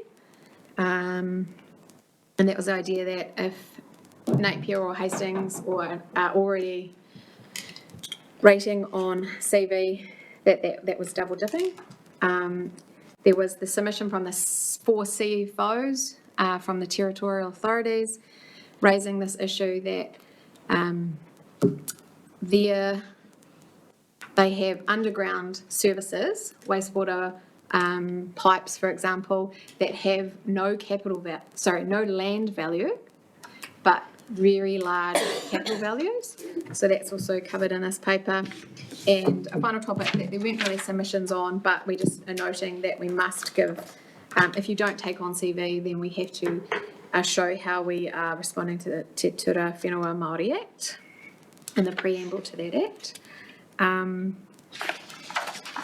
I can go through each of those topics, or I could just pick questions.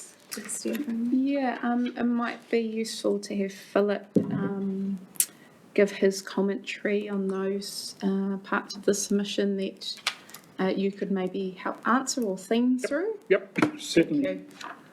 So first of all, the first theme we talked about was the future growth, right? That was, and the submitter made a number of comments about 3 councils considering the move to capital value. I think we've answered that. And I also act in this role for one of those councils, and it was news to me, okay? The issue of future growth, there is no evidence in New Zealand that capital value restricts future growth. The rationale for that is in New Zealand, the property developer generally sells the land and is not retained.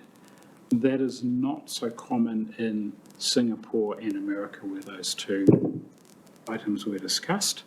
Furthermore, in America, there's a competition between states and even local authorities to attract businesses on rates discounts. That doesn't happen in New Zealand to any great degree. There's minor stuff, but one of the interesting submissions was on the valuation process. And I totally agree with the valuer.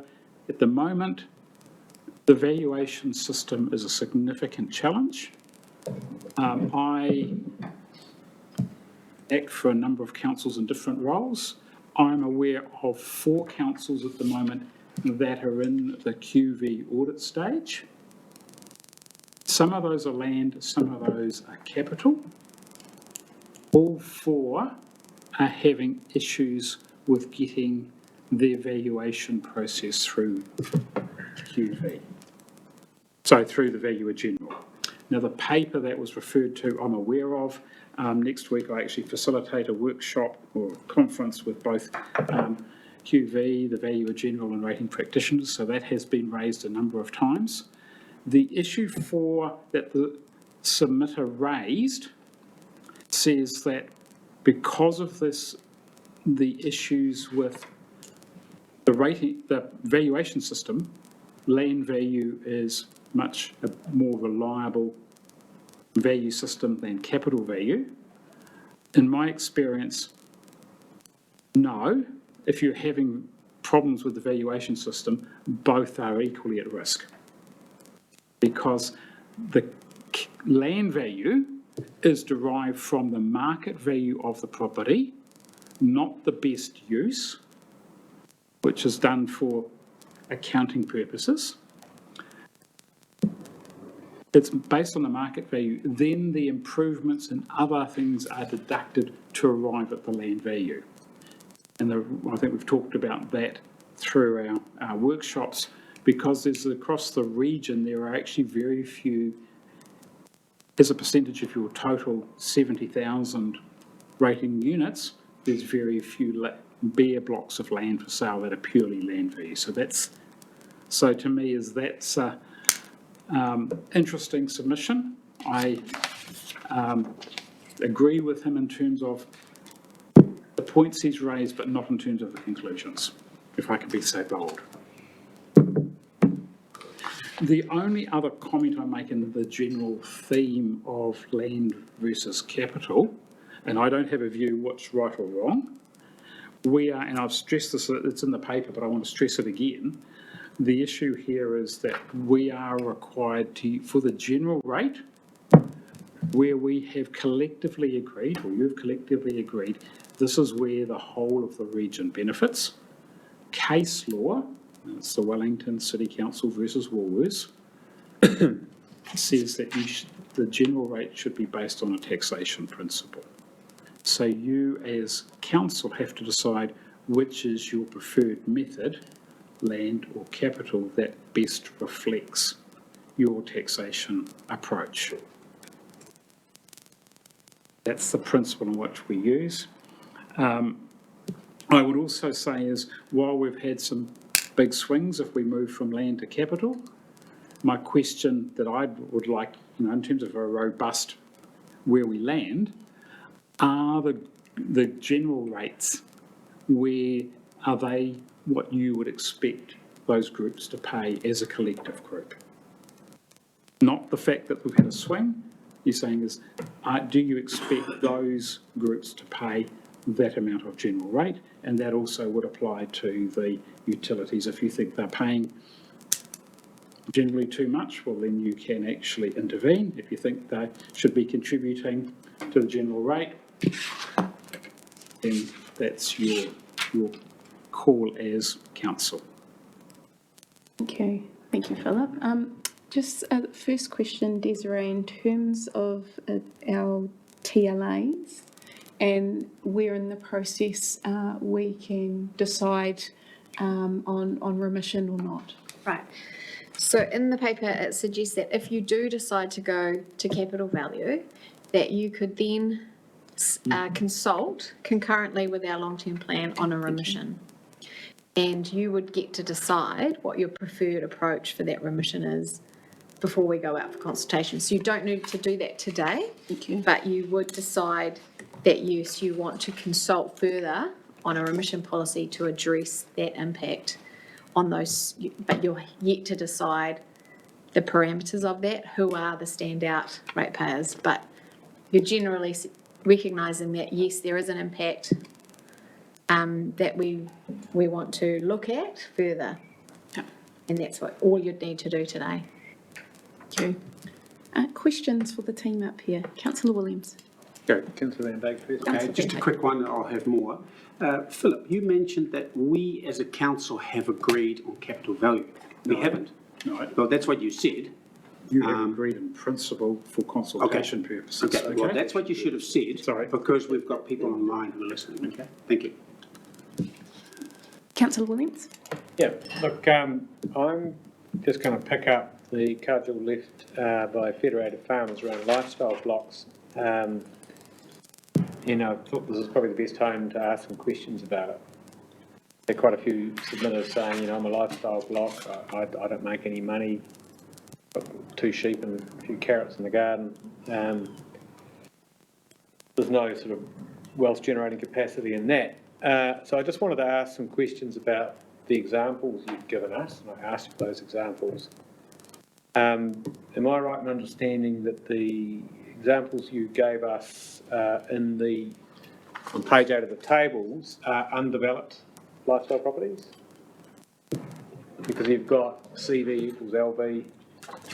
I actually didn't look at what the property was. It was 100% just random, pick a number. Yeah. And went with that number. But is that what they are? Because I'd have to look at them. if they've got a capital value of 634 and a land value of 630, they'd have to be undeveloped. You've given us another example where capital value is 690, land value 325, a ratio of 2.12, and their rates are almost doubling, right? That's correct. Yep. Do you think they're in any better or worse position than any other form of residential property in that regard, where it tracks to CD versus LV? Is there something special, or is there anything special in your view, different about lifestyle, and our thinking about allocation of rate burden? I can answer part of that in that because the sample properties looked undeveloped, we did add in that extra one, which was someone who had called up and asked for a property assessment. Yeah. We took out the identifying factors. The main driver for their increase is almost entirely to do with being added into the flood protection scheme in Central Hawke's Bay.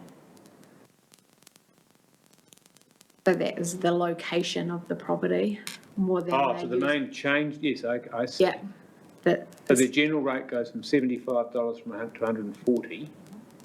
But the bigger change. Bigger change is in the UFC, it goes from 127 to 405. Yeah, so it goes up $300. Yeah.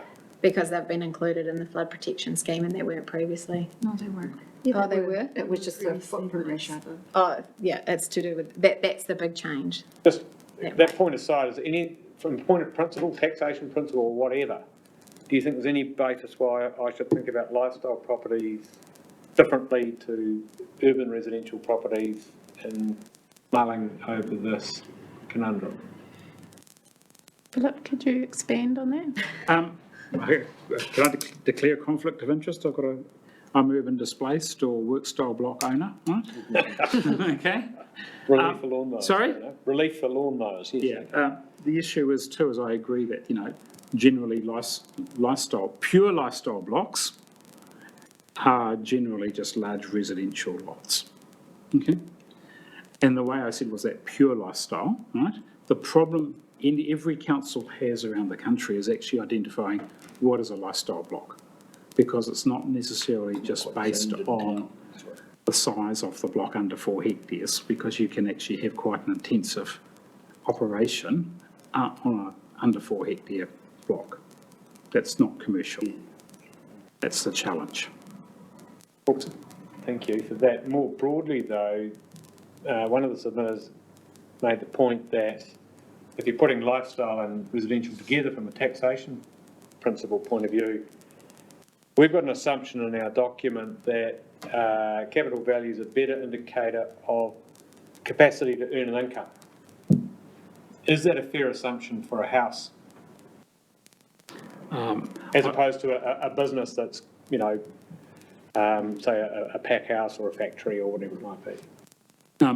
No, but can I just explain why I said no? I would say that generally the higher the capital value,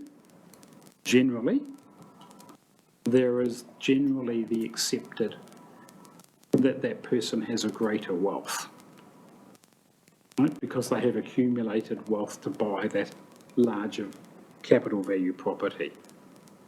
So there's no difference than someone with a 400 square metre section having a modest house compared with the next door neighbour who has a very expensive house. Now, we can't judge their income because we don't have the ability, but the fact that is they've actually then they've spent twice as much on their house as their next door neighbour, we can assume that they've actually got greater income to pay for that initial purchase. Thank you. I guess my final question is that is there any case for a differential here within a capital value, or can you not do differentials on a capital value where, I mean, I can just see the logic that you are more able to generate an income off a capital investment that's in a business than off a capital investment that's in a house where you might have squirreled away for their whole life, or you're absolutely swinning it on your mortgage, or you've got low income despite having is there any way to soften the impact of that? Generally, councils that have differentials are generally based on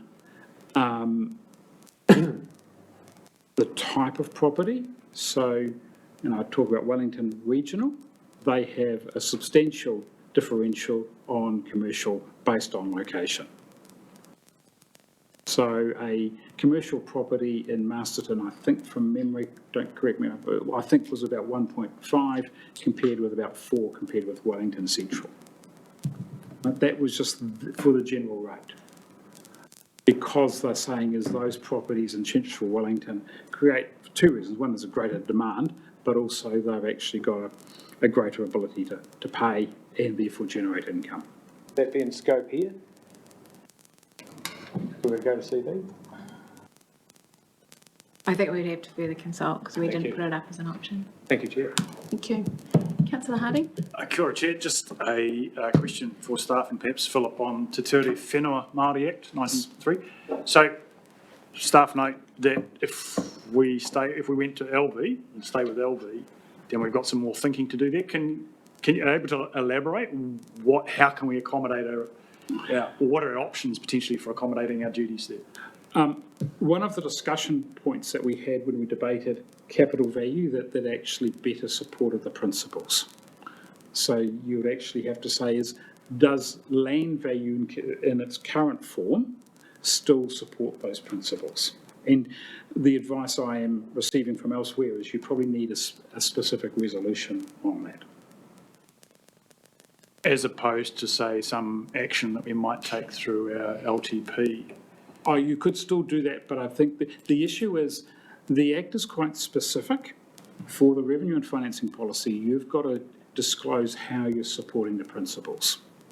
Now, I think we had a discussion about that capital value does actually better support the principles because it's actually you're rating on the total value rather than the pure land value. And I think just that was a discussion that was had at the time. I specifically remember that. Thank you. Thank you. Councillor McIntosh. Philip, I think you might have answered this previously, but for the purposes of the public debate, we're one of two councils that still has land value, I think. Two regional. And yes, and my question is, are there things that we can learn from the others that have changed that assist us in reaching a decision? For example, has their experience been that actually that was all good, it was a storm in a teacup, or alternatively there was a lot of stuff for them to unwind after it came into effect? Good question.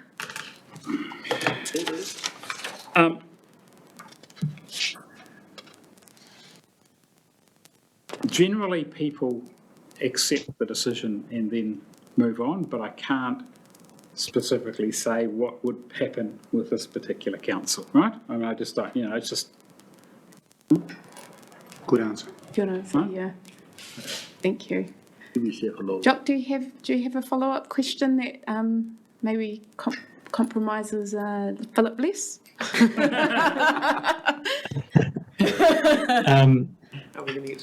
Okay, I'll be a bit more...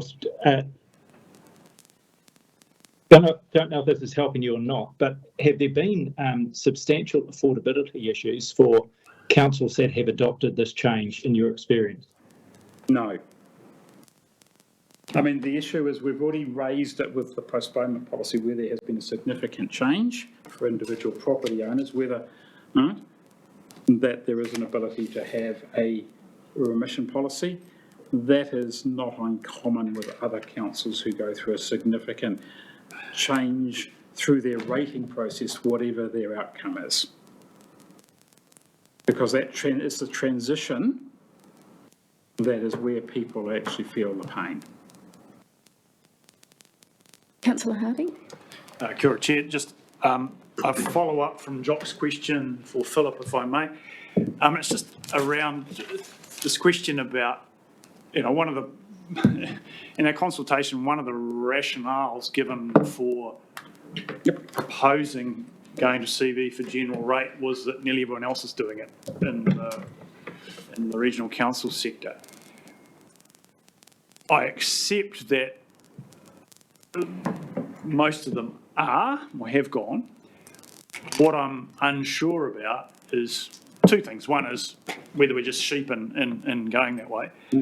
But so the point of my question is, given how complex all of the other bits of the rating system are for each council, and how is there a risk, and just how common is the rest of our rating structure compared to other councils? Just how meaningful is the general rate behaviour compared to the rest of the rate behaviour? I've got to be careful because I don't know in depth every regional council, right?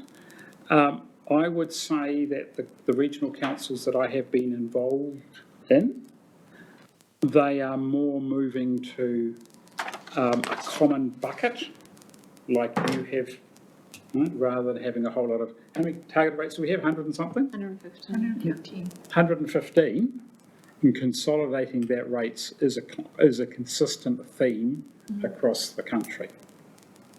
And that theme, if I can explain, is being driven predominantly out of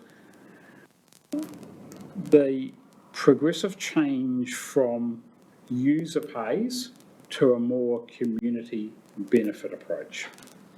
Whereas, and why that has occurred is the 96 legislation, which developed the first funding policies, which began the revenue and financing policies, required councils to specifically consider who benefits. So it's taken quite some time for that transition to occur across lots of councils. Just a follow-up question, if I can then, so when it comes to targeted rates in other councils, is there a trend, or is there an obvious trend for LV versus CV? Because, in our case, as we run through, a lot of our targeted rates are at CV already. So arguably most of our ratings databases are already there, or ratings load. So can I just rephrase your question? So what I'm saying is there a correlation between the number of targeted rates that you have on land value versus capital value, whether the general rate is land or capital? Is that the question you're asking? You're far more erudite than I would put it. No, that's a great question. Thank you. Yeah. So yes. Yeah. The answer is so. Generally, the issue too is, and this is the bit that you have already. Council has said these targeted rates will be on capital value, and it's often a proportion, and the residual will be paid by the general rate.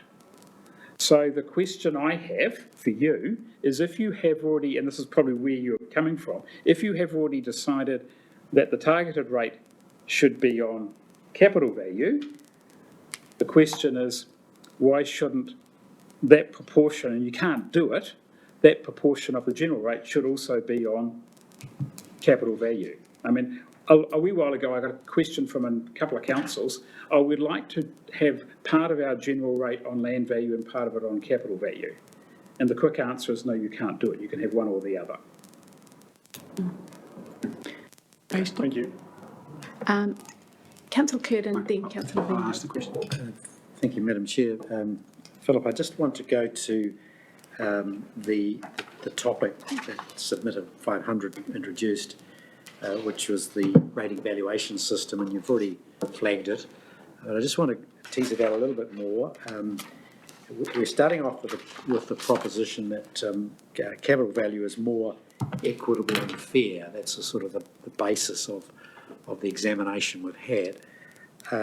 But I just want to go there a little bit more around whether the flaws in the valuation methodology are sufficiently troubling to actually compromise fairness and equity.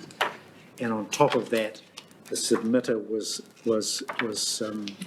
asserting that we actually amplify the flaw by going to capital value, that it's even more complex than land value to establish, and therefore we are amplifying the problem. Can you help me there, get over that hill? Yeah, absolutely. So there's two, okay, the safeguard, right, with the valuation system is you don't have to worry about it as a regional council, but you'll be aware that you've got, and it's been talked about today, you've got 6 weeks to object to your value, whether it be too high or too low, including your capital value. So that, to me, helps, doesn't alleviate that risk, but it mitigates that issue about the valuation system is flawed. As I said earlier in my introduction, irrespective of whether you're using capital value or land value, the same flaws apply equally to capital or land, in my opinion, because of the way the land value is actually established.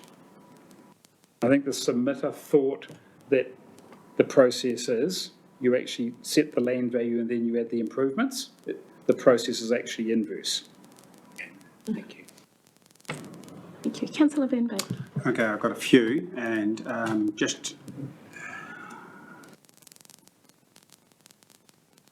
okay, that last comment I'll come back to when it comes to general comments.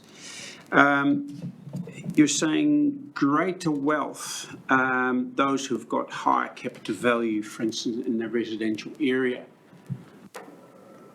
But if it's the great old Kiwi retirement scheme is the house. So what people do, and I've given an example in my introduction, young ones work as hard as they can to get as much value into their estate, because that's where additional growth happens. So they're completely tapped out. So how come you think then their ability to pay more in rates? Okay, as part of the discussions we had, it's about the tool we have been given by central government is the, irrespective of whether it's land or capital, it's basically a gross wealth tax. So whether you have got a land value of $100,000 and a mortgage of $90,000, we don't know. And it's the same with capital value, whether you've got a capital value of $400,000 and you've got a mortgage of $390,000, we don't know that. So we've got flaws in both systems of land versus capital. So to me, the issue is why I say there is a link. There was some work done as part of one of the working parties on rates that I think, can't remember, Winston advocated for some time ago, that an economist looked at across the whole country proportion of income on a mesh block basis to capital value, and there was a higher correlation between mesh block wealth and capital value wealth. So that means there's a better, the more people earn, generally, the more they invest in their property. Now that's a generalisation, and it's better reflected in, there's a higher correlation, means there's than actually land value. Okay. And I think the other thing too is I talked about the taxation principle. You know, we've talked about it before, as the saying is that capital value reflects their total investment. Yes, look, I agree, we've got a psyche where we're investing too much in property. I'm probably as guilty as everyone else on that. So, next question. Ability to earn from a capital item, and I use horticulture because I know it well. Are you aware, and you should because you live in an area where this happens, that capital value is not always turning a positive return because we're dealing with climate we're dealing with markets, we're dealing with labour access. So land value is actually a very stable measurement, whereas capital value, being rated on capital value and then having 3 years of absolutely no income, and the rating value on that capital hasn't kept up with it, because in theory, if I would be valued right now, I could be at minus, but of course it cost me to actually remove all that trees, post, wire, everything. And during the cyclone, don't we know about it, that actually that was really hard to do. We almost weren't allowed to do it. Look, I would actually say... There's actually a barb, by the way, on some of our council. I think the issue there is too, I know what happened with Western Bay with PSA, that the land values also went down dramatically as well. So if there is a downturn in one sector, it's also reflected both in the capital and the land value. Can I respond to that? No, I won't, because I don't agree with that. But anyway, not in Hawke's Bay anyway. Nelson, it would. Nelson, it did. Land value declined rapidly because they only had one game in town, which was apples. We have got many games in town here in Hawke's Bay. Anyway, I've got another question, if that's right, Madam Chair. Yes. Is the assumption the ability to pay a fair rating system? No, I don't think rating is fair. Okay. No, because isn't it... To me, rating is a rough justice. It's a very blunt tool that, and this is the issue, is it's actually ability to pay is only, to me, one factor that the council should actually consider. Okay. Because isn't a beneficiary or an assessor a better tool? Well, not necessarily for the general rate. Good. Or targeted rates, absolutely, but not for the general rate. Thank you. I have a question, Desiree. You've provided us with deprivation index samples. Would it be appropriate to assume that's related also to this decision for general rate change? Could you please briefly just highlight the points from the data that you collected? So this was something we did post-hearings. That's why it was provided later, to address kind of the theme of affordability. So what we've done is we've used the New Zealand Deprivation Index to test social impact. It's not a definitive all properties, it's a test. So we took 30 low socioeconomic areas compared to 30 high socioeconomic areas and looked at the impact. And we've done it 10 in Napier Hastings and 5 in Central Hawke's Bay and 5 in Wairoa. When there wasn't a high, we used a medium, and they were randomly selected. And what it clearly shows, I think, is that those low socioeconomics are least impacted. And it's quite compelling. It's probably more definitive than we thought it would be. And I'll get Vanessa to help me with the reasons why, but yeah, I'll go to you on that one. In most cases, if you look at their LVCV ratio in particular, it's way lower. There's less of a gap between the two of them in the lower socioeconomic group. Could you say that again, please? What's it? The LVCV ratio between, for the lower socioeconomic group is much closer. Whereas if you look at the higher socioeconomic, some of them could be 2, 3, 4 times higher than their LV. Oh, and I forgot to say that these are predominantly residential. Yes. So we were looking at residential, with a few on the outskirts. Yeah, so that's the built improvements. The house is not worth as much as in the low socioeconomic areas as compared to the high socioeconomic areas. So what's that? We got some comfort in that, is that those least able to respond to the changes are least impacted, is what we took from that. So the comment from one of our submitters, Jessie from Common Ground Aotearoa, suggested that Camberley would be worse off, but in fact this sample shows that those living in lower socioeconomic areas would be better off with a change from LV to CV. Yes, except this is the culmination of all the changes, so it's Okay. not just the LV to CV Yes, okay, shift. all the changes. Yeah. Okay.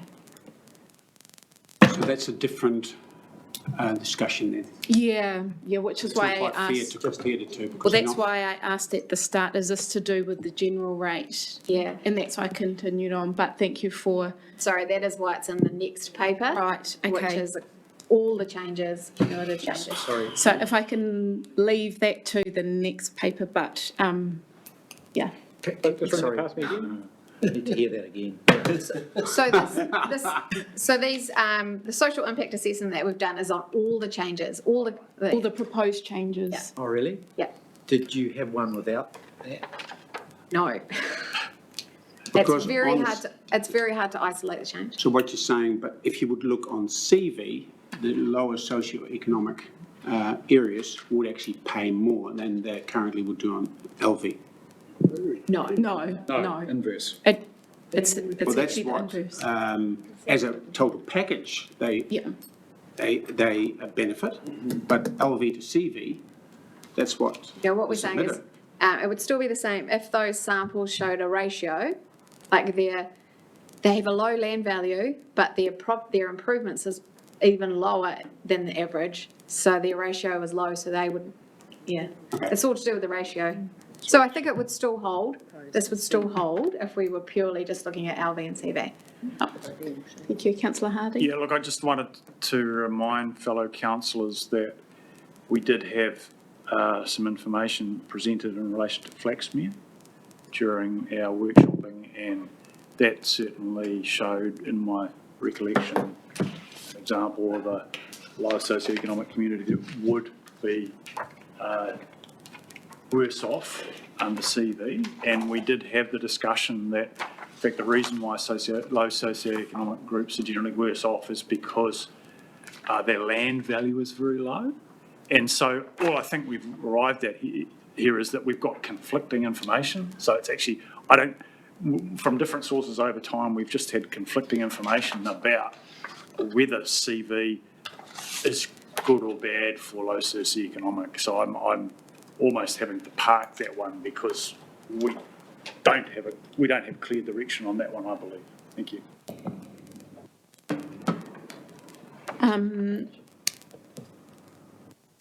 I'm happy for this information to go to the paper that it did originally sit with. My apologies for bringing it up early. I thought it would be relative to this, but we can leave it for the last paper where it's sat. Okay. Councillor Sears. Through you, Chair. And just to be clear, sustainable land management sits within the general rate. So if the change that's being proposed here to 75/25, that will reduce the general rate on residential, just making sure everyone. Yes. Thank you, councillor. Any further questions for either Philip or the team? Councillor Lambert. Just a quick one back on the Māori land Turipinui Act. How does it satisfy the principles? Didn't you say that? The issue, as we've just talked about, right, that the ratio of capital to land is lower for the majority of multiple Maori land. Okay? Lower than the normal CV. Lower than the normal, yeah.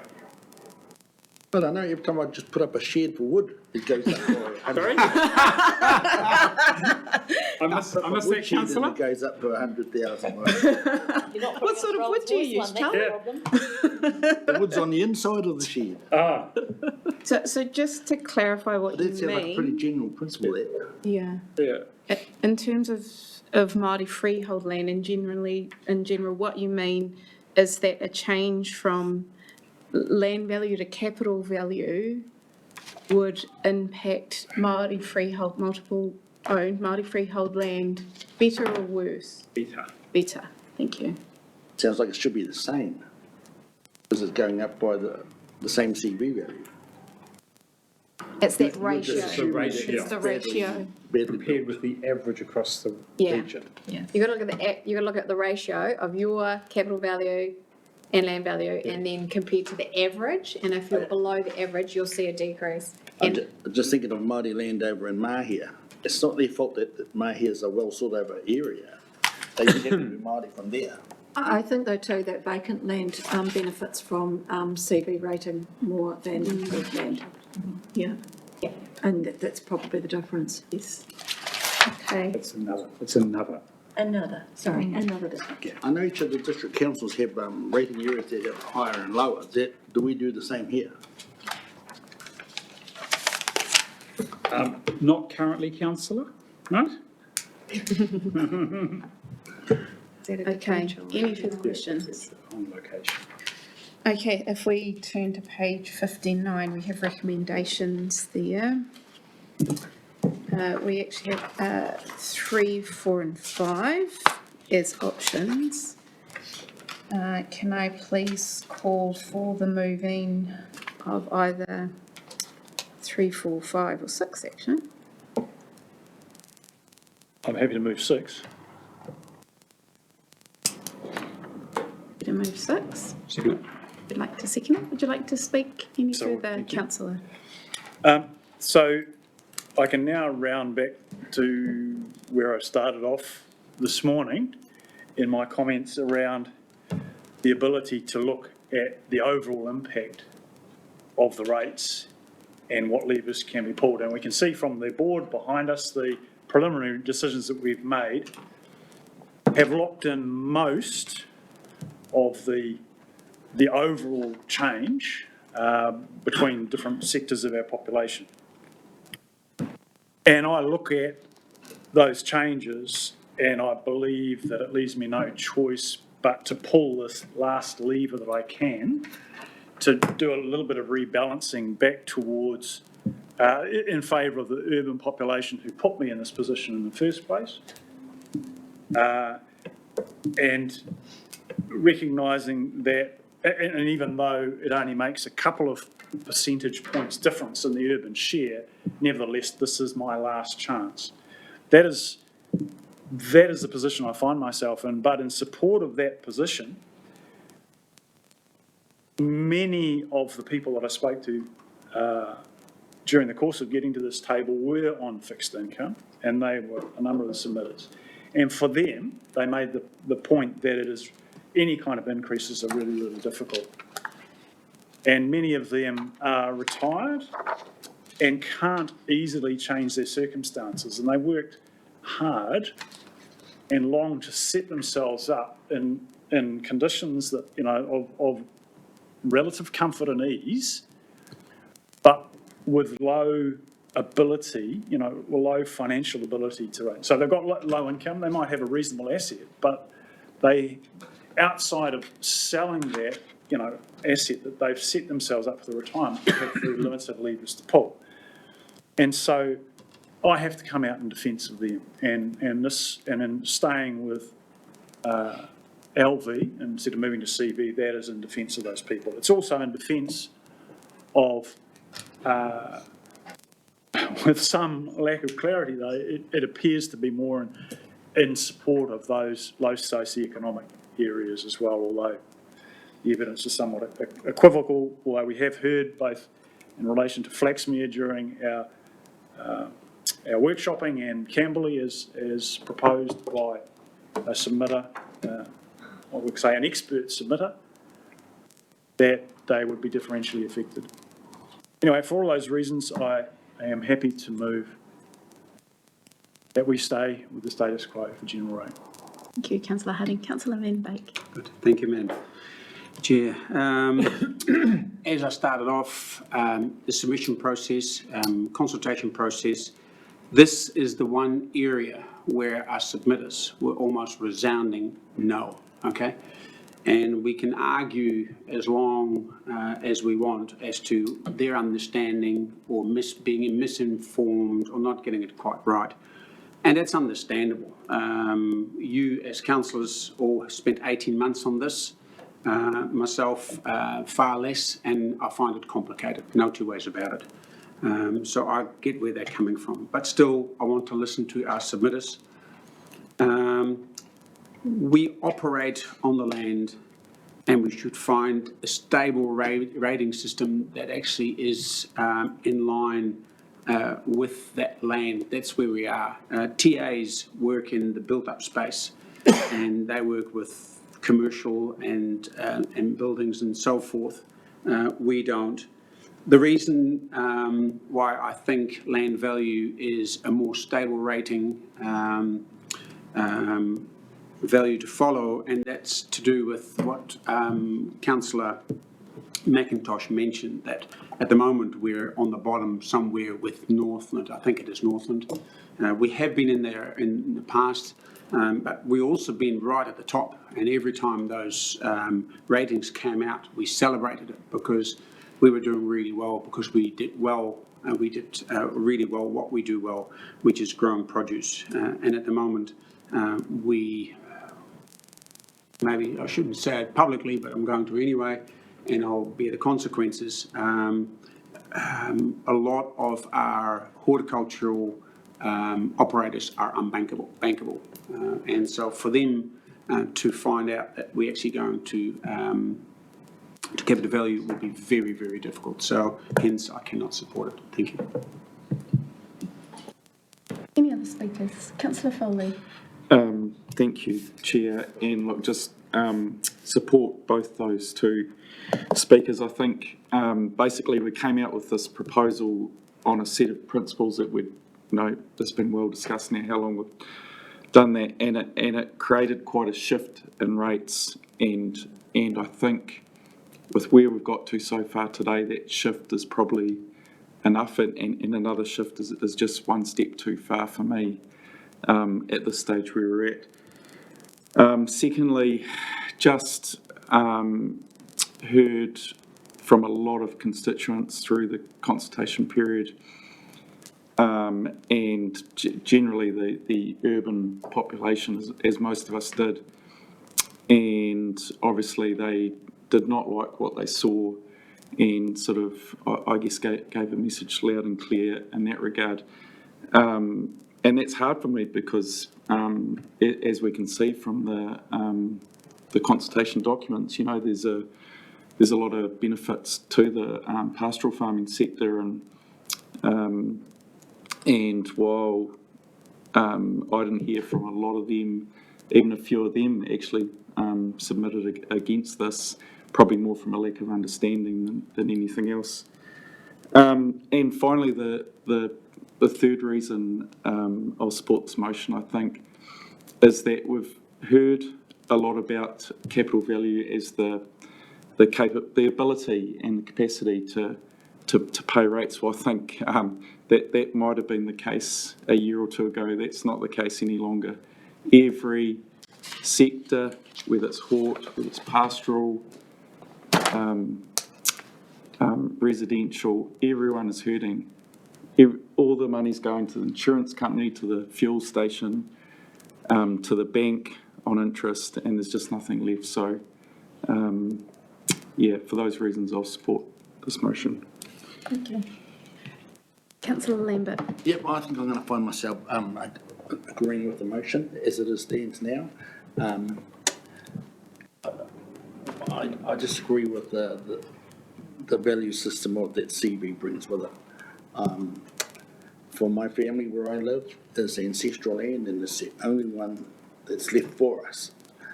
So I think it's worth far more than what CV ever will be. So I'm in support of us paying our rates, but I can't see anything wrong with the last system. That was good enough. And if all we've done is just picked a higher value system, then yeah, I don't agree that my land is in that picture, and I think other my landowners will have the same. And I see we still hold on to a 4 hectare figure as a measurement system. And that's probably the reason that I have my land today, because someone bought out a 4 hectare system that told my neighbours they had to have 10 acres themselves before they could live out in the country. And a lot of people just couldn't afford to cut 10 acres off what little land they had left. So everyone immigrated to the cities. So from my point of view, that the system doesn't take all that into account. So I think I'll try and stick to the status quo. Thank you, Councillor. Councillor Sears. Thank you, Madam Chair. The problem for me from the beginning of this has been trying to justify a 300 unit retirement village paying the same as a bare piece of land sitting next to it. As an example, there are many. To think that 300 homes on 10 acres is the same as 10 acres of bare land, and that doesn't affect the work that we do here, I haven't heard a convincing argument against that. Again, people are poor, people are struggling, people can't pay. 100% agree. But for all of those that we feel we are supporting by not going to capital value, we leave higher payments to the other people who are also struggling, whoever they may be. So who can pay is, if it's nobody, then we are only balancing between who those people are. I struggle with that as well. Capital needs to be protected. All the work we do in our catchment management, all we do in our flood protection schemes, protects the infrastructure and capital of our region. If you have a large pack house on your 5 hectares and you're next to a bare 5 hectares next door, you may not be using your pack house. I acknowledge that point. You may not be earning income from it. But in actual fact, you have a capital asset that can return to you and also has impact on the environment and its building and everything else. There's not only the retirement village question for me, there's also the issue of the prison, again, paying on land value. There's substations, again, highly valuable and environmentally damaging types of infrastructure that we have to have. But again, it seems to me that they should be paying a greater amount towards the work that we do and the environmental work that we do to bare land. However, I find myself in this very strange situation that we had these 500 submissions. They were very clear that they didn't want that. They didn't want to pay more was a big theme from those people, when in actual fact only 200 people requested their rates information. And in fact, 113 of those requests were from a single person. So 87 people actually know if their rates were going up or down. They had a personal assessment done. And in actual fact, many of those who submitted that they couldn't pay more may well have been paying less. We can't know that. So I struggle to make a decision on that. But what I do know is that our community believe we don't listen to them, that we don't do our job properly, that we've already made our decisions, and that they can't trust us, that they can't be heard by us. And I actually think that what I'm going to do is support land value, not because I think it's the right thing, actually on a principle basis, on a practical basis. I 100% support capital value, but if by going with land value, I do something to say to our community, I've listened to you, I hear you, and I will go with what you want me to do, then I'm considering that. I've got time for some more speakers before I put up my hand. But I hope I've put enough on the table to kind of show where I'm sitting. I know it's an odd position, Chair. It is a very odd position, Yes. Councillor Sears. If my vote could build some trust for this organisation, maybe that's a good reason. It's a very internal struggle, yes. Councillor Curtin. Oh gosh, this is a struggle, and it's I've been sitting on the fence, and sitting on fences always gets very uncomfortable. I've come from a position of accepting that the best outcome to achieve a fairer and more equitable outcome is capital value. held that view for some considerable time. I've really adhered to that, and in so doing, I have in mind those vast numbers of people living out in the community who really struggle to pay that, the Elmas of this world that are really, it's a struggle every year to pop that check in the post. It's difficult. And I sought and saw that extra bit of evidence coming through around who the beneficiaries would be of a change from land to capital value, and pleased to see that those areas I thought would benefit are likely to benefit. A little concerned about the variability of that.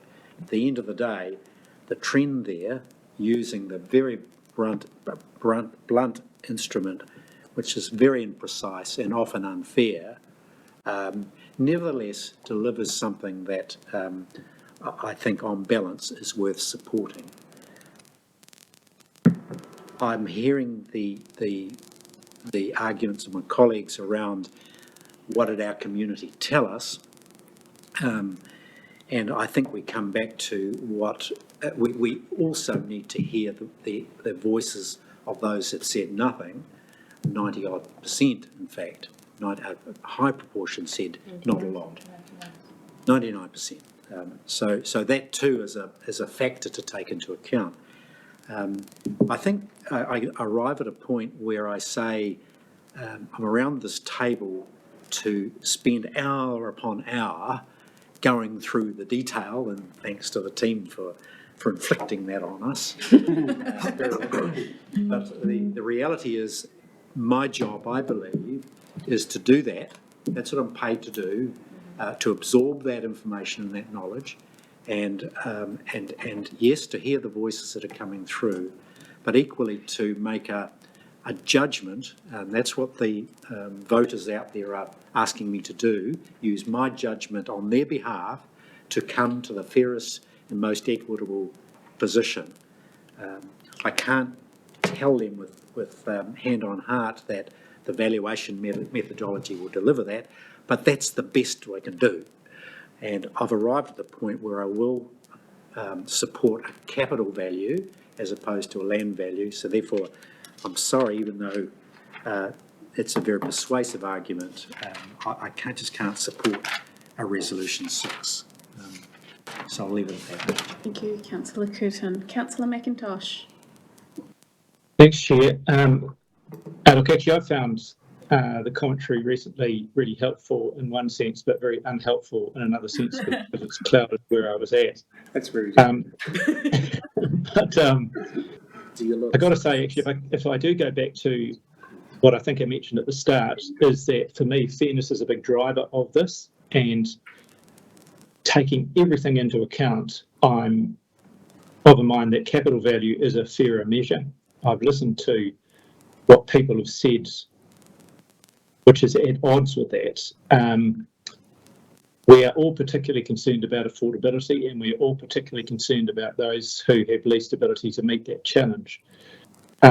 Within that, I think that just going to capital value does not necessarily dilute that. If we stick with land value, there are going to be winners and losers in that too. And for people who are on fixed income, if you're in a large expensive house, yes, that's an issue. But if you're not in a large expensive house, then that's not an issue. You're probably better off.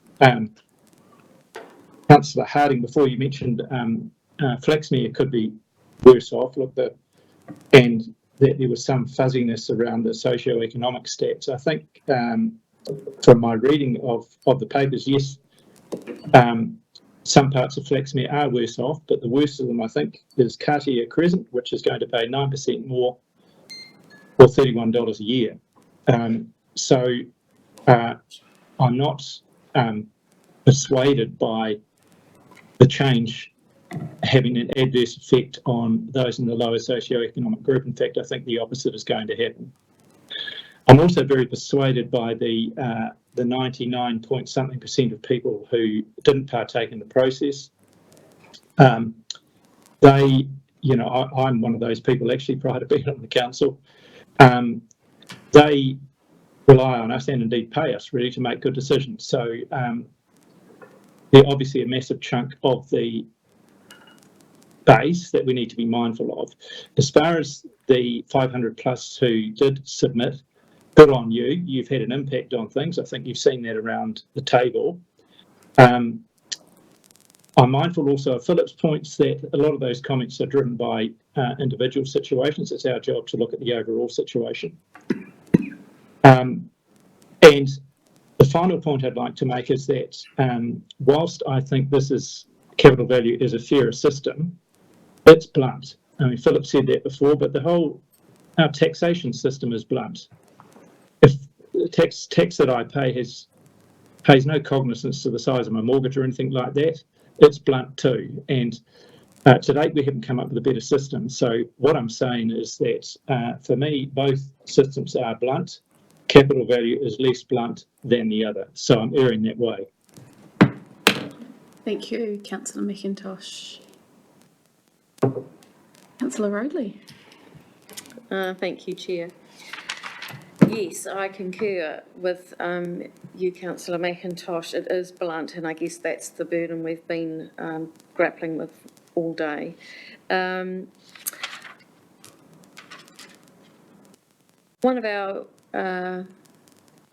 people said, submitter 108, suggested that CV better reflects the human footprint on our environment and is assuming that that represents an intensity of activity, be it a domestic home or a business, and can be most easily measured by the value of capital improvements.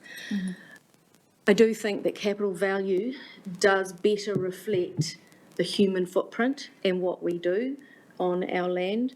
And at the risk of using the incorrect words, the exasperators for the environment, which is our core business. And the other thing that we've heard strongly, that I've heard strongly, is stick to your core business, and that is the environment and looking after this beautiful place that we live. Whilst I accept that the modelling is an imperfect science, it was always going to be, it is the best we've got to work off. It is a case of making decisions on the best information we have to hand, and thank you, staff, for providing copious quantities of that. And whilst I accept Councillor Harding's concerns around it being imperfect, I think it clearly does show that, as I'm referring to the socioeconomic assessment, that those families who are in the lower socioeconomic of the ones modelled, they do seem to be mostly better off. And it is mostly not a word used lightly. We are talking about the mostlies. Point of order, Chair. Can we just get clarity on this, please? Because I think what I heard before is that the table that a number of councillors referred to looks at the total effect of all of the changes. It doesn't look at the LV to CV, which is what we're debating at the moment. Can we just be really clear on that, please? Sure. Chris has actually been sitting at the back doing some extra work on that. Would that be... So he's looked at, of those 60, what the ratio is, and it's equally compelling that the low socioeconomic areas are better off under CV. Another tool that I was using, Councillor Harding, is the tables that came out quite early with the consultation document. And whilst the bottom figures do reflect all of the changes, just under the second green line does give quite a compelling example of the CVLV in isolation from the other changes that sit below.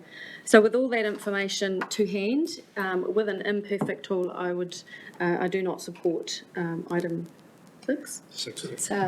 And yeah, thank you, Chair. Thank you. Councillor Hokianga. Thank you, Chair. I just want to direct my my comments back to my introductory comments this morning. That I guess a few levers and drivers over the and events in history meant that the urban drift of Māori from their rural setting into the urban drift has started to populate some of these areas that are now defined in as being low socio-economic, the Camberleys, the Flaxmeres and so on. And so part of those comments that I made this morning was about those events in history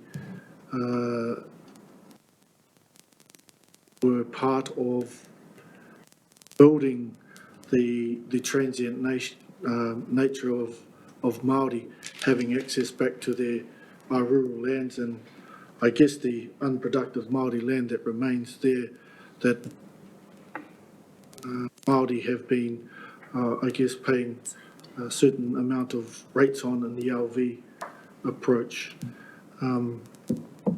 plus their urban dwelling rates has certainly given, in my view,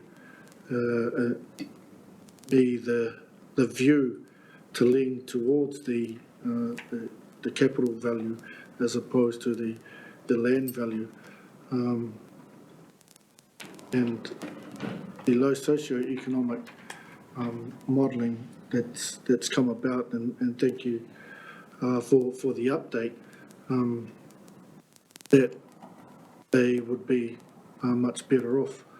But I know at the initial stages where there was lots of discussion around the value and the benefits of the capital value, but I take on board that when we went through that whole consultation process and the feedback, albeit only 1%, from our ratepayers, gave a strong view that they wish to land in the land value as suggested in point 6. I have to think about and include the voices as suggested by Councillor Curtin, the rest of the 98% of those voices that we haven't really heard from, and I guess that's been reflected in some of the submission comments that the timing was probably not ideal for the most part, for those to be able to effectively voice their position on the land value versus capital value. Mm-hmm. So I must say that at this stage I'm sitting in the capital value. Councillor Williams. Yeah, thank you. And look, I'm just extremely grateful to all my colleagues for all of your whakaaro around this. It's a difficult issue, and as I said right at the outset, I was concerned that we bridged too far to do both the sustainable land management change and capital value. We didn't do the sustainable land management change, so that's placed me in a different position on capital value, and I'm a little bit torn, I guess, between the point of showing we've listened to our communities and exercising what I believe to be my responsibility at a regional level to do what I believe, all things considered, is the right thing to do. And around that allocation of the revenue needs in a way that promotes social economic wellbeing.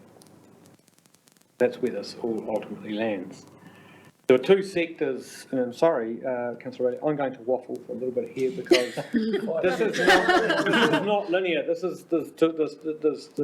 factors both ways. And the things that are troubling me were, the two sectors that were troubling me were firstly horticulture, particularly in light of the cyclone. And we heard from Councillor Van Beek about that. And I appreciate that there would be exceptions and a number of very difficult ones, but by and large, the tables are telling us that the horticultural sector is better off the CB. And I don't think from either a recovery or a general investment perspective, and you're dealing at $150,000 a hectare block improvement costs to go from squash to kiwi fruit or apples, that an additional rates bill of $500 or $1,000 is going to be the material factor in terms of whether you invest or not. And we have got the remissions policy in place for those that have extreme hardship, and they can keep going annually until they get home. The other sector I was concerned about really was housing, and I simply don't think that our taxation principle of ability to earn cuts it, I've got to say. For capital value when it comes to housing or lifestyle blocks, it might apply for others, but I really struggle with it for housing. So that was a sector that was, I guess, troubling me. And I note that Central Hawke's Bay, they're 31 to 47%. You go to CV.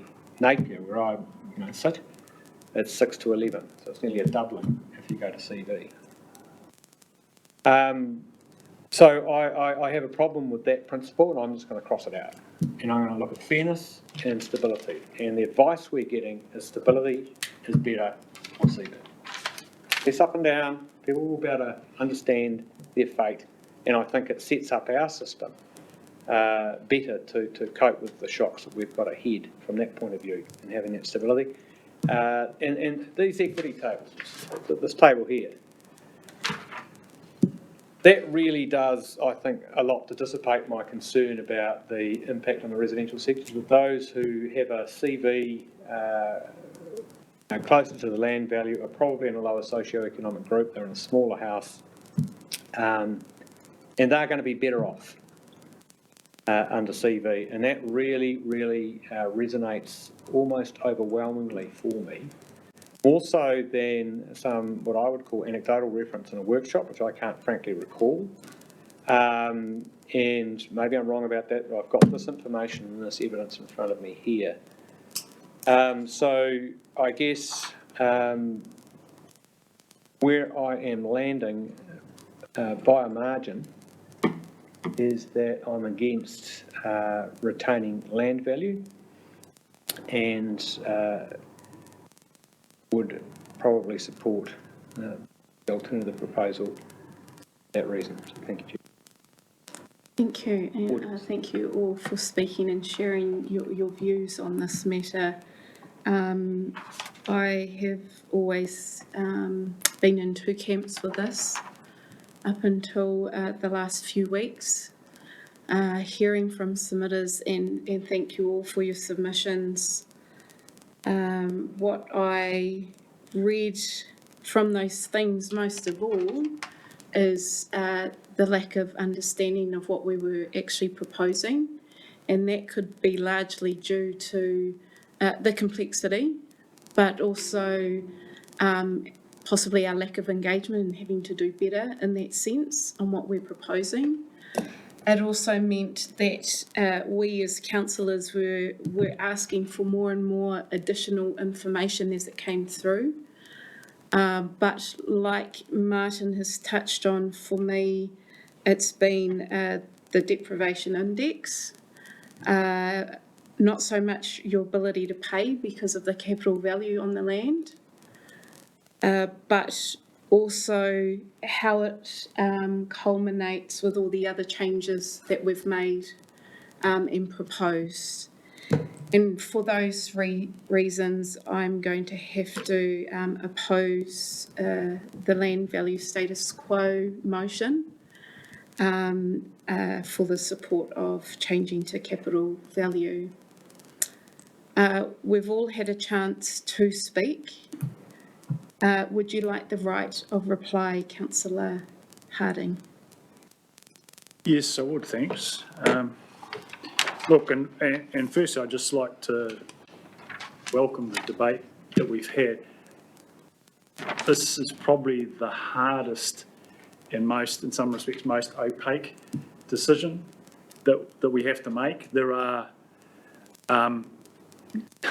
deep questions of which values. There's not one set of values that you can adopt. It depends on the weighting of your judgment and the values that you choose to ascribe to. I have a huge sympathy for the general proposition that those with more capital on average can have more long-term affordability. But the devil is in the detail, and when it comes down to the practicalities of those most disadvantaged, and as I spoke to before, the totality effect of what we have got agreement of, that I've landed on the side of staying with the status quo.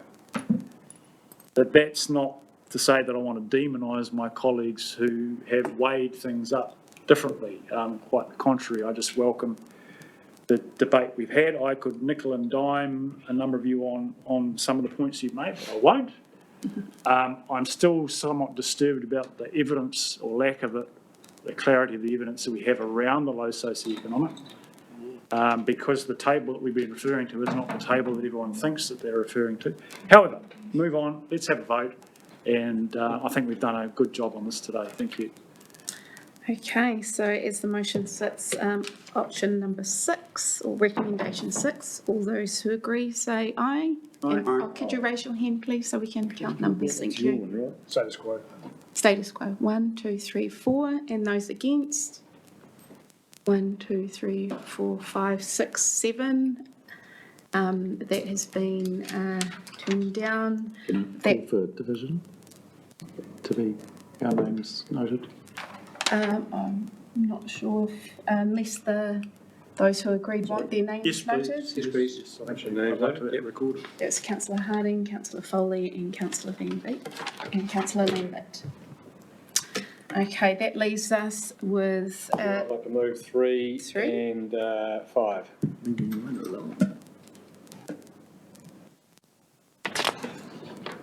Okay, so number 5 agrees to consult concurrently via the long-term plan on amendments to the rates remission policies to reduce the impact on standout ratepayers on the utilities role. Do we have a seconder for that? I have a seconder. Thank you, Councillor Cooten. Would you like to speak? No, I think I've covered everything, and I really only moved that to expedite the process rather than that as a reflection of how decisively I've landed on that. Thank you. Councillor Cooten? No. Any other speakers other than what we've discussed as CV and LV? Any additional information to add to this item? Councillor Van Beek. It may not be additional, I'm going to say it anyway. Stop me if you can. In all the time, the 4.5 years I've been a councillor, we've gone through consultation processes. This one, by quite a bit, has exceeded the number of submitters. And if we're going to argue that 99% didn't, that's a reflection, as you said, Madam Chair, of the timing. We've talked about that long and wide. But also the point that those who approved didn't submit. Well, then if we go back to the previous triennium where we had the Maui ward consultation, that was the opposite. And that was actually never raised as a point. So I think it's relatively poor.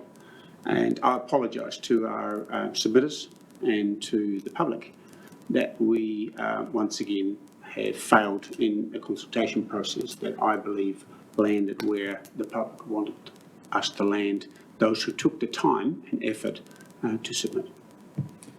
Councillor. Brief reply? Yes. I think Councillor Van Beek is dead right that we cannot take into account the views and preferences of those who did not submit. What we can take into account is the views and preferences of those who did and the information that we've got from the staff and make our judgment accordingly. I believe that's what I've done and that's where I landed.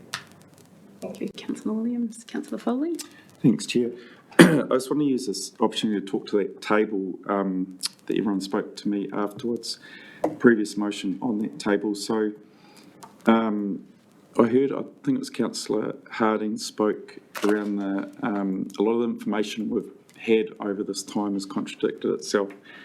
And So I requested a random property sample at Prongho Village, and its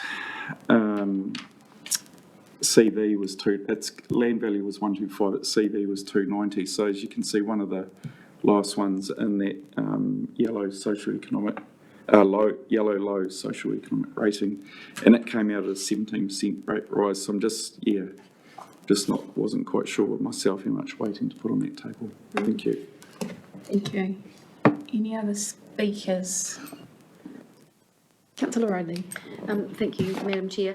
Just further to what has already been said, that a lot of our submitters, in fact, nearly the majority of our submitters alluded to the affordability issue and the challenges around paying their rates. I'm not sure that that's what's being discussed and decided on here. That is actually our LTP discussion about how much goes into the buckets. That this discussion is more about first principles and reflecting the work that we do. And whilst I absolutely hear that there is a cost of living and a cost of doing business crisis, this is not the place to fix that. And so I'm just putting it on the table that we need to be very mindful of what we actually are deciding and whether those submitters were submitting to the process that we're doing now, or whether they got waylaid by the burden that they're facing of just living anywhere. Mm-hmm. Are there any further speakers? Councillor McIntosh. Just a comment in respect to Councillor Van Beek's comments. I have a great deal of sympathy for the extent to which people submitted and feel uncomfortable about that aspect of it, but am persuaded by the sheer fact of human nature being that if you're in favour of something, usually you don't respond. You could say it's your fault and you'll get a bad outcome, but I do feel obligated to that sector as well. The final thing I would say is a lot of what we've discussed is around affordability, and as we know, there are much bigger fish to fry in that regard when we come to deciding what our rate increase is going to be. Thank you, Councillor McIntosh. There are no other speakers.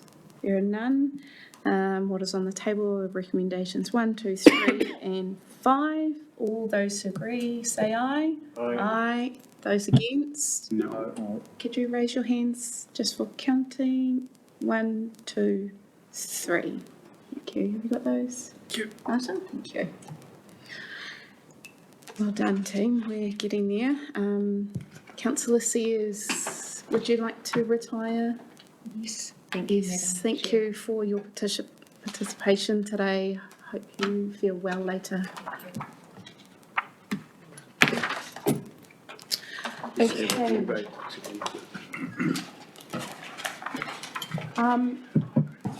I'm sure we've taken note all mentally. But on the whiteboard here are the decisions we've made over the day. Okay, so yeah, actually, if you'd like to run through them, Nick. Just for elected members' benefit,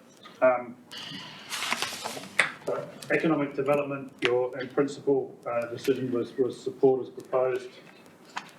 Flood protection, support as proposed. Passenger transport, support as proposed. Freshwater science charges, support as proposed. Remission and postponement, support as proposed. For sustainable land management and biodiversity, there were some changes. So biodiversity was as proposed. For primary production for pests, that was as proposed, but you changed your decision from what was proposed in the consultation for sustainable land management to go to 75% general rate, 25% targeted rate, no 4 hectare limit, and based on LV. And then the debate you've just concluded, which was to go with the proposal to change the general rate from land value to capital value. Thank you, Nick. In light of that, Desiree, would you like to lead us out on this final item? Thank you. Chair. So this is the last of the decision papers. It covers all the feedback related to the submissions related to the topics that weren't one of the 7 key consultation topics in the consultation document. They're listed in 6. And this is the paper that we picked up. Key themes of affordability, consultation process and delaying the change. Probably from a staff perspective, the only thing that I will talk to really is the, that we, staff do not recommend delaying adoption of the policy. We need the policy adopted so that we can prepare the rating data for the long-term plan. So this is quite a hard gate in terms to enable us to get the long-term plan done. How the resolution is worded is that it would adopts as consulted on for those other minor topics and then incorporate all the other decisions that you made earlier in the other 7 decision papers.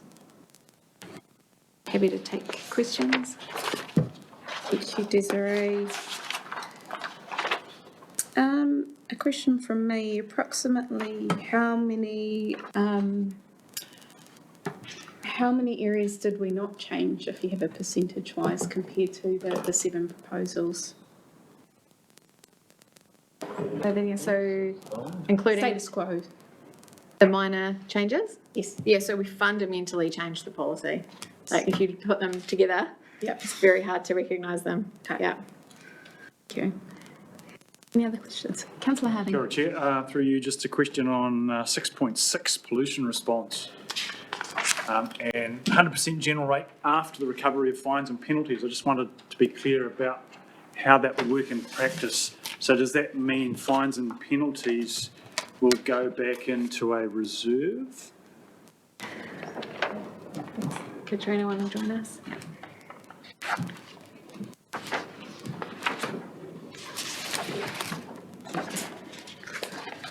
Sorry, councillor, which point is it? Oil spill response? Just pollution response. Pollution response. Whatever that covers, yeah, please. Yes, so the pollution response does have a reserve. It was set up in the last financial year. All fines and penalties after costs go into the reserve, and then what is not covered by those are offset or are paid for by general rate. Okay, can I just to follow up, because in my head there was more flexibility around that, the use of that reserve. So just looking for clarity, I guess, about whether that reserve, whether I'm wrong in that, or whether the reserve is specifically going to offset future years' rates demand for pollution response, or whether there's going to be a more flexible reserve off to the side. Through you, Chair, it was a more flexible reserve. It was not. So when I say that it offsets the costs of the function of pollution response, it's in respect to that pollution response. So if we take enforcement action, for example, a prosecution, then we will always try to offset the costs of taking that enforcement action against any fines or received by the courts. Often those don't fall in the same financial year, and so we have over and unders every year. And the intent was that where we had an over in a year, it would go into the reserve and would be available as an environmental enhancement fund for activities broader than enforcement. Okay, so I think, so clarity, what is actually happening, there will be a fixed, or the LTP will fix a level of pollution response funding for the general rate, and that will carry on, and it won't actually, there won't be an adjustment process depending on recoveries, that will be, but they are targeted at good works in the community that align with the damage where Absolutely. we can. Yeah. Correct. Thank you. Any further questions? Councillor Bradley. Thank you, Chair. Just a question on the standing orders. Are we, by is this paper confirming all of the above, or are we going back through those? So, Councillor Williams, you might be able I'd to. like to answer that. The suggestion is that we basically agree to adopt the revenue financing policy as reflected in all of our previous resolutions, and that they are all confirmed. Yes. So essentially, it wouldn't be agrees to adopt the revenue financing policy as consulted, or actually, and incorporating all decisions made. Yeah, look, I think we could actually pass three, and that would cover them. Yeah. I'm sorry, but I was going to add to it, for the avoidance of doubt, all previous provisional resolutions are now confirmed. So I just think we need to make it clear that all of those subject twos are now gone, and all of the other resolutions that we passed are now confirmed, is effectively what we need to do. Yeah, as part of 3? Yes. Yes. Yep. And all provisional decisions. I think. Yes, it would just be 3, and for the avoidance of doubt, all previous provisional resolutions are confirmed. Are confirmed. Are there any further questions though before we get to that? Yeah, Councillor Harding. Yep, just clarification on 6.12, thanks, Hawke's Bay Trails. I think there's some words missing now, 100% general rate. I think it should say after grants and subsidies. Is that what's happening? Sorry, what number? 6.12. 6.12.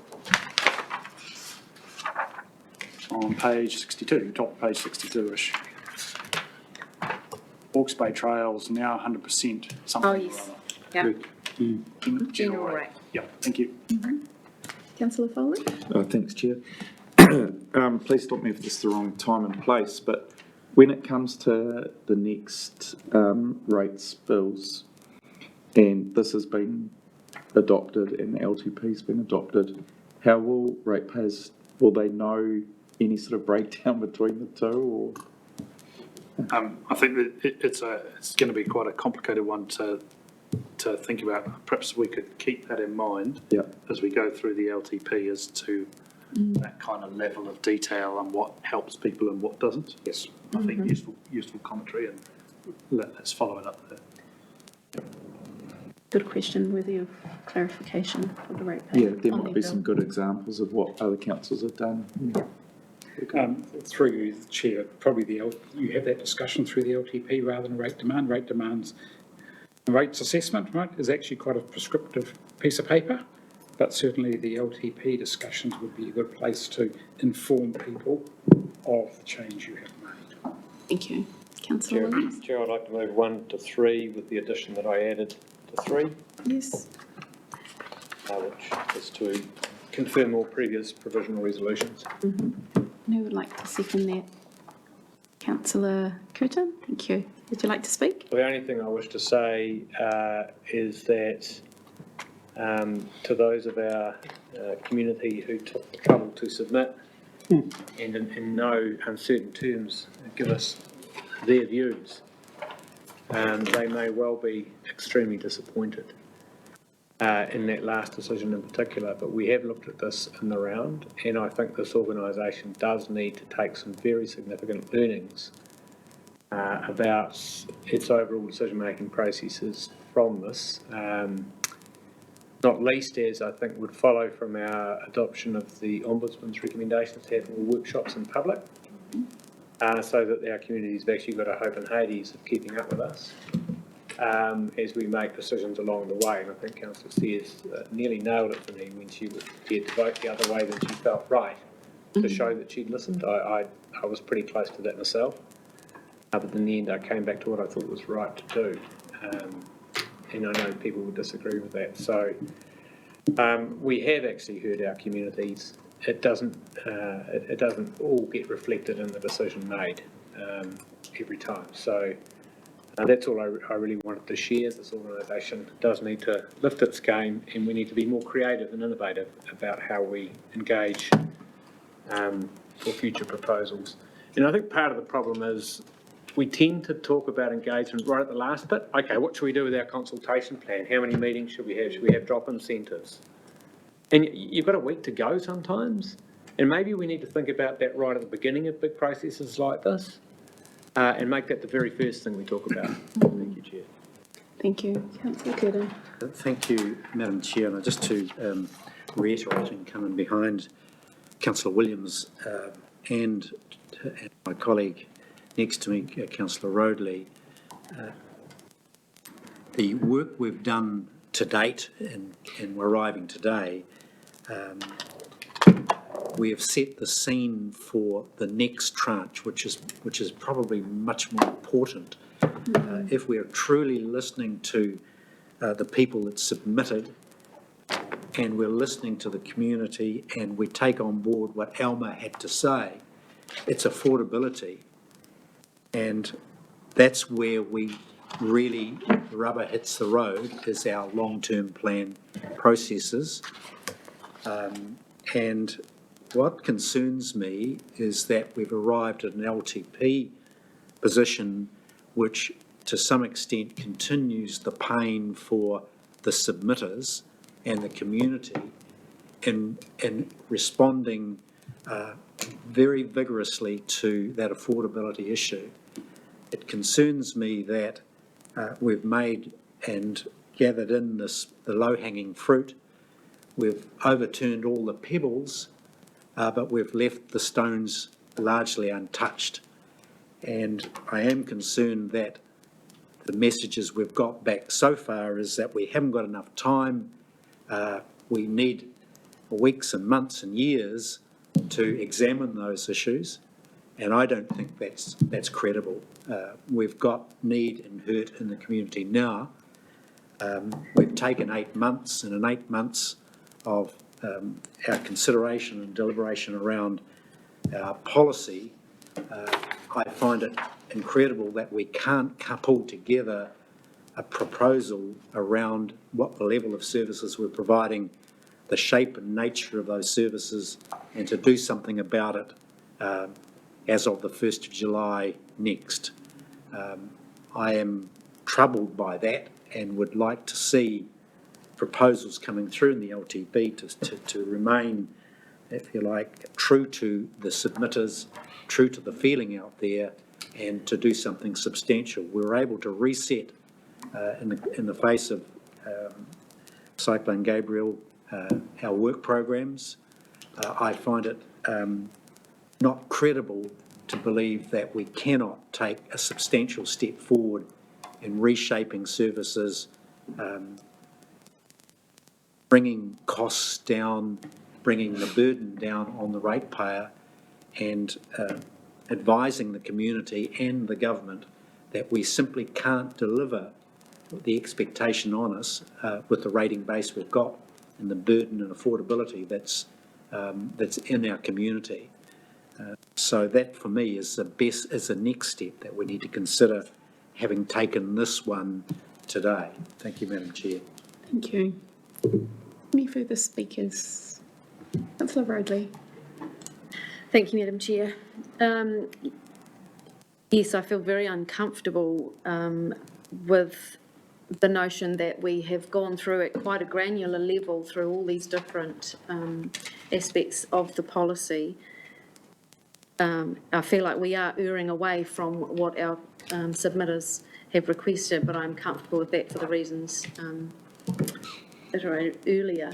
The part that I'm not comfortable with is that whilst we have unpacked a lot of the tables and the numbers on all of our different settings, we've landed on the 75 general rate, 25 targeted rate, with the land management, thank you, decipher here, section, and it does, I don't feel like we've had, because it wasn't one of the options in the paper, that we actually haven't got to the same level of understanding of what that means and how that translates when we put all the pieces together, which is obviously what we're doing now. Not sure how we progress that, because it's more of a value. We've made a value judgment on that rather than actually looking at a granular level at how it impacts, because it wasn't part of the papers, so just putting that on the table. Councillor Van Beek. Okay. After what we've been through today, it's going to be a very difficult time that we're going to have a long-term plan consultation. Because that's really, as we could hear from the submitters, is where the rubber's going to hit the road. That's where it's going to hit in the pocket. That's when reality will set in. This is only the pie and how that's made up. So if you're in the case of some of my colleagues that you're 29% bigger share of the pie, and then there is going to be a bigger pie to pay that 29%, it's going to cost a lot of money. And I've already indicated that I really would like to take this on the road, and I'm really going to shake every tree where I can and bullshit to really get the views of the submitter. Because once again, I believe, although it's in retrospect, we're now talking about we failed the submitter and we haven't listened to them, but we've looked at all this information that we've got in front of us. And it seems to be only one fairness was the tables that were even now in question. So I just would like to send out a warning to us as councillors that the long-term plan consultation process is actually going to be relatively difficult. That will be hopefully done in a time that our ratepayers will have time to consult with one another. And although there may be some copy and paste, but that's what happens if you're time poor and you've heard a good argument, you reiterate that good argument. We do exactly the same. We go to other regional councils, as Philip has pointed out, who have already gone there, and we copy and paste because we think they've done it right. And so we follow the masses, and that seems to be quite an argument that I've heard. I'm conflicted because I didn't agree with at least one of, or maybe even two of those proposals. However, as a councillor, I know that we need to move forward and that we need to put this in place. So in my heart, I would like to vote against, but I can't because I'm a councillor and I need to put now the decision is made, I need to put my weight behind this. So that's my position. Thank you. Councillor Harding. Kia ora, Chair. Look, I think where we've got to, I interpret it as proving my point that the process has heavily dictated the outcome. We were promised the ability to step back and look at the impacts on the round, and we really haven't really done that today. I certainly attempted to do that as the last lever that I could pull, which was the LVCV lever, and so I've nailed my colours to the mast there, both in terms of my interpretation of what the best value judgment was, but also in trying to create that overall balancing. So that simply hasn't been possible. But for all that, like my colleague Jareth has just spoken, in the end, there's a couple of dead rats in there. We have to swing in behind it and make it work, and just double down on our efforts to listen and respond to our submitters, but before that, to get out and talk to them. So, look, I just thank everyone who's been involved, from the public to the submitters to everyone around the table here backing us up. Staff that aren't here today. I think we've probably done about the best job we could. Thank you. Thank you, Councillor Harding. Any further speakers? Councillor Foley. Thank you, Chair. Yeah, I was sitting here just before Councillor Van Beek spoke, thinking, I wish we had a cup of tea so I could talk with a few to work out what to do here. But he must have heard me telepathically. So I always do. You know that. So I think where I'm at, obviously quite disappointed with the overall result personally, but I think in support of this motion, what I'm really saying is probably well done to you, Chair, today. And this whole day, I think the process has been a very healthy one. I've really enjoyed it, even though I do have some disappointment there. And just really enjoyed the debate and seeing everyone genuinely was sitting on the fence a lot of the times. And so, in support of this paper, I do support today and thank everyone involved, thank the staff. It's been a bit of a marathon, but especially thank the public out there that submitted, came to the hearings, or even just engaged, phone, email, or on social media. There was a lot of it. So I just hope today kind of encourages them to go even further with the LTP consultation. But yeah, time will tell. Thank you. Thank you, Councillor. Councillor McIntosh. Yeah, Chair, I'd sort of have a bit slightly more optimistic view on today. I mean, I think it's the stuff that we've been dealing with is difficult. The fact that probably all of us are feeling a bit uncomfortable about it probably means we've arrived at the right position. So we've all had a say and we've arrived at a conclusion of it. And the collegiality around the table has been really good. So I feel uncomfortable, but nevertheless good about today.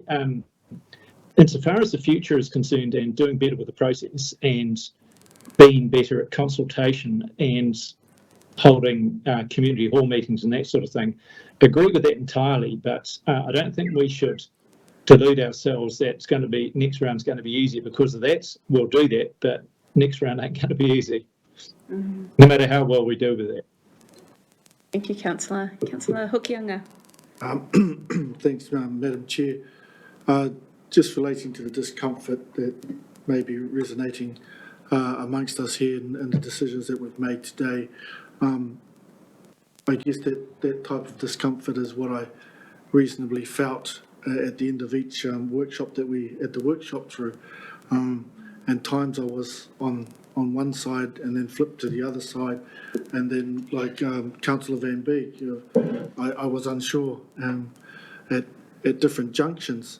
And so I guess one of the things that kind of helped me steer into the realities of what we're tasked to do was a constituent had provided me with a series of questions to answer, and though I may have felt that I answered those questions reasonably well, to provide clarity, I made a spirited attempt to direct them to the necessary screeds of information, the modelling, and I guess to direct them towards the ratios in which we were toiling with, and the technical advice that we were provided with. And, the simple response from that constituent was, that's your job to do. That's your job to do, not mine. And so that was the reality. That was the reality for me to say, okay, we as councillors have a job to do to understand all the information and to see all the pieces on the board before we make some of those moves. And I do genuinely feel that we have landed in this place. If it's a place of discomfort, I'm going to have to embrace that space of discomfort to be comfortable about it. Good, Councillor. The question? Shove some sand Not down allowed. it. Sure. This looks like a Wasn't allowed goodie. to last time. No, I was just going to ask whether the learnings and the voices that we've heard through our submission process, is it reasonable to carry them through, where appropriate, into our LTP, where many of them put that actually in do my speech Oh, as a to-do, not a question. Right. And, not liking wastefulness, actually, those submissions that are aligned more with the LTP, I'd like us to be able to capture those and not recycle, but make sure that they have purpose in a place where we can listen to them again in some shape or form, collated. I think in that way we're honouring what people are saying, even if it's in the wrong consultation process or better fits there. So I think we can do our dues there to those people who submitted. And just a reflection on today as we close out this last decision item, just a huge thank you to everyone for your honest views, your honest perspectives and who you represent, but what you think is fair and equitable, or using the right information that we've been given along this journey. And it's almost like the public's had a bit of an insight in this last 6 hours of what 18 months of workshopping has been like. So thank you to you all. We have this motion on the table, 1, 2 and 3, that includes all provisional resolutions to be confirmed. All those who agree say aye. Aye. Those against? Carried. Thank you. Unanimous. Do we need some wordsmithing at all on this document? Otherwise, we might need permissions to wordsmith. No changes? Just noting on 3, including all provisional resolutions to be confirmed. I'm just thinking aloud of the document itself again. Okay. We also have a minor item. We do. Well, Madam Chair, we also, I think, you'll correct me, Mr Secretary, item 5, affixing the common seal. Oh, we've done that We at did the that start. first at the beginning. Can I just be excused? Yes, thank you. Thank you, councillor.